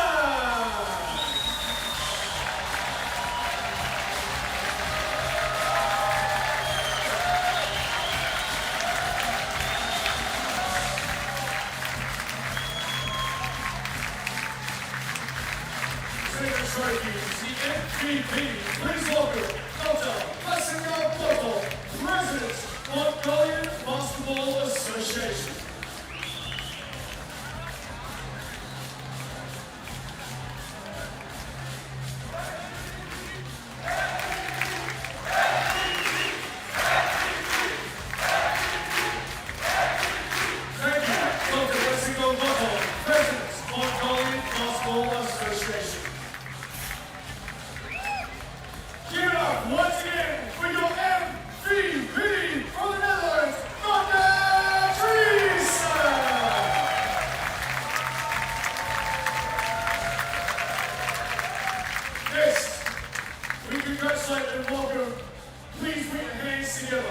To welcome the women's team of the tournament, joining the MVP, the number 13 from Mongolia, Ulaanbaatar.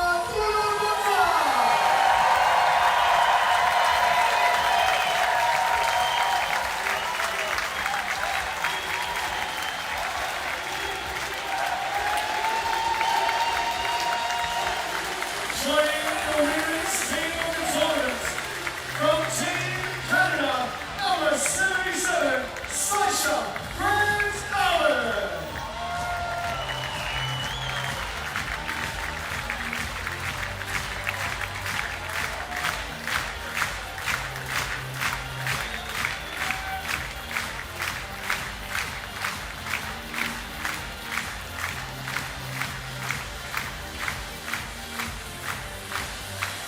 Presenting the trophies to the team of the tournament, please welcome Dr. Ulaanbaatar, President, Mongolian Basketball Association.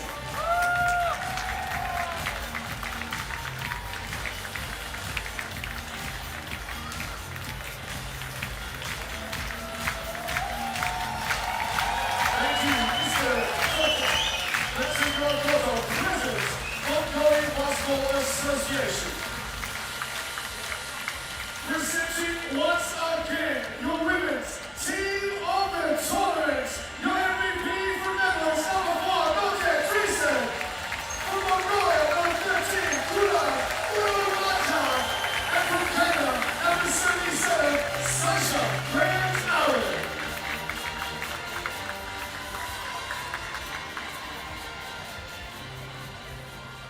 And now, for the men's MVP of the tournament, give it up one time from Team of Spain, number 3, Kim Exposito.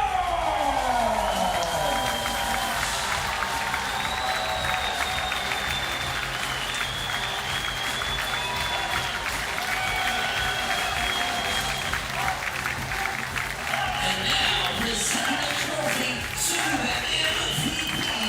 Please welcome once again, Mr. board member of Mongolian 3x3 Basketball Association.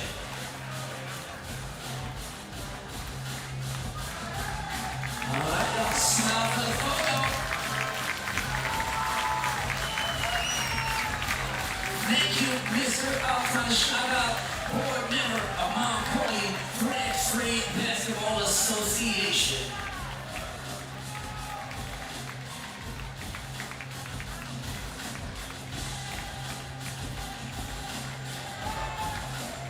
Give it up once again, y'all, for your MVP from Spain, number 3, Kim Exposito. And now, to join the MVP, put your hands together to welcome the men's team of the tournament. First up, from Switzerland, number 99, Leighton Yerkovitz.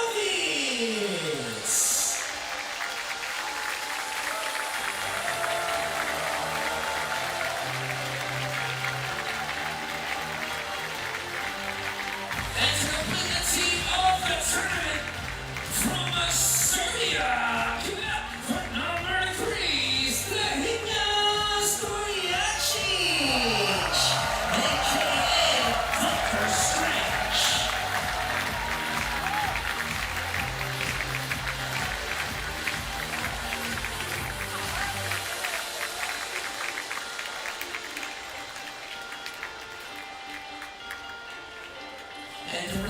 trophies to the men's team of the tournament. Please welcome Mr. Altan Shaka, board member of Mongolia 3x3 Basketball Association.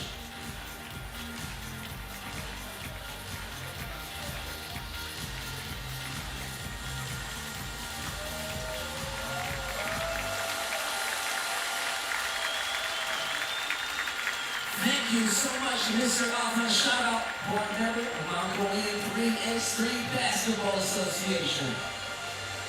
And I present to you once again your men's team of the tournament. Number 3, starting Hina Stojacic. Number 99, Leighton Yurkovitz. And your MVP, number 3, Kim Esposito.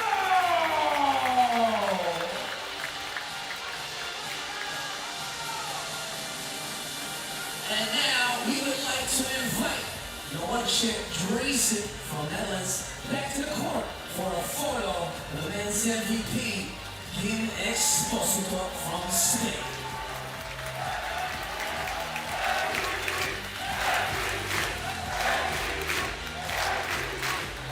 Ladies and gentlemen, give it up once again for your MVPs of the FIBA 3x3 World Cup 2025!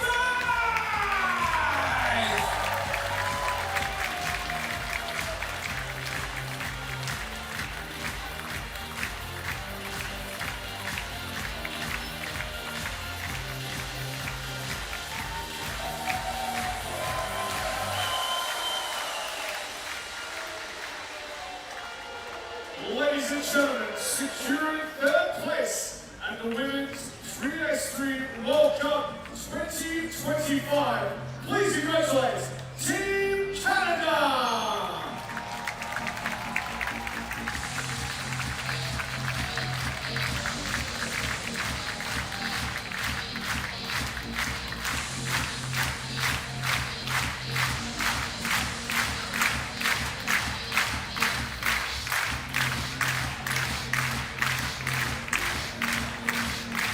Medals to third place team, please welcome Mr. Bayal, Chef, Ulaanbaatar City Parliament.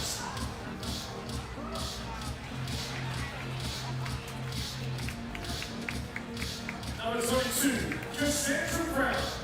Number 77, Sasha Grant Allen. Number 4, Casey Bosch. And number 7, Paige Croson.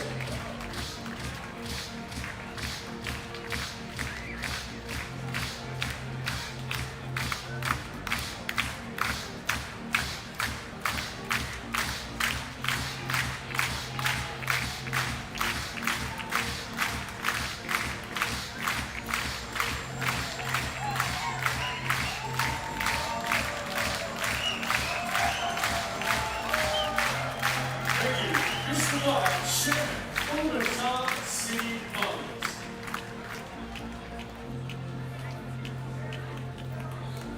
Give it up once again for your third place team, Canada!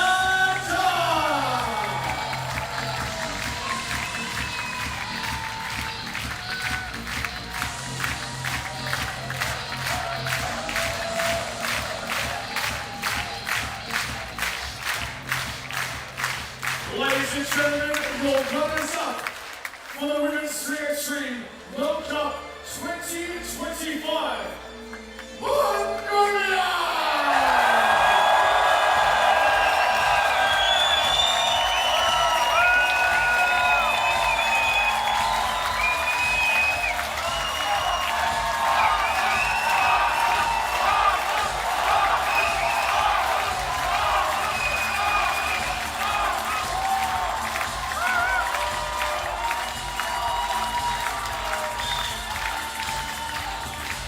Present medals to the runners-up, please welcome Mr. Matushi Rakol, IOC member, President of the Mongolia National Olympic Committee.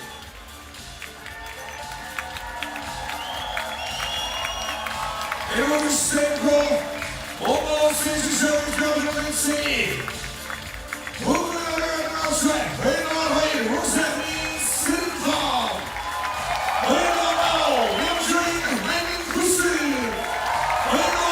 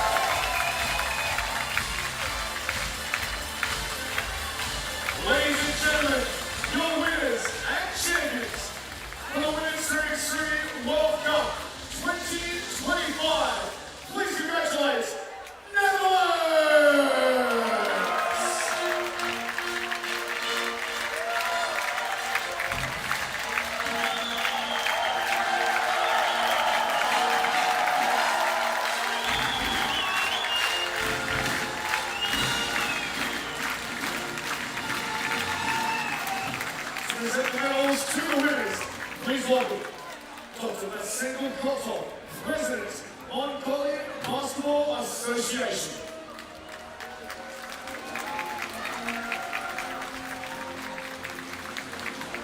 We congratulate the Netherlands, number 24, Evelyn Lukashiko, number 17, Ilsa White, number 52, Hannes Bursha, and number 4, MVP, Noge Treason.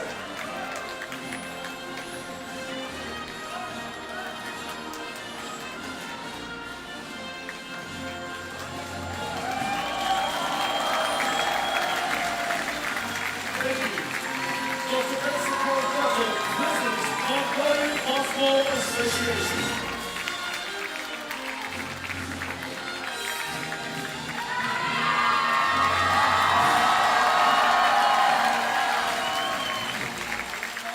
We would now like to invite Canada and Mongolia to join champions Netherlands for a photo opportunity.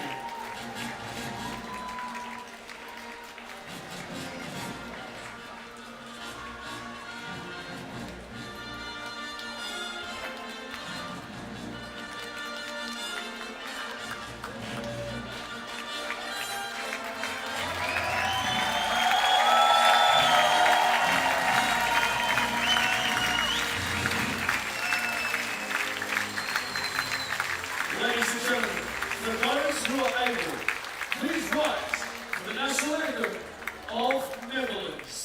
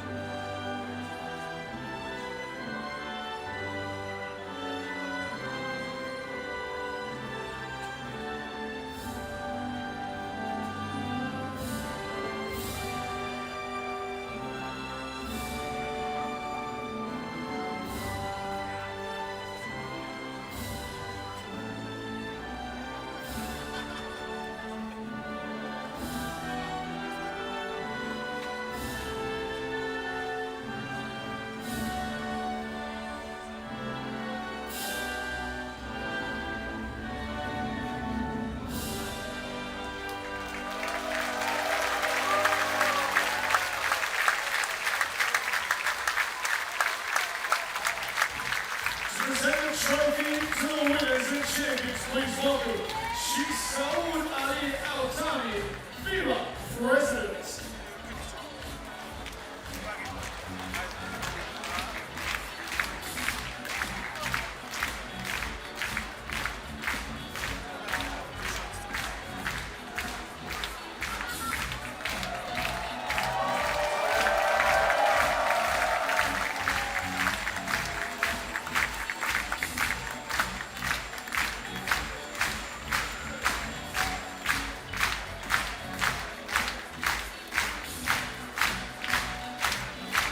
Thank you, Shisaud Ali Al-Thani, FIBA President. One more time, give it up for your winners and champions, the women's tournament of the FIBA 3x3 World Cup 2025, Netherlands!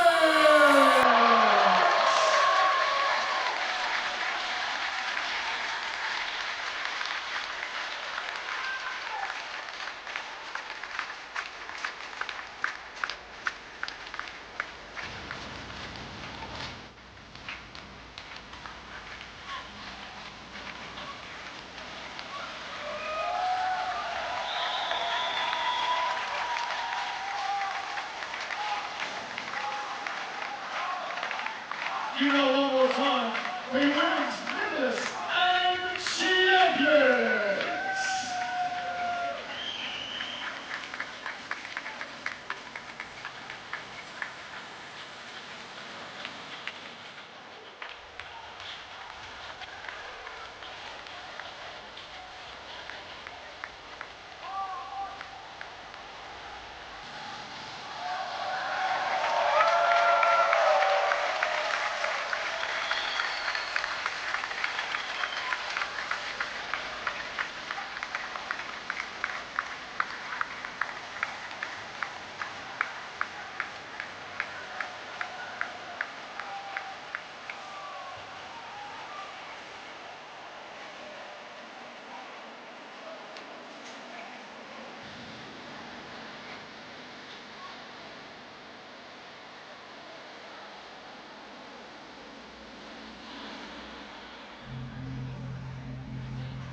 Ladies and gentlemen, your third place team for the men's tournament for the FIBA 3x3 World Cup 2025.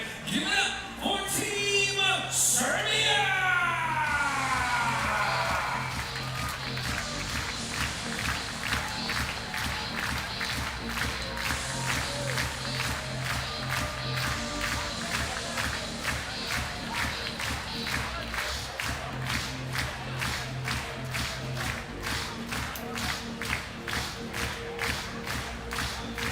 To present the medals to the third place team, please welcome Mr. Ulaanbaatar Sambu, Secretary General of the Mongolia Basketball Association. Big congratulations, number 6, Nemanja Barash, number 9, Marko Brankovic, number 8, Dejan Majstorovic, and number 3, Strahinja Stojacic.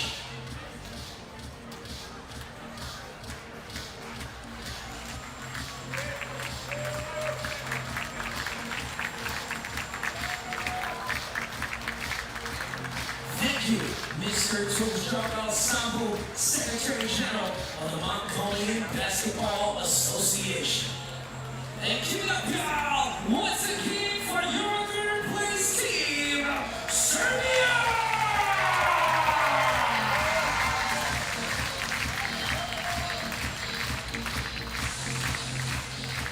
Ladies and gentlemen, your runners-up for the men's division at the FIBA 3x3 World Cup 2025. Give it up, y'all, for Team Switzerland!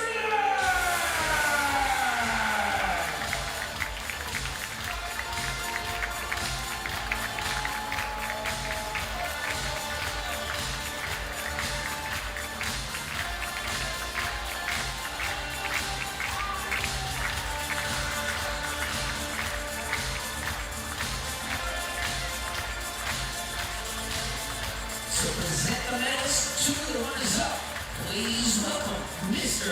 Maya Marjam Lusandash, President of Mongolian 3x3 Basketball Association, CEO of NCS Coca-Cola Company. Big congratulations, number 12, Thomas Jurkovic, number 99, Nathan Jurkovic, number 2, Jonathan Kazani, and number 14, Jonathan Dubas.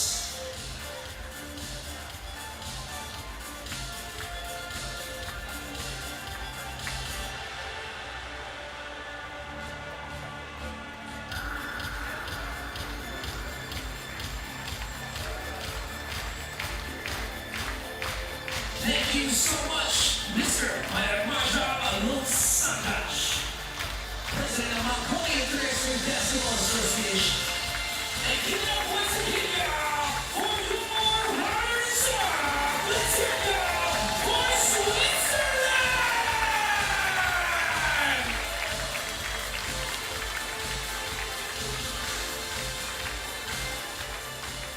Ladies and gentlemen, your winners, your champions for the men's tournament of the FIBA 3x3 World Cup 2025. Get loud for Team Spain!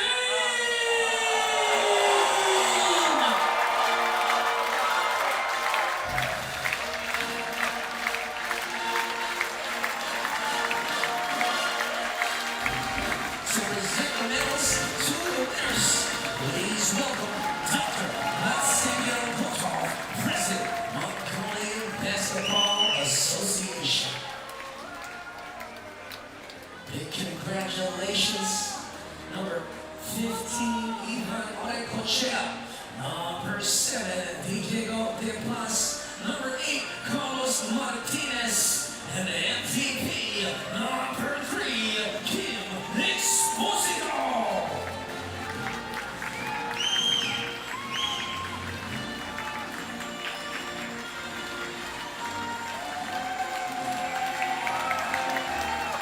Thank you, Dr. Latsemir Kotov, President, Mongolian Basketball Basketball Association.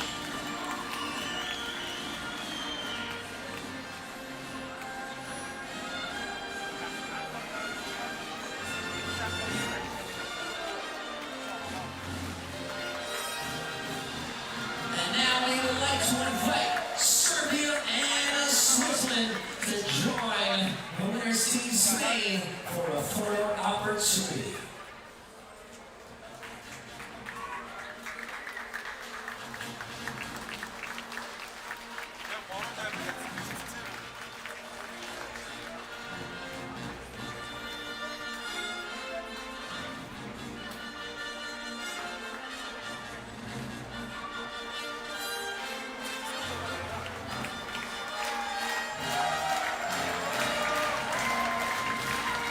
For those who are able, please rise for the national anthem of Spain.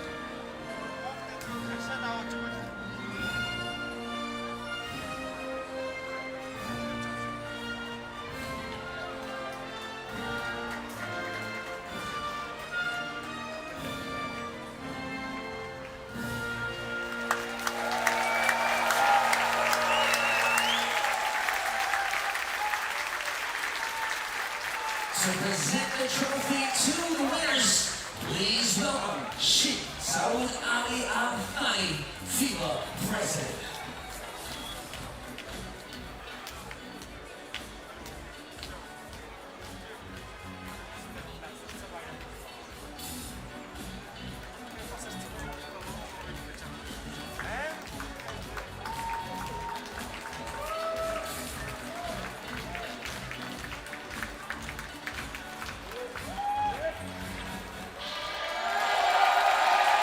Thank you, Sheikh Saud Ali Al Thani, FIBA president. But one more time, give it up for you winners, you champions of men's swimming here in the FIBA 3x3 World Cup 2025. Give it up for Spain!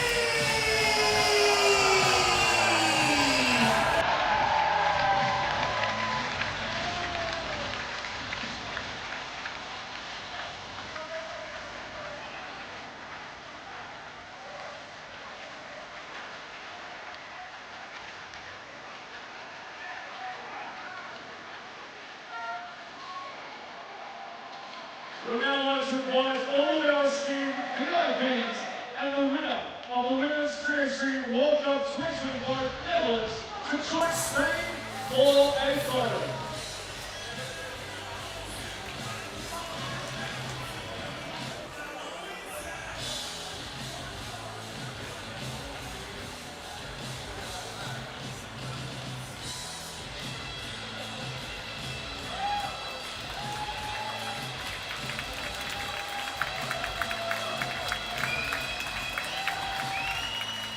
Thank you to all of our VIPs.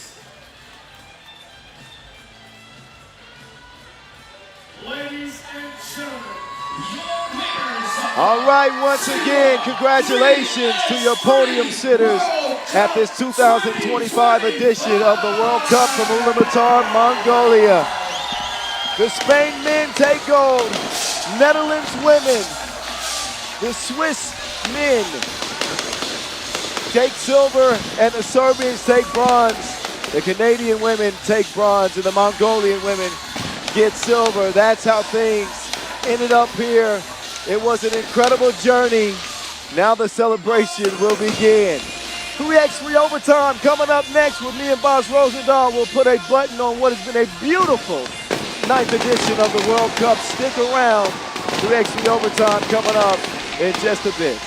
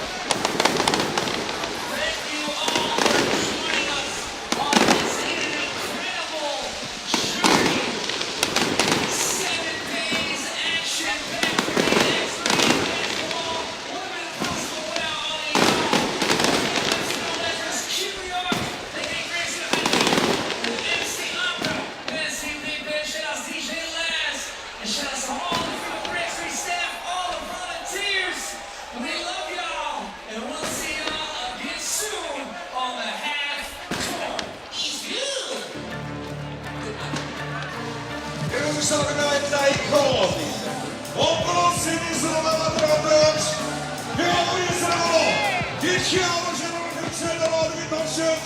And the different languages, our one from the brother said.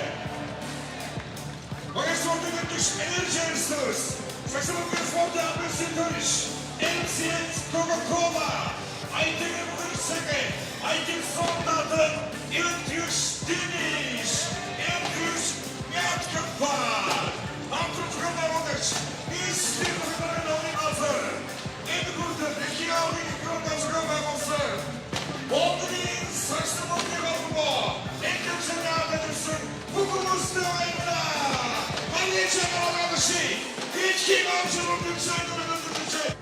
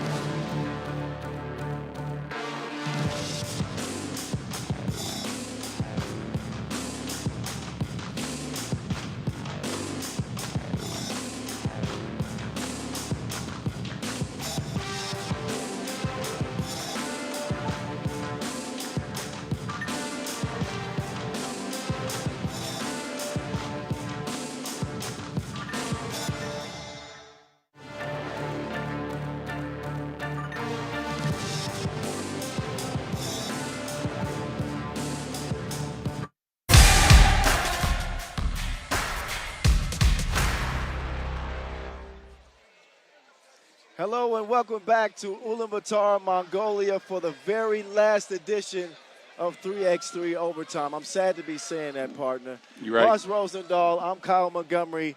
We have just culminated an event of 7 days, a final journey today that I think embodied the entire tournament. Heck, we had a rain delay. Yes. We had underdogs rise to the top. A perfect cherry on top of what has been an incredible event, ending today with the Netherlands women taking gold and the Spain men taking gold at this 9th edition. Let's get into the women's podium first. The Netherlands, you mentioned it, winning gold over Mongolia. They withstood the energy of the crowd. They withstood the fairy tale ending that Mongolia had hoped for after defeating Canada in the semifinals. Canada, of course, picking up that bronze. Well-deserved medal for them as well. Look, what a tournament for the Netherlands. Going down 0-2 to start, and then they kept winning games, right? They needed the 2 wins to end pool play to even make it into the knockout rounds. Around the 16, they take apart Hungary. Then they get to the quarterfinals. They get another W. Canada in the semifinals, and eventually Mongolia in the finals. Look, a wonderful run for them. Yeah. They came in maybe the hottest team in women's 3x3. They kind of stuttered on day one, but they put their foot on the gas and they got it done. They did not take that Mongolian team lightly, understanding what was at stake. And Netherlands end up getting the win. Guess who we got joining us now on the broadcast? It's none other than MVP Dree. Nortje Driesen. You're safe. Okay, good. Fresh off the gold medal, MVP. Mongolia seemed to be on a dream run. Speaking of dreams, was this everything that you dreamed it would be? How does it compare?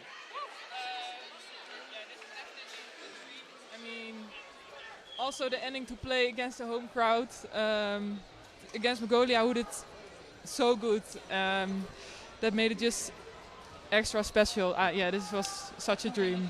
Tell me about the mindset switch from the 0-2 start. Things were not looking good to the run you guys made en route to goal. What changed? What happened? Yeah, I think the first 2 days, the first day, we were a little bit overwhelmed by the different teams we played. We didn't play our own game, and I think that the day after we just talked about it and just said we have to do what we always do and start with defense. And yeah, that really worked, and I think we really grew in the tournament. Every game we just played better. And last but not least, I saw you take a deep breath when the crowd started chanting MVP. MVP. Describe what that moment was for you. I just didn't expect it, you know. I mean, the crowd is so amazing here, and Mongolia is just, they should be so proud of themselves and of all the people around them, but they're just so supportive to us too, and yeah, they're just great, and I just kind of didn't expect it, so it really felt goosebumps. I know you got to go celebrate, but congratulations to you and your team. An iconic run. Very proud of you, Nortje. Thank you. All right. Thank you. All right, let's get a look at the men's podium, which was also unexpected, to say the least, to see Switzerland play against Spain in the gold medal game. The Serbians play the Germans in the bronze medal game, and they did it with an injured Strahinja Stojic unable to play. Came back from 5 down in that game to earn that bronze medal. But in the gold medal game, it was a team that are similarly constructed, but it was that athleticism, I think, for Spain that ultimately was the undoing of Switzerland that allowed them to get the win. Agreed, and look, it helps when you get 12 points from Diego de Blas, who was on fire in that medal game. He was uncontrollable for the defense for Switzerland, who had been very good defensively up until that point. But Spain get a big, big win, and it's another one of these expect the unexpected. They finish it off with a huge bang from Ivan Arekoechea. I think I got that name right for the first time all week, but still a huge dunk as an exclamation point on that magical run for Spain. Wonderful tournament for them. What a way for them to end it. I think that dunk was a statement. It was a message to the rest of the league of 3x3 that Spain are here. I believe that's a key in Spanish. You know who else is here? The MVP, Guim Exposito, MVP gold medalist from Spain. Man, incredible job. I want to ask you this question. Not a lot of people picked you guys to be playing in the final. Did you guys use that as motivation, kind of feeling like an underdog coming into this competition? I mean, for sure we don't have that pressure, you know, of being contenders or that people expected us to even to go through the next phase. But we knew we could do things and we could surprise anyone. To get a game like that from Diego in the final, 12 points, he was lights out shooting the ball. Obviously, you did an incredible job playing on both ends of the floor. But tell us how much he helped that having that explosive game in the final. Yeah, for sure, he saved us, Diego. We've been looking for him the whole tournament. Some games he wasn't making those shots, but we were just telling him that keep shooting. You know, shooters gotta shoot, and he's been incredible, especially from the last 3 games. He was amazing, and he was getting into this rhythm of a shooter, and in the final he was unstoppable. So thank you very much for him because. He make us life looks much more easier. And for you, 1 for 1. First World Cup, and first MVP, Gwim Exposito, man. Looking forward to see you playing for the rest of the year. Congratulations to you and your team from us, man. Thank you very much. All right. So Gwim was one of the most outstanding men's player in the tournament, but there were two others that joined him on the team of the tournament. How good was Nathan Jurkovic? Oh, my. Of Team Switzerland, and Strahinja Stojicic also being named a member of team of the tournament. Even though he got injured, Strahinja really played a great tournament to that point. He played an all-around tournament, right? He got his teammates involved. He was driving. He was shooting his shots as well. He wasn't as explosive offensively as we usually see, but he was distributing the ball, and he was driving to the basket, making that Serbian offense work. Now, again, you said Nathan Jurkovic. We talked about Switzerland's defense. He anchored that defense. His long arms, his deflections, the blocks at the rim, as well as on offense, the lob threat that he is. He knocked down a huge two to end up knocking out Latvia in the quarterfinals to start that run there. And look, his play offensively was wonderful. His team all shared the ball, though. So we got to say this was a real team effort. But for him to anchor that defense that held Serbia to just 11 points, the number one team in the world, that's special. And we saw Gwim. Man, he's a level above a role player. I'm not sure how to say it. Second leading scorer on their team, led him in drives, led him in key assists. He led him in deflections for sure. He led him in steals as well, maybe even in blocks. The man was everywhere on the court, and it was contagious for his teammates. I think he's already emerged as one of the very best two-way players in the league already. All right, let's shift our focus to the women's team of the tournament, keyed, of course, by MVP Nortje Driesen. But Sasha Grant Allen on that Canadian team that took bronze, she was incredible. And, of course, the hometown hero, Ulaanbaatar. I mean, she played with the heart of a warrior. Look, unfortunately for them, they come up short in the gold medal game. But your thoughts on the three selected for the women's team of the tournament? Let's start with Sasha, and she was sensational, right? Oh, you stole my nickname. I did. I got to give you credit, though. That was nice. Look, she was a force in the paint both offensively and defensively, right? She creates her own shot, even works off of pick and roll. But the main thing is, she anchors the defense. They got a win 11-10 against Spain, right? She scored 6 of those 11 points, grabbed 7 rebounds, and altered so many shots for Spain underneath the basket that it was impossible for Spain to win. Going into Ulaanbaatar, look, magical. Fairy tale run for this Mongolia team. We'll make it all the way to the finals. Underdog in almost every game they played. They kept getting wins with the crowd at their backs. They played an incredibly high level of Team 3x3 basketball, spearheaded, though, by Ulaanbaatar with her driving ability, her shooting ability, and her hustle and fight. And you know who I'm going to give an honorable mention for MVP? This crowd.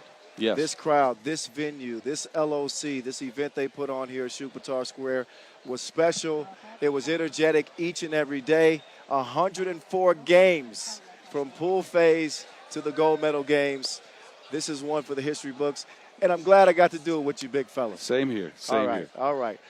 So we're going to say goodnight. But first, before we do, remember to follow us on social media at FIBA 3x3 and at FIBA 3x3W for all of your highlights, recaps, previews, everything 3x3. For Bonds Rosendahl, I'm Kyle Montgomery saying peace out from this edition of 3x3 Overtime. We leave you with the top highlights of the final day from here in Ulaanbaatar.